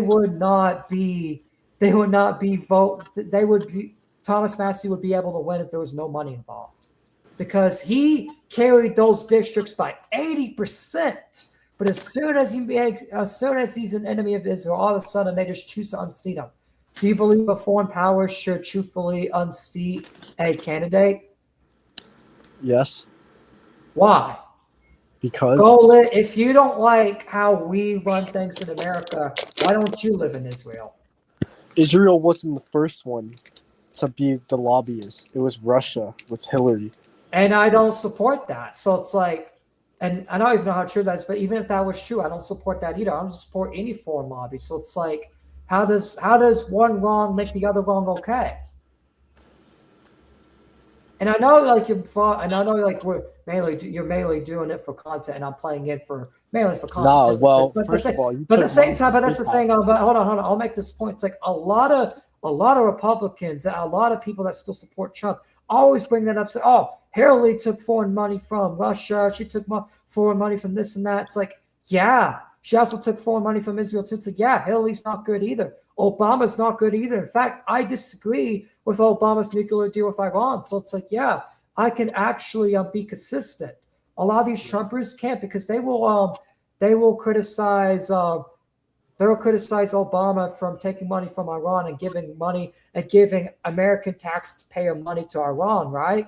But they won't criticize Trump for doing the same thing to Israel. It's like, it doesn't matter if it's Israel, Iran, it doesn't matter. You shouldn't give foreign aid to any of them. Point blank, period. Wow, Triton, you are just so hypocritical and too. How is that hypocritical by being consistent? If I said how did you get to Washington DC? Wait, how did you get to Washington DC? Hold on, that doesn't matter. Hold on. Let me say this, right?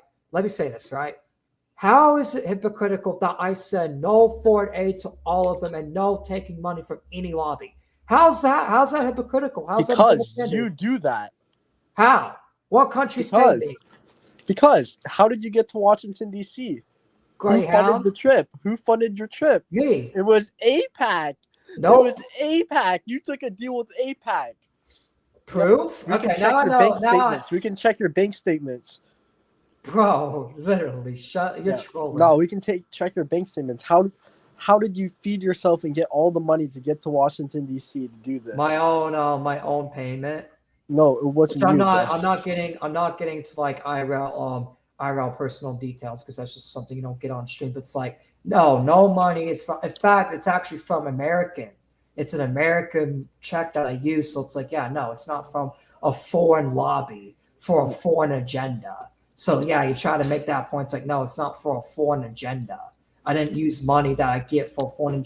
In fact, my whole march was literally against foreign intervention.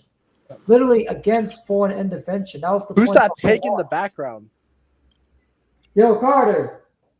Yeah. He just called you a pig. Wait, tell him. Look who's. Tell him, hold on, I'm here. Don't tell him who I am. Don't tell him who I am. Don't tell him who I am. I'm not. This pro-Israel guy called you a pig. What do you have to say? Oh, he ran away. I guess you offended him. But that's the thing. It's just I don't agree with foreign intervention at all. In fact, the whole point of the march was to call out foreign intervention. In fact, it said no foreign wars, point blank, period. No foreign wars, no foreign aid, and prosecute the ones that are corrupting our country. And I've never taken any deals from any foreign lobbies. In fact, I never even left the country. I've never left the country. I've spoken to people in different countries, but not any governments. In fact, if I truthfully was, I'd be investigated like Tucker Carlson for taking and basically because it's against the law to do that, and that's why I think the AIPAC people should be charged because it's against the law to go into our government and lobby for another foreign interest. That's treason. That's literally treason. And they're trying to get Tucker Carlson and Joe Kent for that because Joe Kent and Tucker Carlson were talking to the pro-Iranian government giving sensitive information. And I feel like if you're giving sensitive information to Israel that they don't even need, because that's the thing, even allies, like, we're allied with them, but you still don't give all your secrets to your allies because that's the thing. Because at the end of the day, it's like we have our own culture, we do our own thing. We're just partners. We're not colonies. Like they don't get to control what we do. We're partners. Like partners don't get to control what they do. We're not married. We're like business partners. Like when we are allied with them, we're basically business partners, and we are basically, strategic partners. We're not love partners. We're not in a romantic relationship where we have to think this. Even in a romantic relationship, you don't have to think the same way, do the same thing. So it's like that's why I don't agree with foreign intervention at all. Yo, you trying to do a stream together, IRL? Sure, for my birthday, the 24th. You trying to give back to the homeless? Sure. I don't have that much, but I could probably give a little bit. I bet. Let's just give them let's just give them some Coke, bro. Okay. Or should we give them Pepsi? Oh, you mean like soda? Yeah. Probably I want to water, like Gatorade, something like actually healthy for them. Okay. You think they'll shake ass? I mean, do you think they take cash?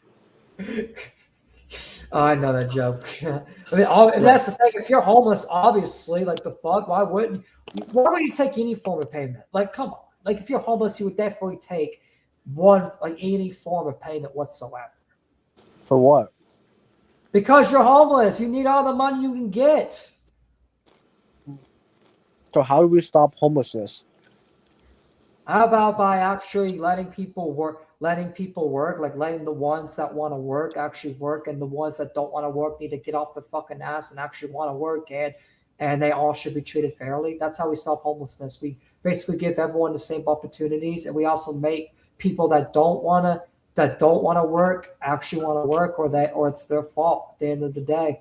Like that's the thing. There's a difference between a homeless person that actually does work, but then their job treats them unfairly and they can't even get a new job and then they just are fucked and homeless, versus a homeless person that is on drugs and pick drugs over actually finding a place to stay. And I feel like there's a big, huge difference between those kind of people. Can I tell you the actual solution? What's your solution? Well, we got to pump and promote OnlyFans. Bro, no, that's what the devil wants you to do. No, but think about it. Hold on. We can't you can't just solve something. You can't just solve something evil with another thing that's evil, because that's the thing. It's like we want to promote good, because that's the thing. America is a Christian country, and if America was promoting like OnlyFans the way they do, it's like that's technically against Christian values pouring on. How is homelessness evil? Homelessness is not evil, but it's still a bad thing. It's a bad thing for the person. We're trying to get the person out of a bad situation, not putting them in another bad situation. In fact, a lot of homeless people don't even believe in that, because I've talked to all the homeless people that I've talked to, that I've ran into over the years, and even like on the March for America, a lot of the women are actually like really, really respectful, sweet, and don't even believe in the OnlyFans stuff. And that's why a lot of them are homeless, because a lot of them could have just took an easy way out and done OnlyFans, but they don't want to do that, because a lot of them actually do believe in God. A lot of them actually want to have values, and even the non-religious ones, a lot of them just want values. A lot of them just want to be a good person. They don't want to sell out for money. They don't want to sell out just to get money. They want to get money by doing a good thing. They want to get money the right way, not just selling out the body, selling out the souls. Like, that's just stupid. That's just stupid talk. Wait, why don't you do OnlyFans and get super rich, bro? Because for one, that'd be gay, because then other dudes would be looking at it. Two, and that's just immoral, because I'm a Christian and I don't believe in that. And three, I don't sell out this. My private part is for Miss Triton and Miss Triton only. Whenever I do meet her, because yes, I'm single right now. But whenever I do marry Miss Triton, my Triton is only for her, not for anyone else. What if Miss Triton's a guy? That would never happen, because I don't swing that way. So there's no possible world Miss Triton could be Mr. Triton. Hell no. I'm Mr. Triton. Why would there be another Mr. Triton? It's Adam and Eve, not Adam and Steve. It's Adam and Adam, bro. It's not Adam and Adam. It's not Adam and Steve. It's not Adam and Joe. It's not Adam and Radam. It's Adam and Eve. Oh. Any other? You've been streaming for 4 hours, bro? Yeah, I've been streaming for 4 hours, because that's the thing. Hey, I'll give you $200 if you do a 24-hour stream. If I do a 24, well, I'm actually gonna. I don't know what time. Are you gonna actually hold up? I'll donate. Do you have a donate link? If you do a 24-hour stream, like a subathon. Like right now. Yeah, like you're already 4 hours in. Well, if you pay me, I'll send you cash up. If you actually send me $200 right now, then there's no point in me quitting. And if I quit, I have to send it to you back.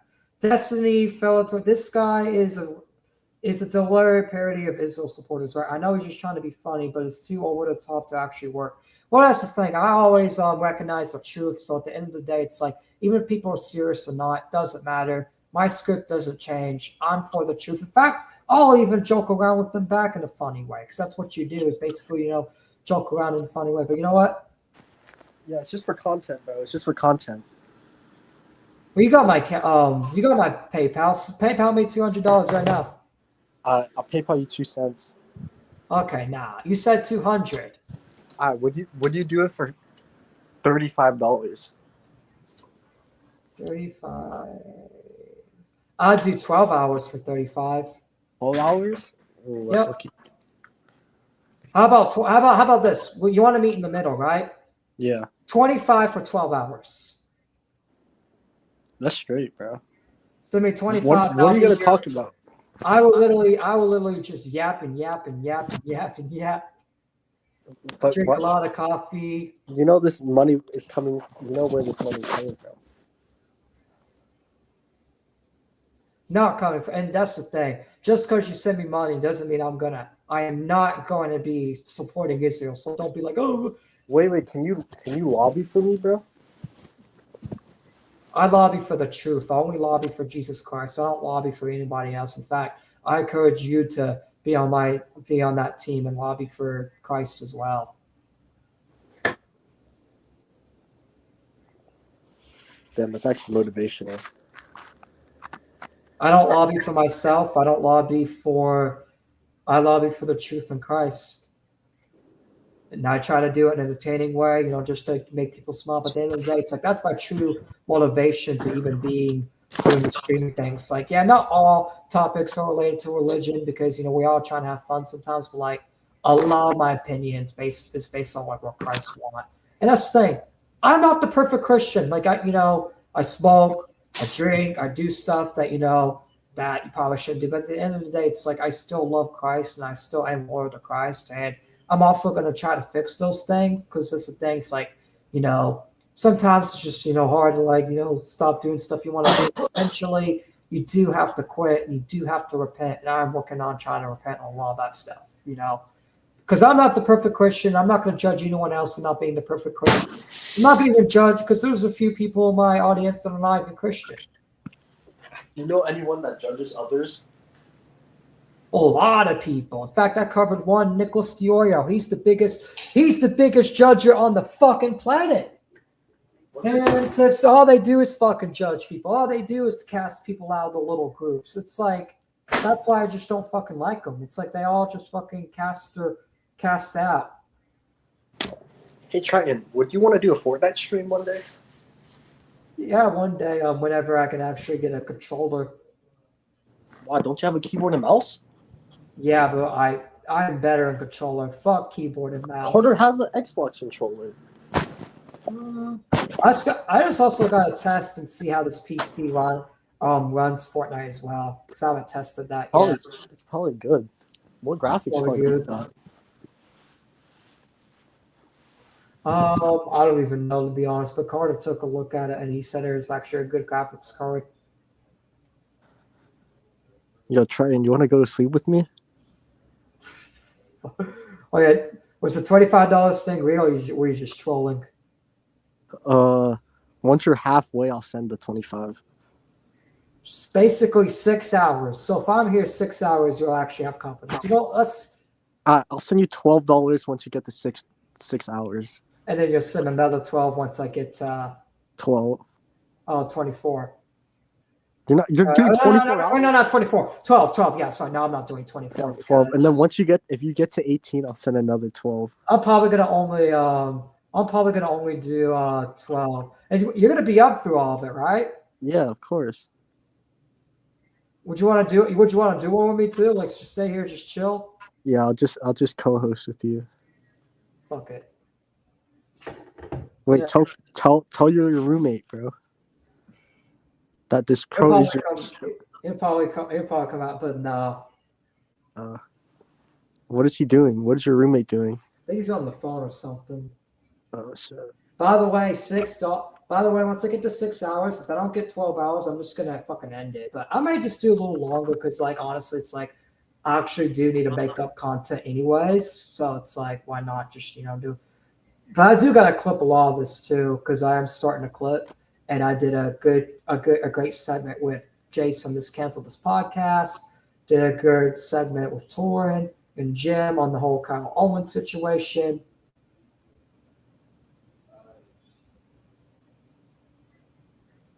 I'm not gonna lie, I definitely would need more coffee for this, even for just for me to stay on for like 2 more hours. Bro, you act like if without coffee you're gonna sleep. I'm not gonna lie, I didn't get much sleep last night. Oh, so you want to end stream? That's all good, bro. Not right now. I'll probably last. Like, if you're gonna pay me 12 hours, I'll probably at least survive to 6 hours, and if I have enough energy by then, I'll survive 12 hours. But 12 is the max I'm doing because, Okay, 24 hour stream for $100. Final offer. I'm not gonna actually get the money because, I'm just gonna stop at 6 hours. If I don't get the money, I'm right on because, I'll actually be motivated not going to sleep. But if I'm gonna sacrifice my sleep and sacrifice all that, basically be a fucking zombie for when I go for my birthday tomorrow, my birthday trip, I want to make sure that I at least get a little bit worth. You know what I mean? Where are you going for your birthday trip? I'm not going to say it on stream, but it's out of town with you, obviously. With what? You, obviously. Oh, you're sliding to me, bro? Are you staying the night? Yeah, I was staying tonight. Roommate told me that he talked to you about it already. No, he didn't. He didn't? Nah. Well, maybe off the stream, before I go to bed. Wait, what? Wait, isn't your... Okay, so that's the final offer. Are you sending me the 100? Because you send me the 100, I'll actually be up all 24. But if not, then I'm stopping at 6 and just call it. But the only stipulation is you got to do the stream shirtless. I know you're trolling. I know I'm not saving that money, so I'm just stopping at 6 hours. Can you sell your body to us, bro? Free trial. Free trial ends at 6. If y'all want me to stream longer, y'all have to donate 12 to my cash. That goes for anyone watching. Y'all want me to stay live, y'all have to donate. If not, if y'all don't have enough money, then I'm just going to sleep at 6. Yo, try and selling yourself out on stream. No, how? I'm not changing my opinion. Just because you give me money doesn't mean I'm going to change my opinion. Because if someone gives you money, you're going to stream for longer. You're selling yourself. Yeah, stream longer, but tell the truth longer. Duh. Dude, you're selling yourself, bro. What if APAC donated 5K, bro? They donated 5K, I'd just take the money and still call them a bunch of dumbasses. Yo, you donated. In fact, I'd probably send that 5K right back. Be like, here you go. You would not send that. Yes, I will. Biggest felt. Yes, I will. Yes, I will. Yes, I will. Biggest felt. APAC would be fucking felted. Biggest felt. The biggest thing that would be the biggest mistake they could ever do is try to buy me out. Because I'll send it right back. Because that's the thing. I'm motivated by Jesus Christ. I'm also motivated, by just telling the fucking truth. That's it. Nothing but the truth.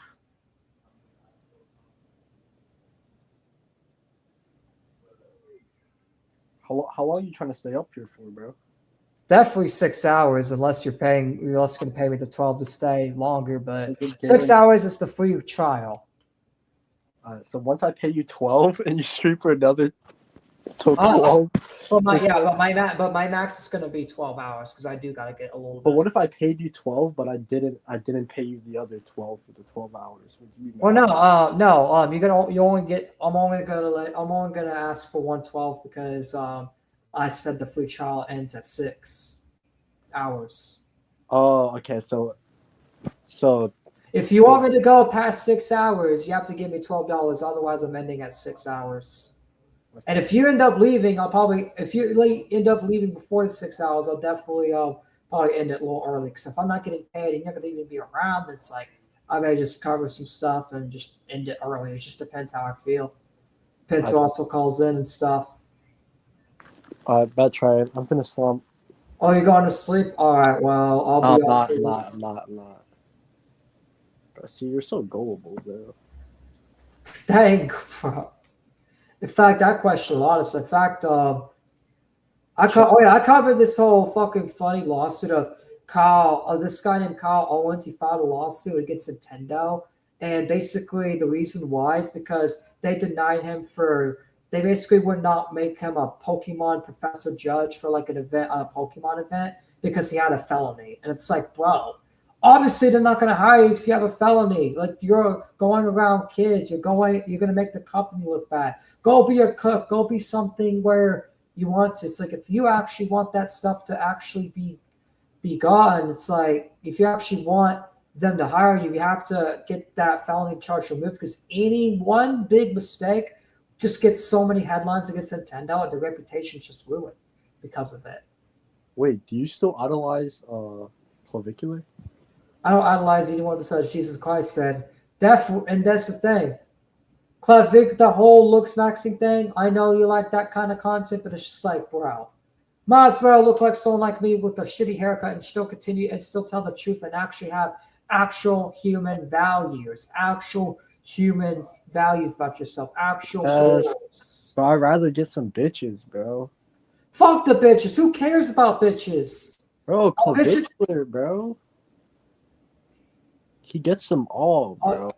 Do you think you would be lusting in heaven? No. Do you think a lot of those girls will be quote unquote bitches when they go to heaven? No. Everyone gets their heart pure, their soul cleansed, and there's no such thing as bitches in heaven. There's no bitches in heaven. All the quote unquote bitches we see on this earth, if they go into heaven, they get cleaned of their sins and they don't have any sin. They're not a bitch. The bitch sin is gone. The hoeing behavior is gone. That stuff's not supported in heaven. And if they get accepted and forgiven, they get cleansed of that, and they're not doing that in heaven. So yeah, no, none of that is in heaven. So why do I have to idolize someone like Clavicular? Because just look at how popular and how people just want him. I don't care. That's like the people say I should idolize Andrew Tate. No, I don't care how popular they are. I only idolize Jesus Christ and the truth. That's it. Nothing else. Point blank. Point blank. You just can't idolize anything else besides the truth and Jesus Christ. That's it. And even like if people are not religious, like if you're not religious, people still idolize the truth because that's the thing. The truth is what matters. Actually knowing something that's actually real is what matters instead of fake propaganda stuff. And that's why I speak about the commentary stuff. That's why I speak about the gaming stuff. That's why I speak about the Israel stuff. That's why I speak about politics, because I want to correct the record in all these different communities, because nobody else is doing it like me. Nobody else is telling the hard truth and being uncensored like this on this platform. And if I get taken down, in fact, I'm creating a Kick. I'll be multi-streaming on Kick soon. It's going to be YouTube, Kick. I'll be building out multiple platforms. So that way, if I ever do get censored, I always come back. Because you can't just rely on you can't put your eggs in one basket. You got to separate your eggs in multiple baskets in case the basket breaks. Because if this basket breaks, I need another basket, another basket, another basket, another basket, another basket. Because I'm never going away. Ever going away. You will, bro. You will. Nope. Never, ever, never. I'll make sure they take you down. Yeah, right. You can't take someone down that has the truth, because that's the thing. Wait till I make you sign that NDA. See, that's the thing. People are getting tired of NDAs. They're getting tired of that stuff. They're getting tired of everything just being dictated about how much money someone has, about NDAs, blackmail. People are finally waking up, and people are just fighting against it and not even caring. Because at the end of the day, all that is just to divide us, and we shouldn't be divided over stuff like that anyways. So it's like, all that's not going to work on someone like me. It will work on someone like Moist Critical. It'll work on someone like Moist Critical, work on someone like Keemstar, work on someone like Nicholas DeOrio, Ethan Klein, Queeman, all these people. Okay. Well, not Queeman. I shouldn't have said Queeman. Queeman, if you're watching this, sorry, I shouldn't have said you. I didn't mean to say Queeman. Queeman actually tells the truth. He doesn't buy into this blackmail. So I shouldn't have said Queeman. That's my bad. That was my bad. I misspoke. I shouldn't have said Queeman. I was just thinking of his name, but no, it does not apply to him. Try an L on that part. Wait, so you're admitting you're a hypocrite? No, I just misspoke. That's why I immediately retracted it, because that's the thing. Queeman actually does tell the truth and actually do respect Queeman a lot, actually. Whether it doesn't matter, because this thing, we can disagree on all these other issues, but Queeman actually talks about the double standards of commentary and all that, and it's like, and he doesn't take blackmail deals, and he doesn't take blackmail, and he doesn't ever he doesn't sugarcoat his takes, and that's what I like about him. And he's not in the same category as Nicholas DeOrio, Ethan Klein, or any of these people. He's just not. What about Ethan Ralph? Ethan Ralph is a truth teller. He's a patriot. Yeah, but guess what? He's not a martyr. He's not a martyr. You don't have to be a martyr because if you're a martyr, you basically are dying. So you could still be a living being and tell the truth. Martyr is if you die for it. And yeah, you know who's the martyr, bro? Charlie Kirk. Charlie Kirk, yes, sir. He's one of the best, bro. See, I disagree with Charlie Kirk on a lot of issues, but I don't agree with the assassination, and I don't even agree the way that Erica Kirk's handling it and her switching a lot. Like, what happened to Charlie is just such a sad fucking story. Well, regardless, Erica Kirk is kind of hot, so it doesn't really matter. I disagree, but that's the thing. She is a widow. It's just I wish she acted more like a widow, if anything. You know what I mean? Yeah.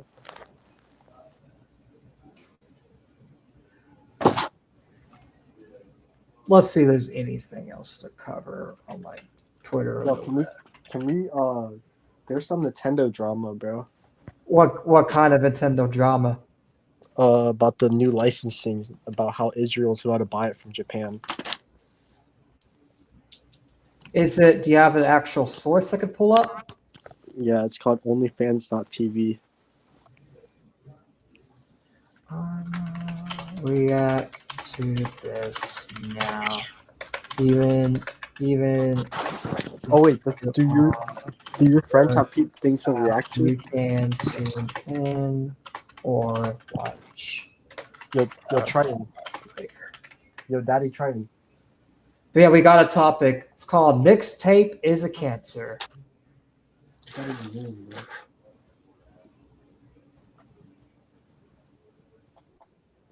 Actually, wait, no, that's a funny video. Never mind. Yo, try it. Would you rather be a virgin for life or fuck a dude? Actually, yeah, no. Let me pull this up. What's up?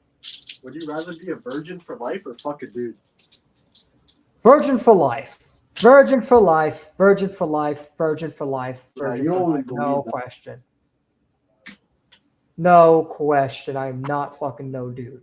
No question. I gotta do. You don't even believe that, bro. Yes, I do.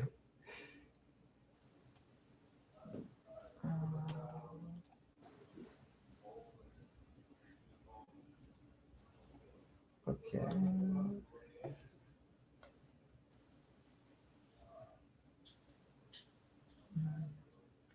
All right, we're about to go ahead and react to the Freakazoid drama, the mixtape being a cancer. Just think, there's so much just stuff in gaming that definitely needs to be called out because they like to go in and basically, fight for censorship in video games and basically bring a lot of political lectures to video games. Like politics and video games should be separated 100%. Yo, Daddy Triton, when are you coming over? Tomorrow. Tomorrow, what time? I don't know. I have to ask him off the air when I'm done streaming. I'm going to go ahead and play this. I get off at work at 4. All right, so probably come over around like 4 or 5 then, maybe. But it depends. He may want to come late. It just depends. All right. Depends on his schedule. But yeah, I'm going to go ahead and cover this. Oh, you're ending. Oops, can I be honest with you? I've got game movie fatigue. Year after year, we've got these game movie writers churning out some game movie slop, and I'm sick of it. First thing, game movie slop that's not entertaining and just like why are even people even watching this? Like why am I even watching it? Like come on. Like see, video gaming is just not even. It's about like providing creativity, but now it's just like let's just see who promotes the biggest slop and let's see which slop takes over the other slop. It's like bro. Like, come on. That's just stupid. Came for the AAA slop, and I said everything. Like, really, you could not shut me up if you tried. Then they came for our childhood, and I started a war. I'm about to tear mixtape. They have became our childhood. In fact, there's some video games that we grew up that are just so censored now. Assassin's Creed used to be good, but now it's changed. Like, a lot of stuff are changing because of all this political propaganda that's being spread in video games. Apart in a few minutes. I don't care what they say. Let those game movie actors watch. I like that. Now we've reached the last bastion of gaming. Indie. This was all. Oh, Torrance said he's hopping back on. Oh, can I 1v2 debate y'all? I mean, if you have any opinions about what we're covering, sure. It's true. And I mean, after would.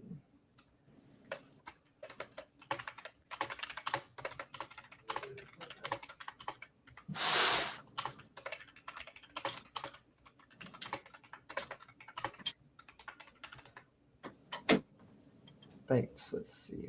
We send Torn this link and then pull him in. And then once he's pulled in, oh, he's already pulled in. Hey, Torn, welcome back. Yeah, I was gonna end the stream, but then my friend called in, so I'm like, you know what? In fact, me and him had a little funny back and forth for content. So yeah. Okay. But yeah, I'm playing the video now. So just because I'm kind of going in this blindly, so explain the whole mixtape situation for me and my pro-Israel friend that I disagree with on that subject. Mixtape is a video game that was funded by a billionaire's nepo baby, and they're posing as an indie studio, even though they're not. And it's basically just an interactive movie, and it's not even that interactive because it literally plays itself. Also, the disgusting kissing scene. Everyone talks about the kissing. Oh yeah, the mixed.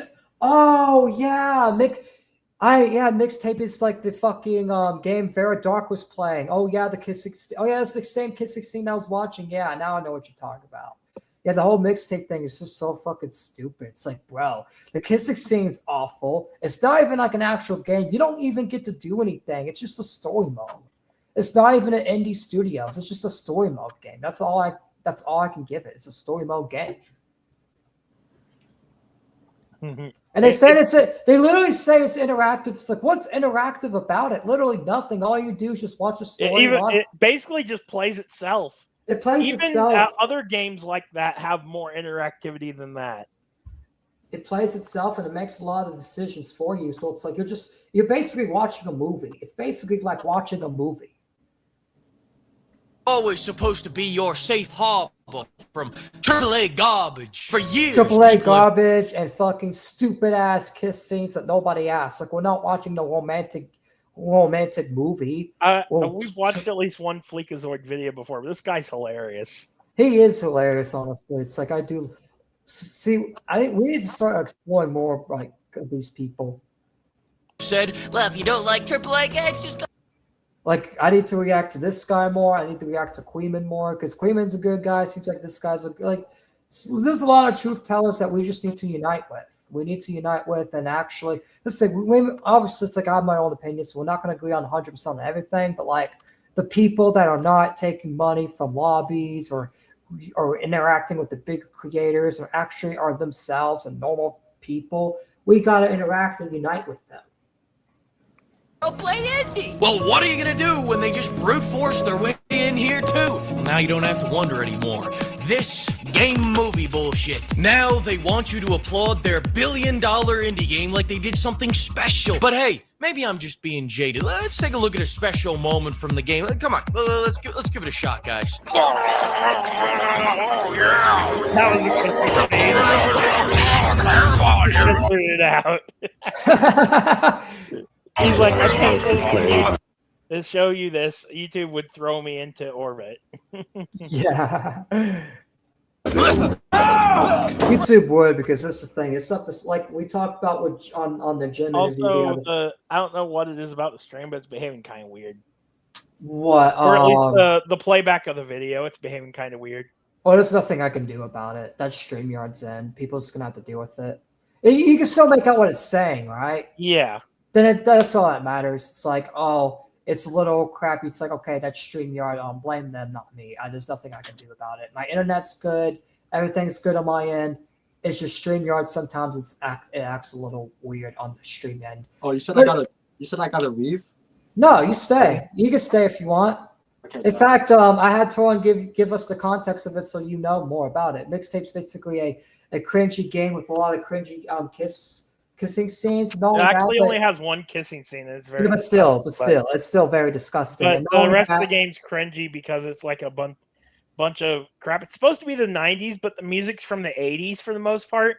And it also and the founders say it's an interactive game. Yeah, they say it's an interactive game. If they say it's an interactive game, but it's not even interactive at all. It's like watching a movie. Interactive movie. It's not even that.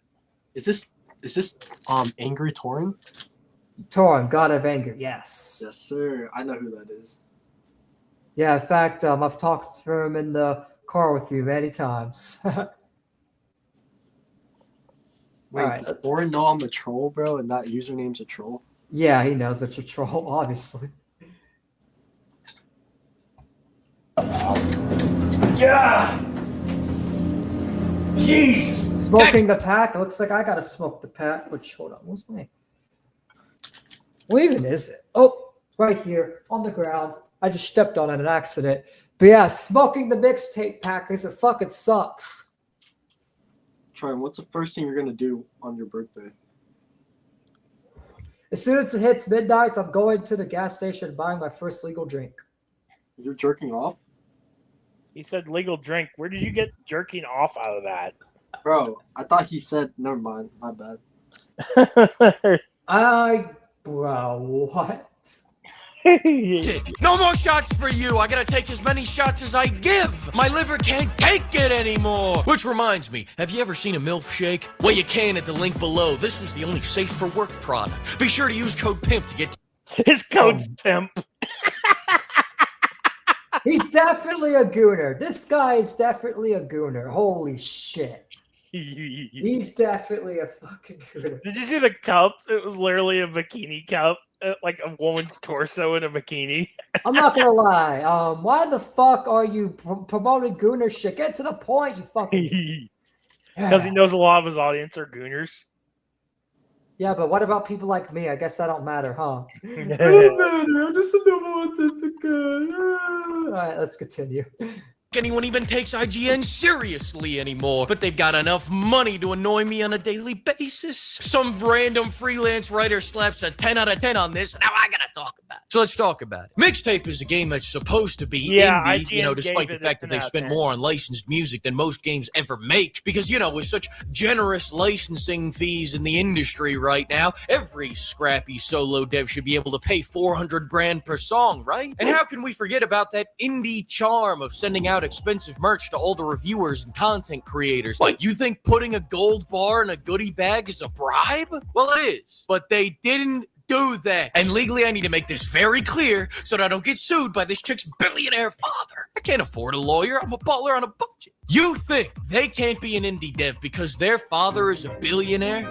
Just because they've got a team of 30 people and millions of dollars backing them, that doesn't mean they can't be a scrappy indie too. Curb your prejudice. You people can't stand the sight of a young billionaire making their way out of the streets of their gated community. A billionaire that has more than nothing to work with, all the support money can buy. You don't know how hard it is to have this little to struggle with. We started from the top, now we're here. But I'm getting off track. Mixtape is not a game. Some people say it has gameplay, then show you this. I hate my dad. I asked for a Ferrari, got a Cayenne. This is supposed to be 90s nostalgia, but this story was so asinine that it's got me thinking maybe the past fucking sucked. Maybe we are living in the best times. That's how delusional this game makes me, and I'm tired of calling it a game. They keep I'm not gonna lie, I haven't even played the game, and just watching Asmongold and Vera Dark play it, it just makes me want to go blind. I want to be blind. I don't want to see anymore, because look at this. This is all cringe. Get this cringe off my screen. Out these game movies. No one wants to watch, let alone play. These are... How are you playing it? How are you playing it if all you're doing is watching it the whole fucking time? How are you playing it? How are you literally playing a game that's barely even interactive? You're basically watching this fucking... I think the most interactivity in the entire game is when you get to shoot Slater in the nuts with a slingshot. That's literally the only thing you get to do, basically. Other than that, you just... Well, the kissing scene, you can control the tongues, but ugh. Who would want to do that? I know, exactly. What the hell is wrong with these people? Seriously. Who would want to do that? Like, that's the most interactive you get is controlling the tongue. Who wants to do that? And shooting a dude in the nuts, yes. No. I said control the tongue. Yeah, I know. Why would that be the best interactive? Like, this mixtape game is just so fun. I'm never playing this. I'm glad I watched it, because that's the thing. It's basic. I basically already played the game by watching it on Vera's show. Yep, pretty much. There's no difference watching Vera play it versus doing it yourself, because you get to do nothing but watch it anyway. It's basically watching it twice. Worst of all, it's only 3 hours long. Yeah. And there's no Hollywood ad. Why would we want to waste 3 hours of our time watching this stupid ass waste of a time of a video game? Actors that devolve into game movie actors to pretend they matter. All these game movie actors just won't come out. And admit it, you don't want to be a game movie actor. You're game for pay. So stop slapping around joysticks and go back to ruining Marvel movies. My culture is not your costume. Pride Month is early. Sucker! Welcome The to... Marvel movie's already ruined, so you might as well just go ruin it some more, and not go ruin the video game industry. You already ruined the Marvel industry. You already ruined the Disney industry. You already ruined all these other industries. How about you leave the video game industry the fuck alone? Game Pride Month. Twinkle, twinkle, star. And listen, I'm not saying these people are only in it for the fame. I'm sure they're in it for the money, too. They're not in it for they're in it for both, but they're mainly in it for the money. And that's why they don't care that a lot of people have problems with that, because at the end of the day, money is the biggest motivator for these fucking greedy-ass fucking people. It's all a grift. I mean, yeah, billionaire Nepo Babies company. Yep, billionaire Nepo Babies company. Yep, because that's the thing. That's how you know it's like you can't really you can't even take this game seriously, because it's literally made by a Nepo baby that doesn't know what the fuck they're doing. A Nepo billionaire baby that doesn't know what they're doing, that's just throwing money and creating random stuff. It's like they're throwing money around, but yet they don't even know what the fuck they're doing. They don't know anything about video games. They don't even realize, hey, you have to make the video game interactive. You can't just say it's interactive. You got to actually let people play it out and actually have controls, and instead of just having it a whole storyline. Fucking, it's basically a movie. You might as well just make it a Netflix movie at this point. Have a theatrical release of the whole 3-hour experience. You know what doesn't have that? A video game! The only theatrical release happening this year is Street Fighter, and that's because Tammy has lore-accurate cheeks. Mixtape Blue Guy. Oof, just woke up. Well, good morning to you, Ragnar. But yeah, apparently they had a limited theatrical release of Mixtape. Wow. That is actually funny, bro. I'm sure that's the thing. It's like this whole thing is just the cringiest video game. How can you even call it a video game? In fact, I'm going to do a poll. I'm going to do a poll and see what the chat thinks. Mixtape a video game. Yep, that's exactly what it is. Is Mixtape a video game? Start or not Q&A. Start a poll. Start a poll. Is Mixtape considered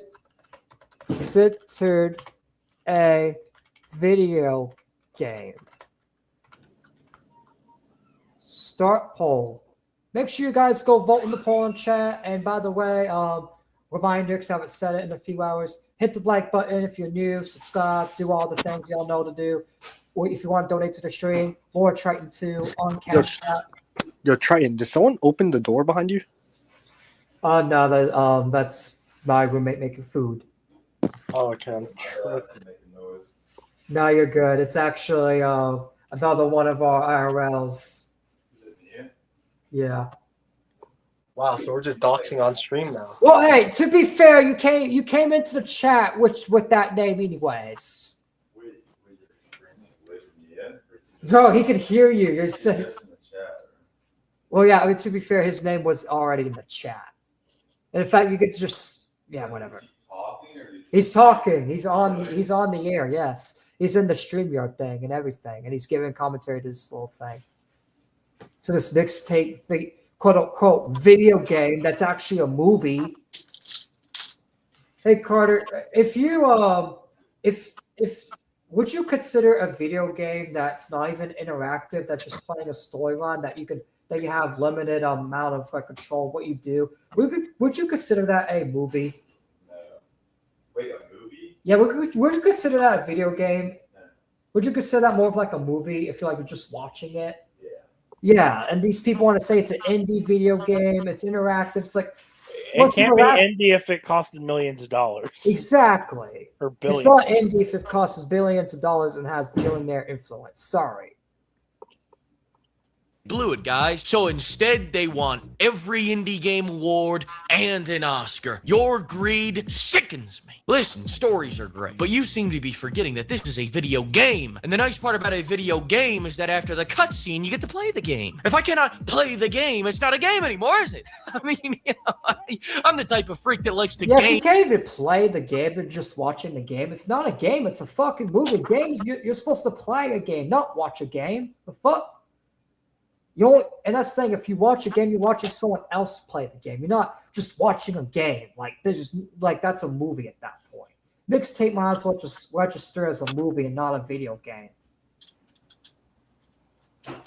And watch. Call me Mr. Game & Watch. Game & Watch? Yeah, I hope they do. I had nowhere else to put this joke, so it goes here. Frick you guys. Anyway, were you really You come on the Ravencast and put jokes here all the time if you want.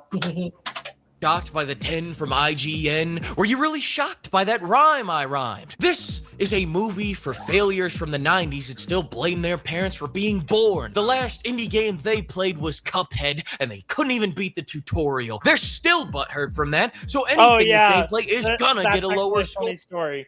Dumbass games journalist at IGN could not beat the tutorial level of Cuphead. Bro, they could even. Bro, that's funny. I know Cuphead's a hard game, but the tutorials literally displays what you're supposed to do on the screen. And it's not that hard. It's not that hard at all, like literally. Remember when they gave Crimson Desert a 6 out of 10 because they had to think? Look, we all know critical thinking isn't their strong suit, and sure, people accuse. They literally gave Crimson Desert 6 out of 10, and the reasoning was actually because they had to think. Really? No, that's Flickazoid being. Yeah, but do you think that? Brand of humor. But pretty much, yeah, that's pretty much what it was. They're too fucking retarded to play a game that's more complicated than. So far, we've only had this poll up for like 2 minutes. We already have 4 votes of people saying yeah. Yeah, exactly, Ragnar. Any 5-year-old could beat it. That's the meme he's doing. Yeah, me and him actually had a whole little like back and forth. Really? Yeah. But yeah, we were finishing the Freakazoid segment, which was only like a minute long. Yeah. Using me using AI. But you gotta cut them some slack. They can't even spell AI. Anymore, the lower the score, that's probably the better. True. I know that's just a sense of humor, but that's probably true. They probably can't even spell AI because it's so they're more retarded than. Wait, Charlie, you know how to spell AI? No, IGN. Look at all their reviews, by the way, that they did. All the trash games are rated above a 6. Bro. Well, or rated above a 7, I should say, because 7 is like the middle ground. And then I've never heard of this game. Do you know Lollipop Chainsaw? I actually have that in my Steam library. Oh yeah. Is it more than a 5? Oh yeah. So is Stellar Blade up there at the top. So is Crimson Desert. These other 3 games, though, on the right are all games they rated highly that are absolute trash. Yeah, they rated it's Marathon, Dragon Age: The Veilguard, and Mixtape. The game. And before people say it, I don't want Mixtape to fail. I hope they win every trophy at the Game Awards. It's not even a video game. Why should we let a non-video game win a video game trophy award? I think he's being ironic again. No. He's speaking for the Mixtape people that actually believe in that. Yeah, true. Yeah, I know it's not being ironic, but I'm sure there are. No, I'm sure there are 2-3 people in the world that actually believe that. Yeah. They can melt them down. Yeah, it's a small amount. Oh wait, he's making an excuse for why they want the freaking trophy. Oh my god. Their dev costs. Fortunately, melt them down to cut their dev costs. Awards are only metaphorically worthless, especially when you see how Expedition 33 stole every indie game award despite having a shoestring $10 million budget, large experienced team of developers, and complete support of every gaming journo in the industry. With an ivory tower like that, poor Pizza Tower never stood a chance. What it also had going against it is that it didn't even come out in the same year as this. Who wrote this script? damn I did. What even is an indie game anymore? When I think of an indie game budget, I think of $100 to a failed Kickstarter, not unlimited money from your billion. Hey, Rich, I don't know if you want to stay for this one, but we also got an update from yesterday's topic. Vera did another video, and it says that, and the title says that Ubisoft admits that they're losing billions of dollars, that they're going bankrupt, basically. They basically admit the obvious. So after this, we're going to cover that as another update, and then more update, because this is the thing, because I'm going to be gone a week, Dan's going to be taking over, so I'm just trying to just get more Triton content as much as I can. That's why I'm doing this long stream. And even then, too, it's like I'm actually on like a good PC that can run like several hours. So there'll be a lot of streams where if I have a lot of time, I'll actually run it for like a long time because I have nothing to do personally. But like, I mean, I do, but like I do it during the day. At night, I'm basically free. So like, I just use the time to stream. Daddy, seriously. Mixtape is the billionaire's equivalent of giving an iPad to your daughter so she'll leave you the hell alone. Yep, that is true. That joke is true. Like mixtape is literally basically, hey, give your kid an iPad so they can leave you alone. Watch a stupid video game movie that's fucking cringy. I bet you some fucking retarded child will probably find it funny, but not me. In fact, I bet you my 5-year-old self that was super retarded, super stupid, wouldn't even find that entertaining. I'll probably tell my mom, hey, turn that off. All these companies heard we like indie games and are trying to dress up like scrappy upstarts. Can't wait to They're basically trying to fool indie game fans by saying, hey, this is an indie game, but then when they click on it, they're like, what the fuck is this? Like, what the hell is this? What the hell am I looking at? What the hell is this? What the hell is all that? 2026's Indie Game of the Year, Call of Duty 27. And I know I gave Mixtape the business, but I really love.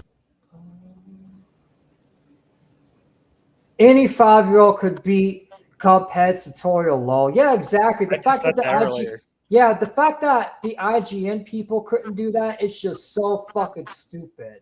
That shows that they're fucking dumb. That's how you know. The video's on YouTube, by the way, if you want to watch how terrible they are at the game. Oh, we can. You want to cover the Vera Ubisoft thing first? You want to watch how terrible they are, then cover. It's a short video. All right. Do you have a link for it?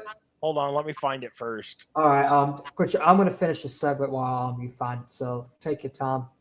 This game and can't wait to play it over and over again for the rest of my life. In fact, I rented out a whole theater so I could enjoy it fully myself.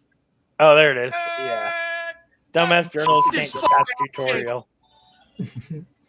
Motherfucker greenlit this, and I told you not to use that picture. I got a double check. Sure, we're still rolling. Thanks to the flock of pimps, the pimps have. Bro, I need to get the Speaker Sword guy on the show for an interview one of these days. I'm gonna try to contact him off the air and then have him on for because I would like to have a conversation. He'd probably make a lot of funny jokes too. Like it would be a good fucking episode. Yeah, that's the end of that. So whenever you find the link to that and send it to me on Discord, I'll pull it up.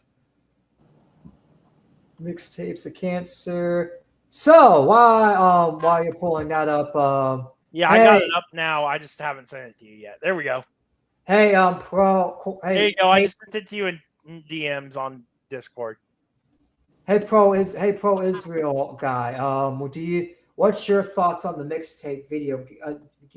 Is it even do you even consider it a video game that all you get to do is just watch it? What's your opinion on the whole mixtape controversy? Pro Israel, you there? I guess the Mossad has removed him for being here and betraying them. I hear him going quack, quack, quack, or something in the background doing that. Well, then I'm gonna let you give your perspective. Then, Torin, what is your perspective on the whole mixtape situation? I think that's just his audio. He's probably AFK. I mean, I pretty much said all I needed to say. It's trash. There's not much else you can say. Let's see a poll update. I'm probably going to end the poll and then start a new one about IGN. But let's see the poll update before then. Actually, you know what? I'm gonna bring up the video myself on the stream. That way, you don't have to go through your Discord DMs because I forgot I can do that. Oh no, I already have it on another tab. Oh, okay. Well, whoever, I don't care who does it. I had another tab too. That's why I was yeah, I got it. I got it. Dumbass journalists can't get past Cuphead tutorial. Let's see. That's the same video he showed in his video, by the way. Bro, they can't even. Oh, bro, that looks so you're not easy. showing it. Oh, hold on. Oh, yeah. Yeah, got it. There we go. All right, let's play it. Why is StreamYard been doing that? Like, I literally have to click it twice. It's so weird. Apparently, Jase said earlier that's been having like a lot of issues. A lot of other people's been reporting that. So it's like, yeah. It's probably also why you're getting so much lag too. It's probably some StreamYard issue. It's not that laggy now, is it? No, it's fine. All right. Look at this. They can't even get on the fucking plane. Even I can do it. They can't. They haven't figured out how to hold down the jump button to jump higher and then do the dash. Hold the jump button. Oh my god. This is a gaming journalist. This is not even just someone like myself. This is literally a gaming journalist. This is embarrassing. What the fuck is this? Oh my god, I gotta smoke the IGN pack already. We're not even 10 seconds in.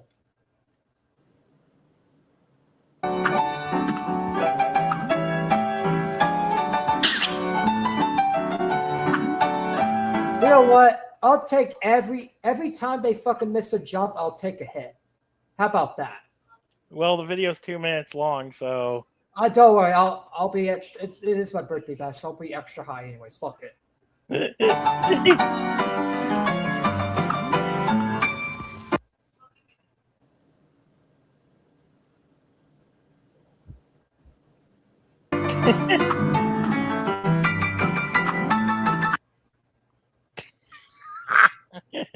Yeah, it's so stupid.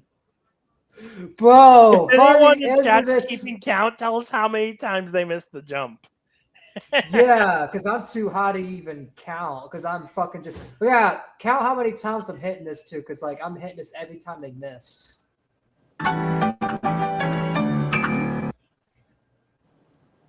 That's 3 times right there. 3 times right there. Oh actually, I think it was more like 5, but regardless. No, right there. No, in that second. Yeah, in that second. Oh, yeah. Yeah, that's terrible.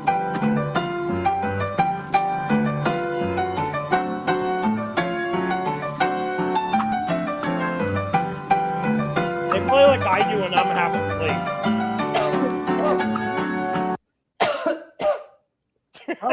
I may have to give up. Oh my god, this is a terrible bet. They miss every single. How about let's do it? How about let's do it every time they miss it 3 times? How about that? Ah, yeah. 1, 2, 3. Oh my god, this is still bad.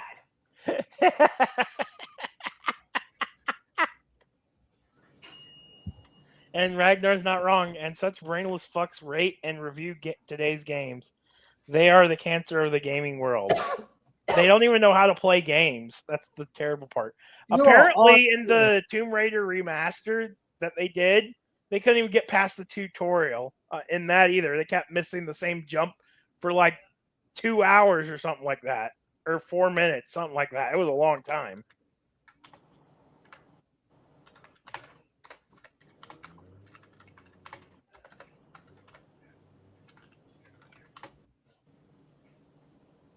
All right, new poll. Should IGN give up give up gaming journalism? Yes. That is the poll. Make sure you guys vote in the poll.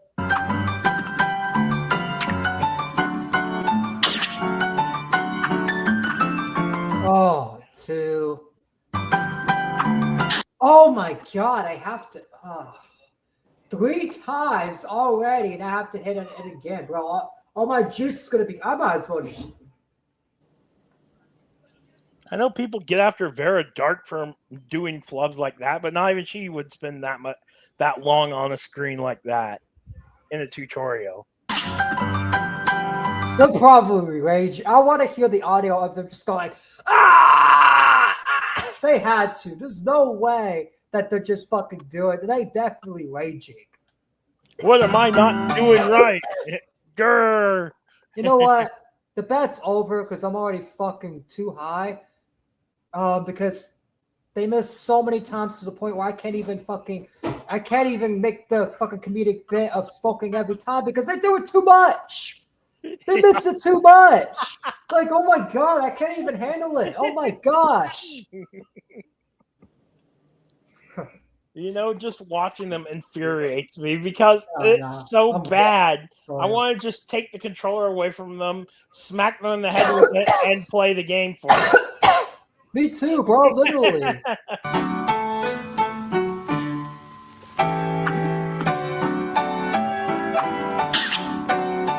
Oh my god.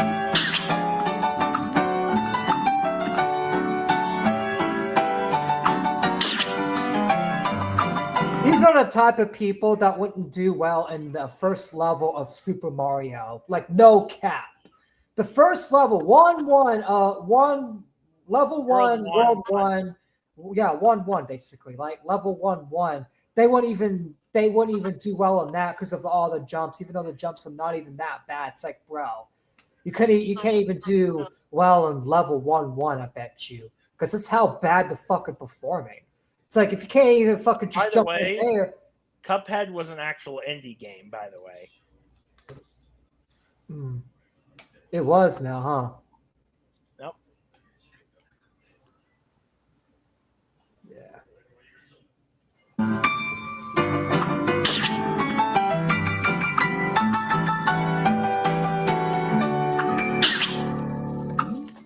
Finally, took you long enough. Finally. Oh, it's still not over yet. What are you guys doing? Does that worth me smoking or not? No. All right. Sorry, you guys made me too high by fucking because y'all kept missing too much. Ask me to lock onto the target, stupid. There wasn't even firing at the target, bro, at first. Like, these people. I swear this game's being played by a fucking robot. Either a robot or a 5-year-old. I bet you the IGN employee is like, hey, son or daughter or whatever. Hey, kid, can you play this for me? I don't want to do the work. Yeah. Yes, mommy, I'll play it. Yes, daddy, I'll play it. That's probably what it is. It looks like a 5-year-old game. Like, they didn't even know where to fire it. It's like, come on.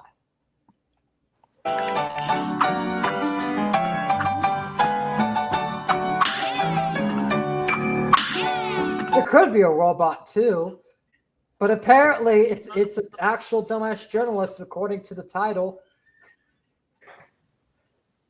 Yep, a dumbass IGN journalist. Dumbass IGN journalist.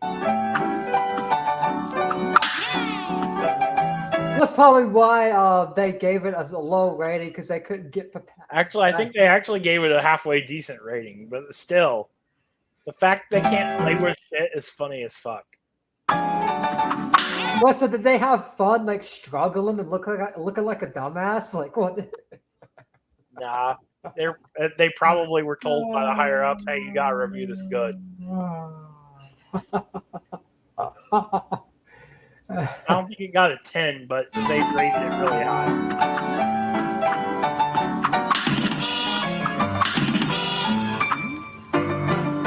Yeah, the game was released around the time the freaking politics started. Well, actually, they were already taking over the industry, but there were still some competent people in it.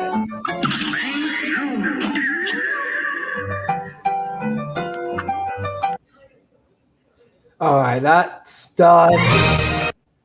No, we don't need to show Mario Galaxy. Fucking dumbass. Anyways, Mario Galaxy music starts playing for no reason. I better not get copyrighted. I swear, if I get copyrighted because of YouTube, I am gonna rage off at YouTube, bro. YouTube better not do me dirty like that, please. Like, come on, YouTube. Why would you do me dirty like that? Come on, you can't. But yeah. Do that. You can't do Lord Triton, the best autistic streamer out there, the only one that actually tells the fucking truth like that. Come on. All right, let's go ahead and get the Ubisoft thing. If Pro Israel's still AFK, then I guess this will be my last segment is the Ubisoft updates, and I may end stream. But if he comes back and there's more content, unless you have more stuff to submit, but I don't know if you have work in the morning or not.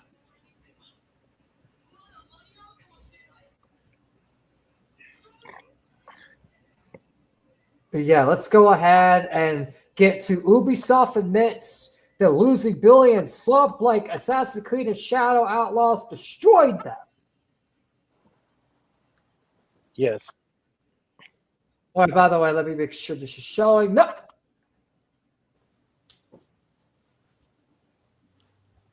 At least you remember this time. Yep, at least I remembered. At least I caught it before. All right. Which I've only played 2 seconds. I was 2 seconds late. 2 seconds? All right, let's continue. In 2025, Ubisoft laid off over 1,200 employees, canceled or delayed over a dozen games, and now we are seeing There's a lot of background going on. Yeah, that's Pro Israel's mic. Here, I'm going to remove that. What he could just tell me in the YouTube chat or private chat when he's he left, but he can pop back in when he wants to pop back in. Oh yeah, that was kind of ear rape. Apologies for the ear rape, guys, but let's continue. Their company absolutely tanking. Their shares fell. They have warned of more losses to come. They have announced a record 1.3 billion euro operating loss, and things are looking grim for them. I have a few different things to show off, but before I get into the topic, if you enjoy the content I create, check out the links in the description, join the community and my live streams, and consider supporting through Patreon or YouTube. Okay, I'm going to do my own promotion. Make sure if you guys are enjoying the streams, make sure you guys hit the like button, subscribe if you guys are new and want to enjoy some more truthful content by an autistic guy like me who actually tells the truth like the other autistic people. And yeah, someone that's entertaining and tells the truth at the same time. Now let's get into the Ubisoft updates. Brutal for them. Again, their shares have tanked. The maker of Assassin's Creed, as this article says, has now warned of further losses, and they are expecting. I would just hang it up at that point. Just stop making it. Stop making it. Just Assassin's Creed's done. That ship is sailed. That's underwater. Keep that ship underwater. Make something else. Yeah, especially since since Tencent sabotaged the last game, technically. Just shut it down. Ubisoft just needs to shut it down, and because that's the thing. I swear, if Tencent tries to keep that shit alive, I'm gonna actually be disappointed. That's probably what they're gonna do. Is Tencent's gonna fucking invest more money into it, more money in ads, more money in all that, and it's gonna keep Assassin's Creed and the other games floating. Like the only reason that these video games would exist in 10 years, if they do, which I don't think they would make it, to be honest, but if they actually do, it would exist because of Tencent keeping them afloat. Because Tencent has a limited amount of money. They can keep shitty video games up afloat, even if it loses popularity. Even if it's not as popular as it used to be, it can still be kept up above float. It can still be kept revived with the money, because as long as you have money for ads, money for all that, Ubisoft could be whatever, you could do whatever they want and not truly go away, because Tencent is funding them and keeping them afloat. Further losses, and I can't say I'm particularly surprised. But it doesn't. They're never gonna regain the respect of the consumers. They're never gonna gain respect of them. They're never gonna gain respect of people like myself or people that used to play the old Assassin's Creed games. They're never gonna gain our respect that especially if they keep on pushing this fucking radical political left-wing slop on us. It's like, that's just not okay. We go there to play video games to escape reality, not endorse ourselves into reality, not force ourselves into reality. And such brainless fucks rate and reviewed today's games. They are the cancer of the gaming world. I agree. They are the cancer of the gaming world. They are the problem of the gaming world. They are what we need to speak out against in the gaming world. This is not okay. We need to speak out against this kind of stuff in the gaming world. Like, this stuff is not okay. Point blank, period. 100%.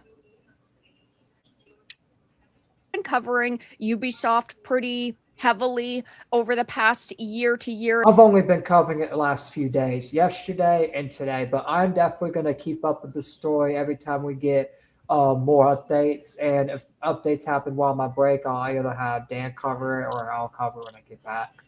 And a half. And we're definitely going to keep making sure that Ravencast is on top of the Ubisoft thing. We'll make sure we're on top of a lot of the other developing stories that we have.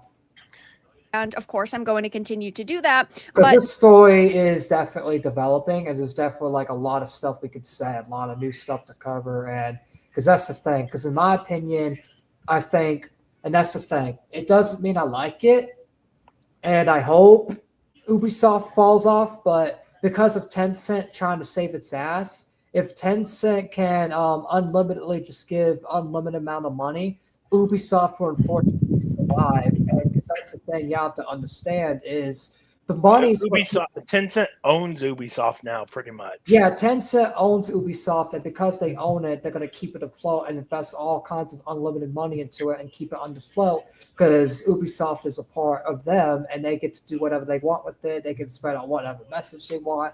And even though like nobody could play it, but if you still have money invested into it, and you're getting paid to make the video games and make updates and make it to where they want, then you could still keep going, meaning the Ubisoft woke shit's just going to keep getting worse. Ubisoft messaging is going to keep getting worse and worse, and it's never going to get better. I see a lot of people say, oh, this could change Ubisoft. Not. Especially if Tencent has the same message, the message is just going to get worse and worse and even more radical because Ubisoft doesn't have to depend on the consumer anymore. They only have to depend on Tencent because Tencent's the one that's floating. And if Tencent tells them to keep doing it, then they're going to keep doing it. The only way that Ubisoft would not be allowed to do the woke stuff is if Tencent put the foot down and said, hey, stop with the woke stuff, stop with the radical woke stuff, and actually, change and make it fun again. Until Tencent does that, because you got to understand, Tencent has the cards now. Ubisoft doesn't have the cards anymore. Ubisoft lost the cards. Tencent is the one that has the cards now. Tencent is the one that's popular. Tencent is the one that bought Ubisoft out. Tencent is the decision maker. They're the decision maker, and they are the investor. They are basically the boss. They basically have full-on control over the gaming industry, point blank, period. Like, they have full control over this kind of stuff. They have full control over Ubisoft, Assassin's Creed, Ring of the Shadows, and all these other games. Full-on control. Truly in a disastrous state, and they are the worst off company in the industry that I have been following really closely. They are seemingly unable to get out of this hole they've dug themselves into. Sure, people are excited for the Black Flag remake. I don't think that is going to save them. I don't think that one single game could change the time. They've been censoring the Black Flag remake. They're censoring things like cleavage.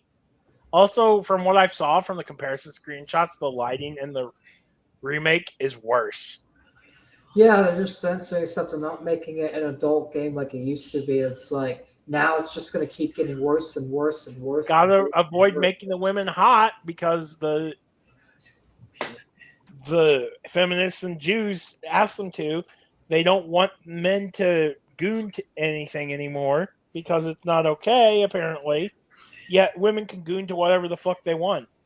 See, you know what's crazy? It's like those same people that are helping these leftists push it, like the Jews, they're the same people that think it's okay to blow babies' heads off in Gaza, but yet they want to cry about this. They want to cry about They all also the think women it's are okay hunted. to eat babies. It's okay to these billionaires that are funding Ubisoft, like Tencent. I'm sure Tencent probably has a few people on the Epstein list because Epstein was global. Tencent Epstein is Chinese thing. Yeah, but they, Epstein had a few connections. Epstein had connections everywhere, so you never know. Like there could be a good, and even if not, it's like that's the thing. A lot of billionaires are evil. So it's like they do evil stuff, and that's the thing. The Jews still work with Ubisoft, and it's like a lot of them are basically, and it's not just them; it's also Tencent as well. Tencent and the Jews are trying to basically, put in this radical left messaging, and by doing that, they're just opening themselves to more like backlash.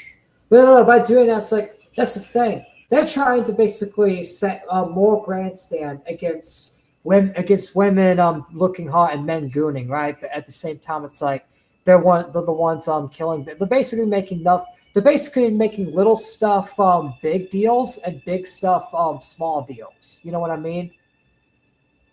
They're basically making a genocide a small deal, and it's a nothing burger, and making gooning to a video game character a big deal. And that's just a fact. That's just probably one of the biggest facts of this whole situation. It's like they're making women looking hot in video games a bigger deal. I got something to show you real fast. All right, go ahead and pull Hold it on, up, and I'll show Discord. it. Hold on. Okay. All right, let's remove this, but I'll make sure. All right, so it's kind of a little. Oh yeah. Ladies and gentlemen, Ubisoft officially censored Annie Bonny's cleavage in the upcoming Assassin's Creed Black Flag Refag remake. The crazy bastards did it. They literally couldn't let that stay in the game. They might as well just make it a rated PG. What rating is Assassin's Creed? Isn't it supposed to be rated mature? Yeah. Here's the funny part. Change your fucking rating. This is the original right here. Yeah, now change your rating. Remaster. Yeah, remaster PG. Yeah. Her chest is smaller. Not only that, the lighting looks worse. There's far less shadowing and stuff. Notice that? In fact, I'm going to do another fucking poll. I'm going to do a lot more polls. Let's see. Yes. Let's see. Yeah, I wanted to point that out, though. No, 100%. It's good to point out. Oh, yeah. I can close this now. And I will bring this up. All right, let us continue with Vera's feedback. Oh, wait, hold on. Ragnar just typed something. Funny that my girlfriend is a bigger gooner than me. She is titly gooning over the hot ladies in the First Descendant and the outfits you can get for them in game. See, that's another thing. They only hold that as standard to men. It's like women goon too. It's like that's the thing. I'm not trying to say that women like it's the thing. It's like we all should do it because it's like as long as you're not harming anybody or harming anything, who gives a fuck what you do? Like, come on, bro. Like that's the thing. It's just so fucking stupid. Like it's the double standard is so fucking stupid. It's like you might as well like if you're gonna say, oh yeah, gooning's bad, you might as well say it's gooning's bad for all of them. Literally, not tittily. I hopefully said literally. If I said tittily on accident, then I guess I'm fuck. Bro, them fucking IGN people couldn't even make that jump and maybe fucking too high for this shit, bro. Fuck IGN. Oh, yeah, this is the thing I was looking at. We also have this trash. I'll bring it up on the screen. All right, cool. Because I think it's funny that we have this, and a woman wrote this, by the way. Wait, hold on. Sorry, I had to get back to the window. We may actually make it to 6 hours. Holy shit. Yeah. Let's see. Window. Oh, yeah, I can just swap tabs. But this book right here. Yep. I don't know if you've ever saw people bring up this book before, but this book, The Milking Farm, Morning Glory Milking Farm, is a book by a woman. Oh, I see. Yeah, Ragnar. You're the one that were okay. I see. Cause see, I'm so highly even know. I mean, I know what's going on with like the topic of this, but it's like, on screen, right? Right. Yeah, right? it's on screen. Yeah, it's Okay, on screen. But yeah, this was written by a woman, by the way. USA Today best-selling author. Yeah, men get accused of being the bigger gooners. It's like I feel like we're all just gooners. Gooners Oh, by the way, there's 4 books in this series, and it's all about women getting fucked by monsters.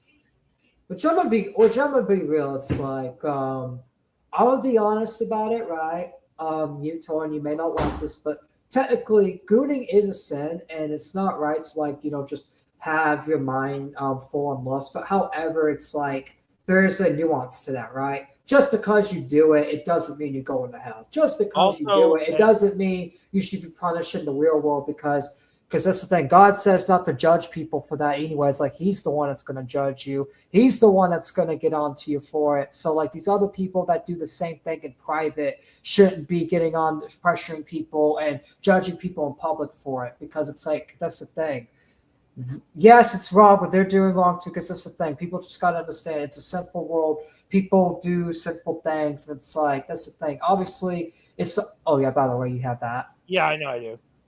All right. I don't need it now. I was getting ready.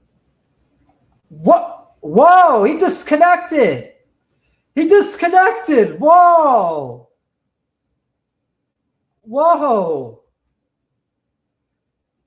Tor just disconnected. All right, let's continue the video. He's going to come back. I'm going to let him know, too. Like, he disconnected. Holy shit. Let's finish this. For them, I think that their upcoming games are in dev hell, like the Splinter Cell remake, Far Cry is in trouble, and now they have announced a record 1.3 billion euro operating loss for its fiscal. He fucking disconnected. Like, that's just the... Oh, there you are. You disconnected, bro. Yeah, I pressed the wrong button. Oh, no, wait, I've done that before.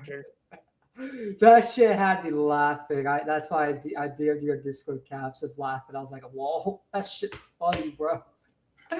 All right, let's continue. Yeah, I'm sorry about that. No, it's all good. It's all good. In fact, that's a funny moment. In fact, clippers, clip it.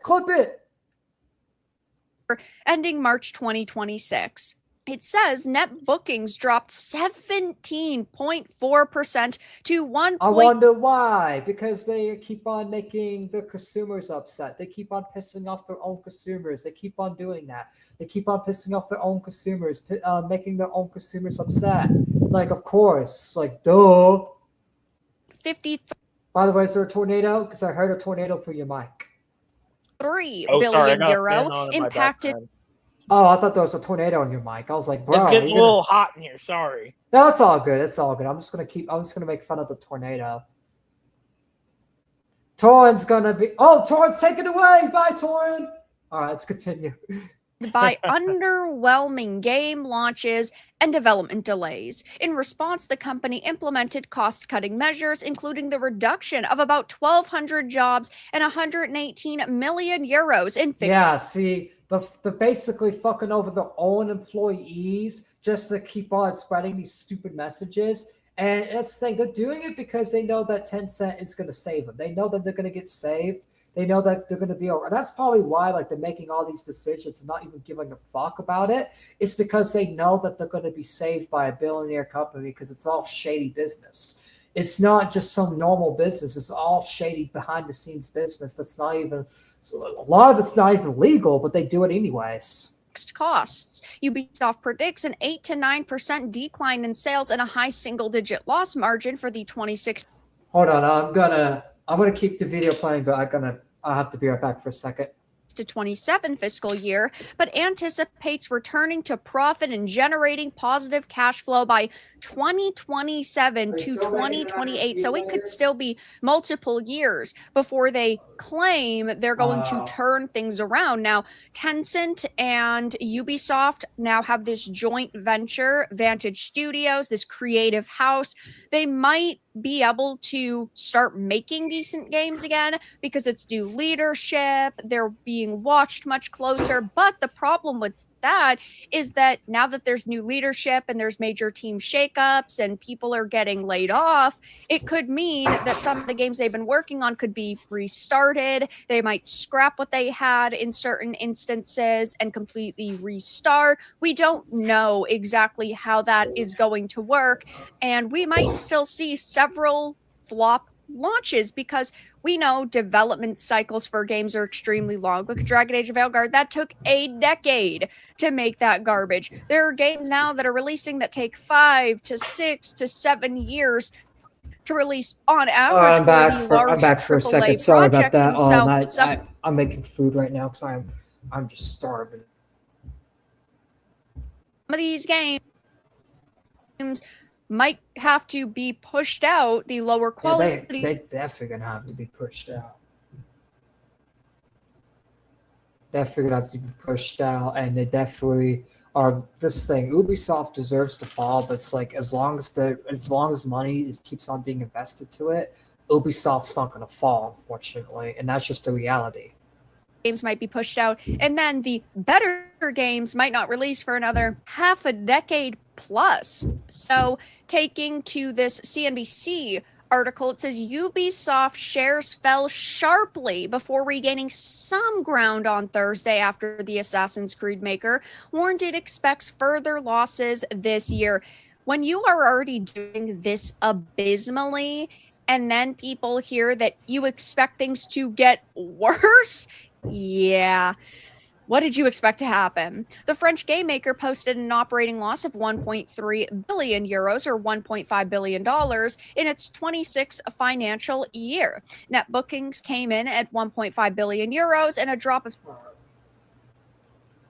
17.4% from the previous year. Its shares closed 2.2% lower on Thursday after clocking losses of almost 20% earlier in the session. Now, the big problem here, as I've reported many times, Ubisoft has lost nearly 95% of its value in the last 8 years.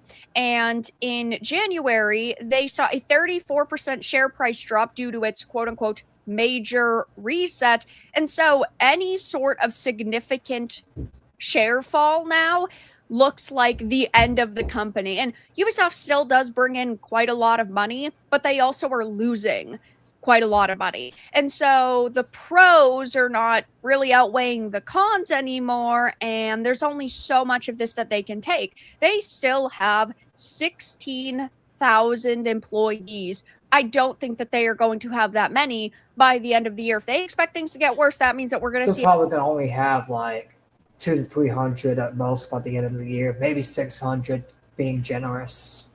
What do you think, Torn? Yeah. What about you guys? What do y'all think in chat? How many employees do y'all think Ubisoft's going to have by the end of the year? I personally think it's somewhere between 200 to 600 by the end of the year. If they have at least 1,000 by the end of the year, I'll be shocked. I'll actually be shocked. All right, Beebs, I'm going to continue. Another 1,200 laid off, maybe even more than that, maybe even 2,000 laid off in 2026. And so that could be 2,500 to 3,500 employees laid off over the span of 2 years, and they're going to continue to have to do that if they're not making money. It says the stock has fallen around 26% in the year to date. The move comes after years of stock price declines for the game developer following the COVID-19 pandemic, delays to major releases, and financial struggles. The problem with this argument is that it's not just COVID. They have been in this disastrous situation for even longer than COVID was happening. So it's like, okay, they were facing that issue before. I mean, sure, if we go back a decade plus, they were doing way, way better. Consumer confidence was high. They were on a pretty consistent and quick release schedule, but it's just not that way anymore. And so heading back to X, people are responding the same way I did. It sucks to suck. Yeah, I feel bad that people are losing their jobs. If you are bad at your job, you don't deserve to have that job. But anybody who's been paying attention to Ubisoft knows that they are in this really disastrous situation and that It's not good for them at all, and that's why they are having Tencent save them, because it's not good for them. They can't last on their own. They can't survive on their own. If it's not for Tencent saving their ass, they would be gone. Like, they would just have to just close down.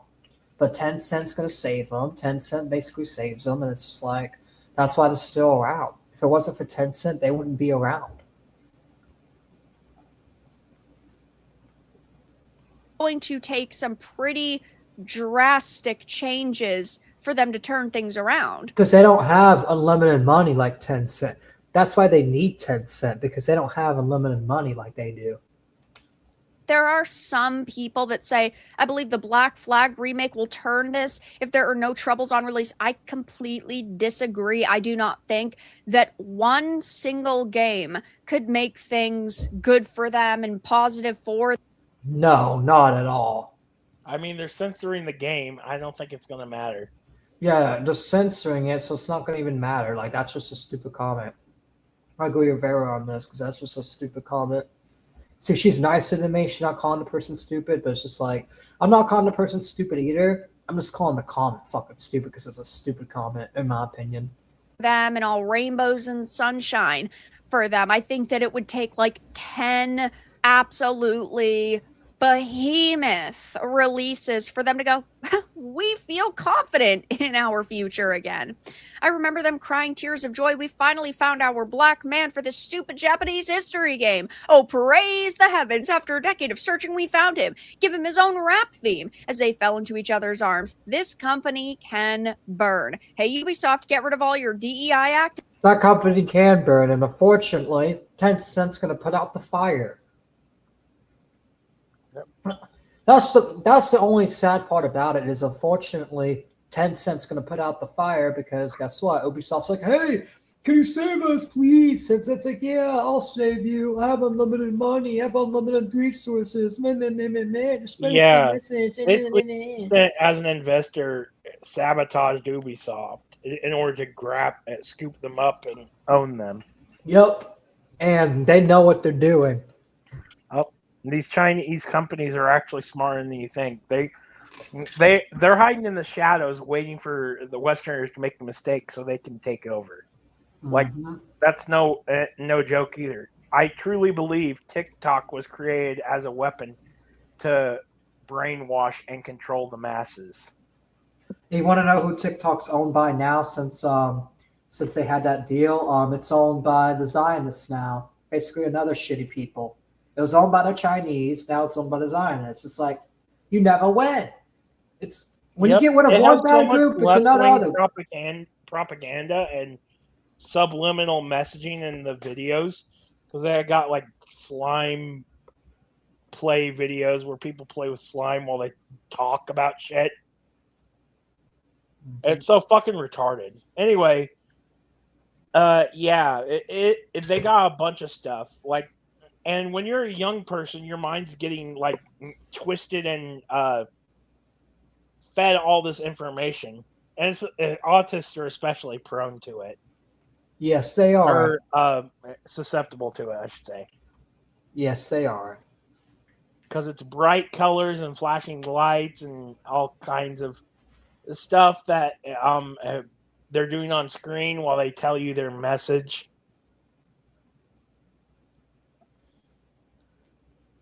And brainwashing isn't like an instant thing either. It happens over time. So, like, if you like someone's content, it's eventually going to they're eventually going to get into your head. And you're going to say, oh, I agree with this. Oh, yeah, you're so right, you know? Activists and hire actual good devs to make great games. Assassin's Creed Shadows, welcome home. This image is just so funny to me. Yosuke, go woke, go broke. That's funny. McDonald's basically put the fries in the bag. Anyway.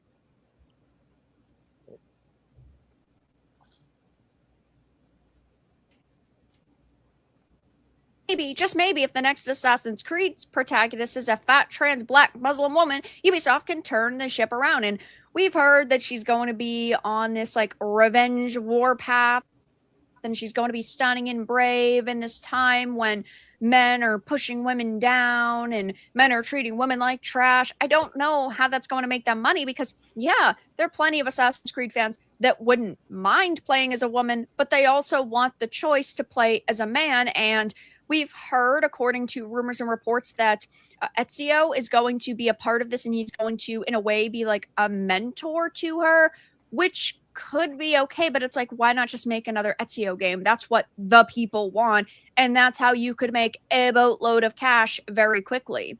They get what they deserve, and then laughing. In hindsight, maybe Ubisoft.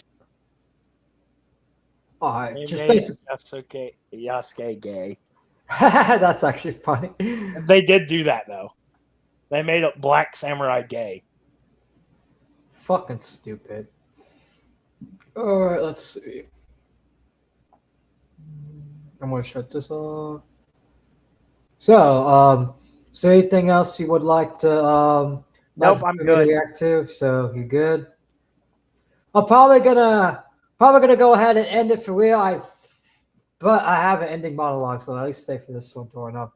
Thank y'all so much for your support of the Ravencast over the years. I will be returning Monday, and then Dan's gonna take over for that for a few days for like at least like 2 days for that. Do 2 streams while I'm gone. Oh yeah, he was not a real samurai. He was a retainer. Yeah, he was a retainer. But anyways, Dan the Man's gonna be taking over for 2 streams for 2 nights next week while I'm basically just taking a whole week off just from burnout and all that. But we'll be returning for Monday. But before I get off, I just want to say I don't even know if I want to take the break, to be honest. I may change my mind and just say fuck it, because honestly it's like I've been enjoying the streams, but I may just do it for like healthy reasons anyways. But we'll see. But it's like for now, it's like I just want to say thank y'all so much.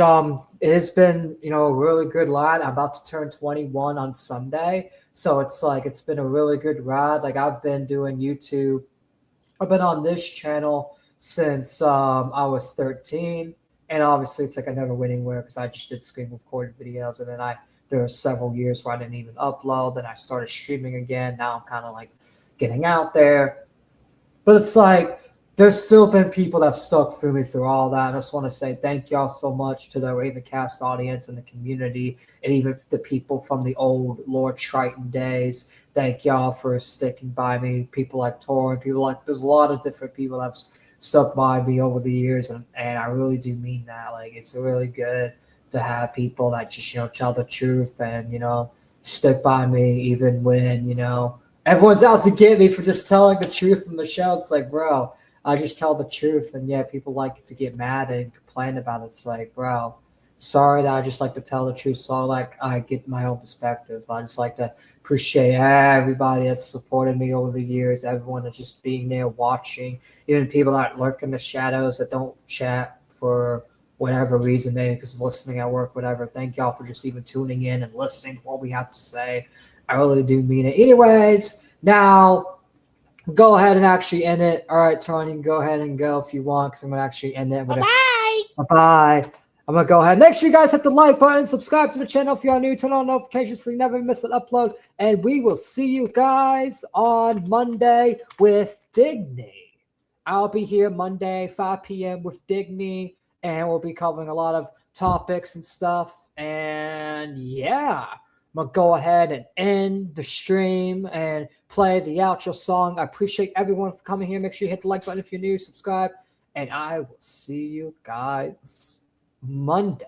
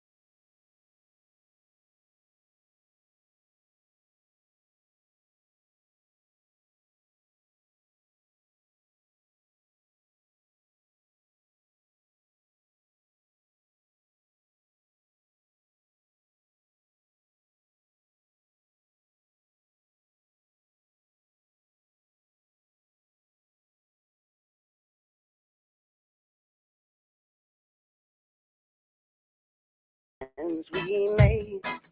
A campfire on a sun.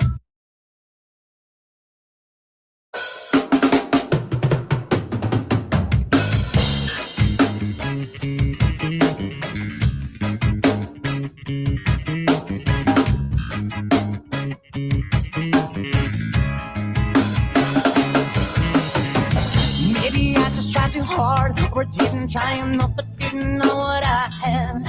But I really messed it up this time, and I feel so bad. Ooh, I could really use a clue, baby. Tell me what to do before you make up your mind. Cause I'm pressing forward, but stuck on empty, and I'm running out of time. So leave me cold, leave me stranded, leave me broken, empty-handed.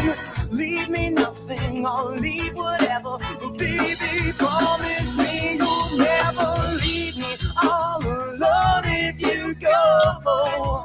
I gotta know, no sense thinking I'd be depending on a long-lost love that walks out. You're never gonna leave me all alone if you go. I gotta know, no sense thinking I'd be depending on a long-lost love that walks out. You're never gonna leave me behind. Don't leave me behind. Remember June and all the crazy plans we made. A campfire on a sunset lit beach. It could be so great. But watch out when I open my mouth, cause I'm causing all the doubt, and I should practice what to say. Cause I barely made it up this time, and now you need to pray. So leave me cold, leave me stranded, leave me broken, empty-handed. Leave me nothing, I'll leave whatever. But baby, promise me you'll never leave me all alone if you go. I gotta know, no sense thinking I'd be depending on a long-lost love that walks out. You're never gonna leave me all alone if you go. I gotta know, no sense thinking I'd be depending on a long-lost love that walks out. You're never gonna leave me behind. Don't leave me behind.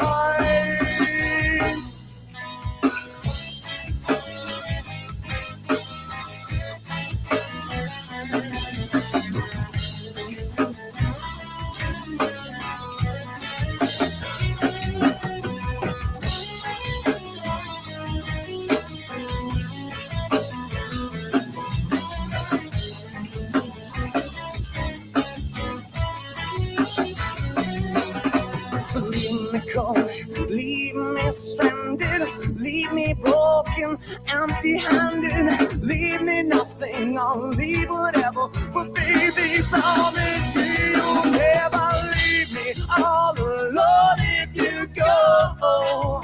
I gotta know, no sense thinking I'd be depending on a long-lost love that walks out. You're never gonna leave me all alone if you go. I gotta know,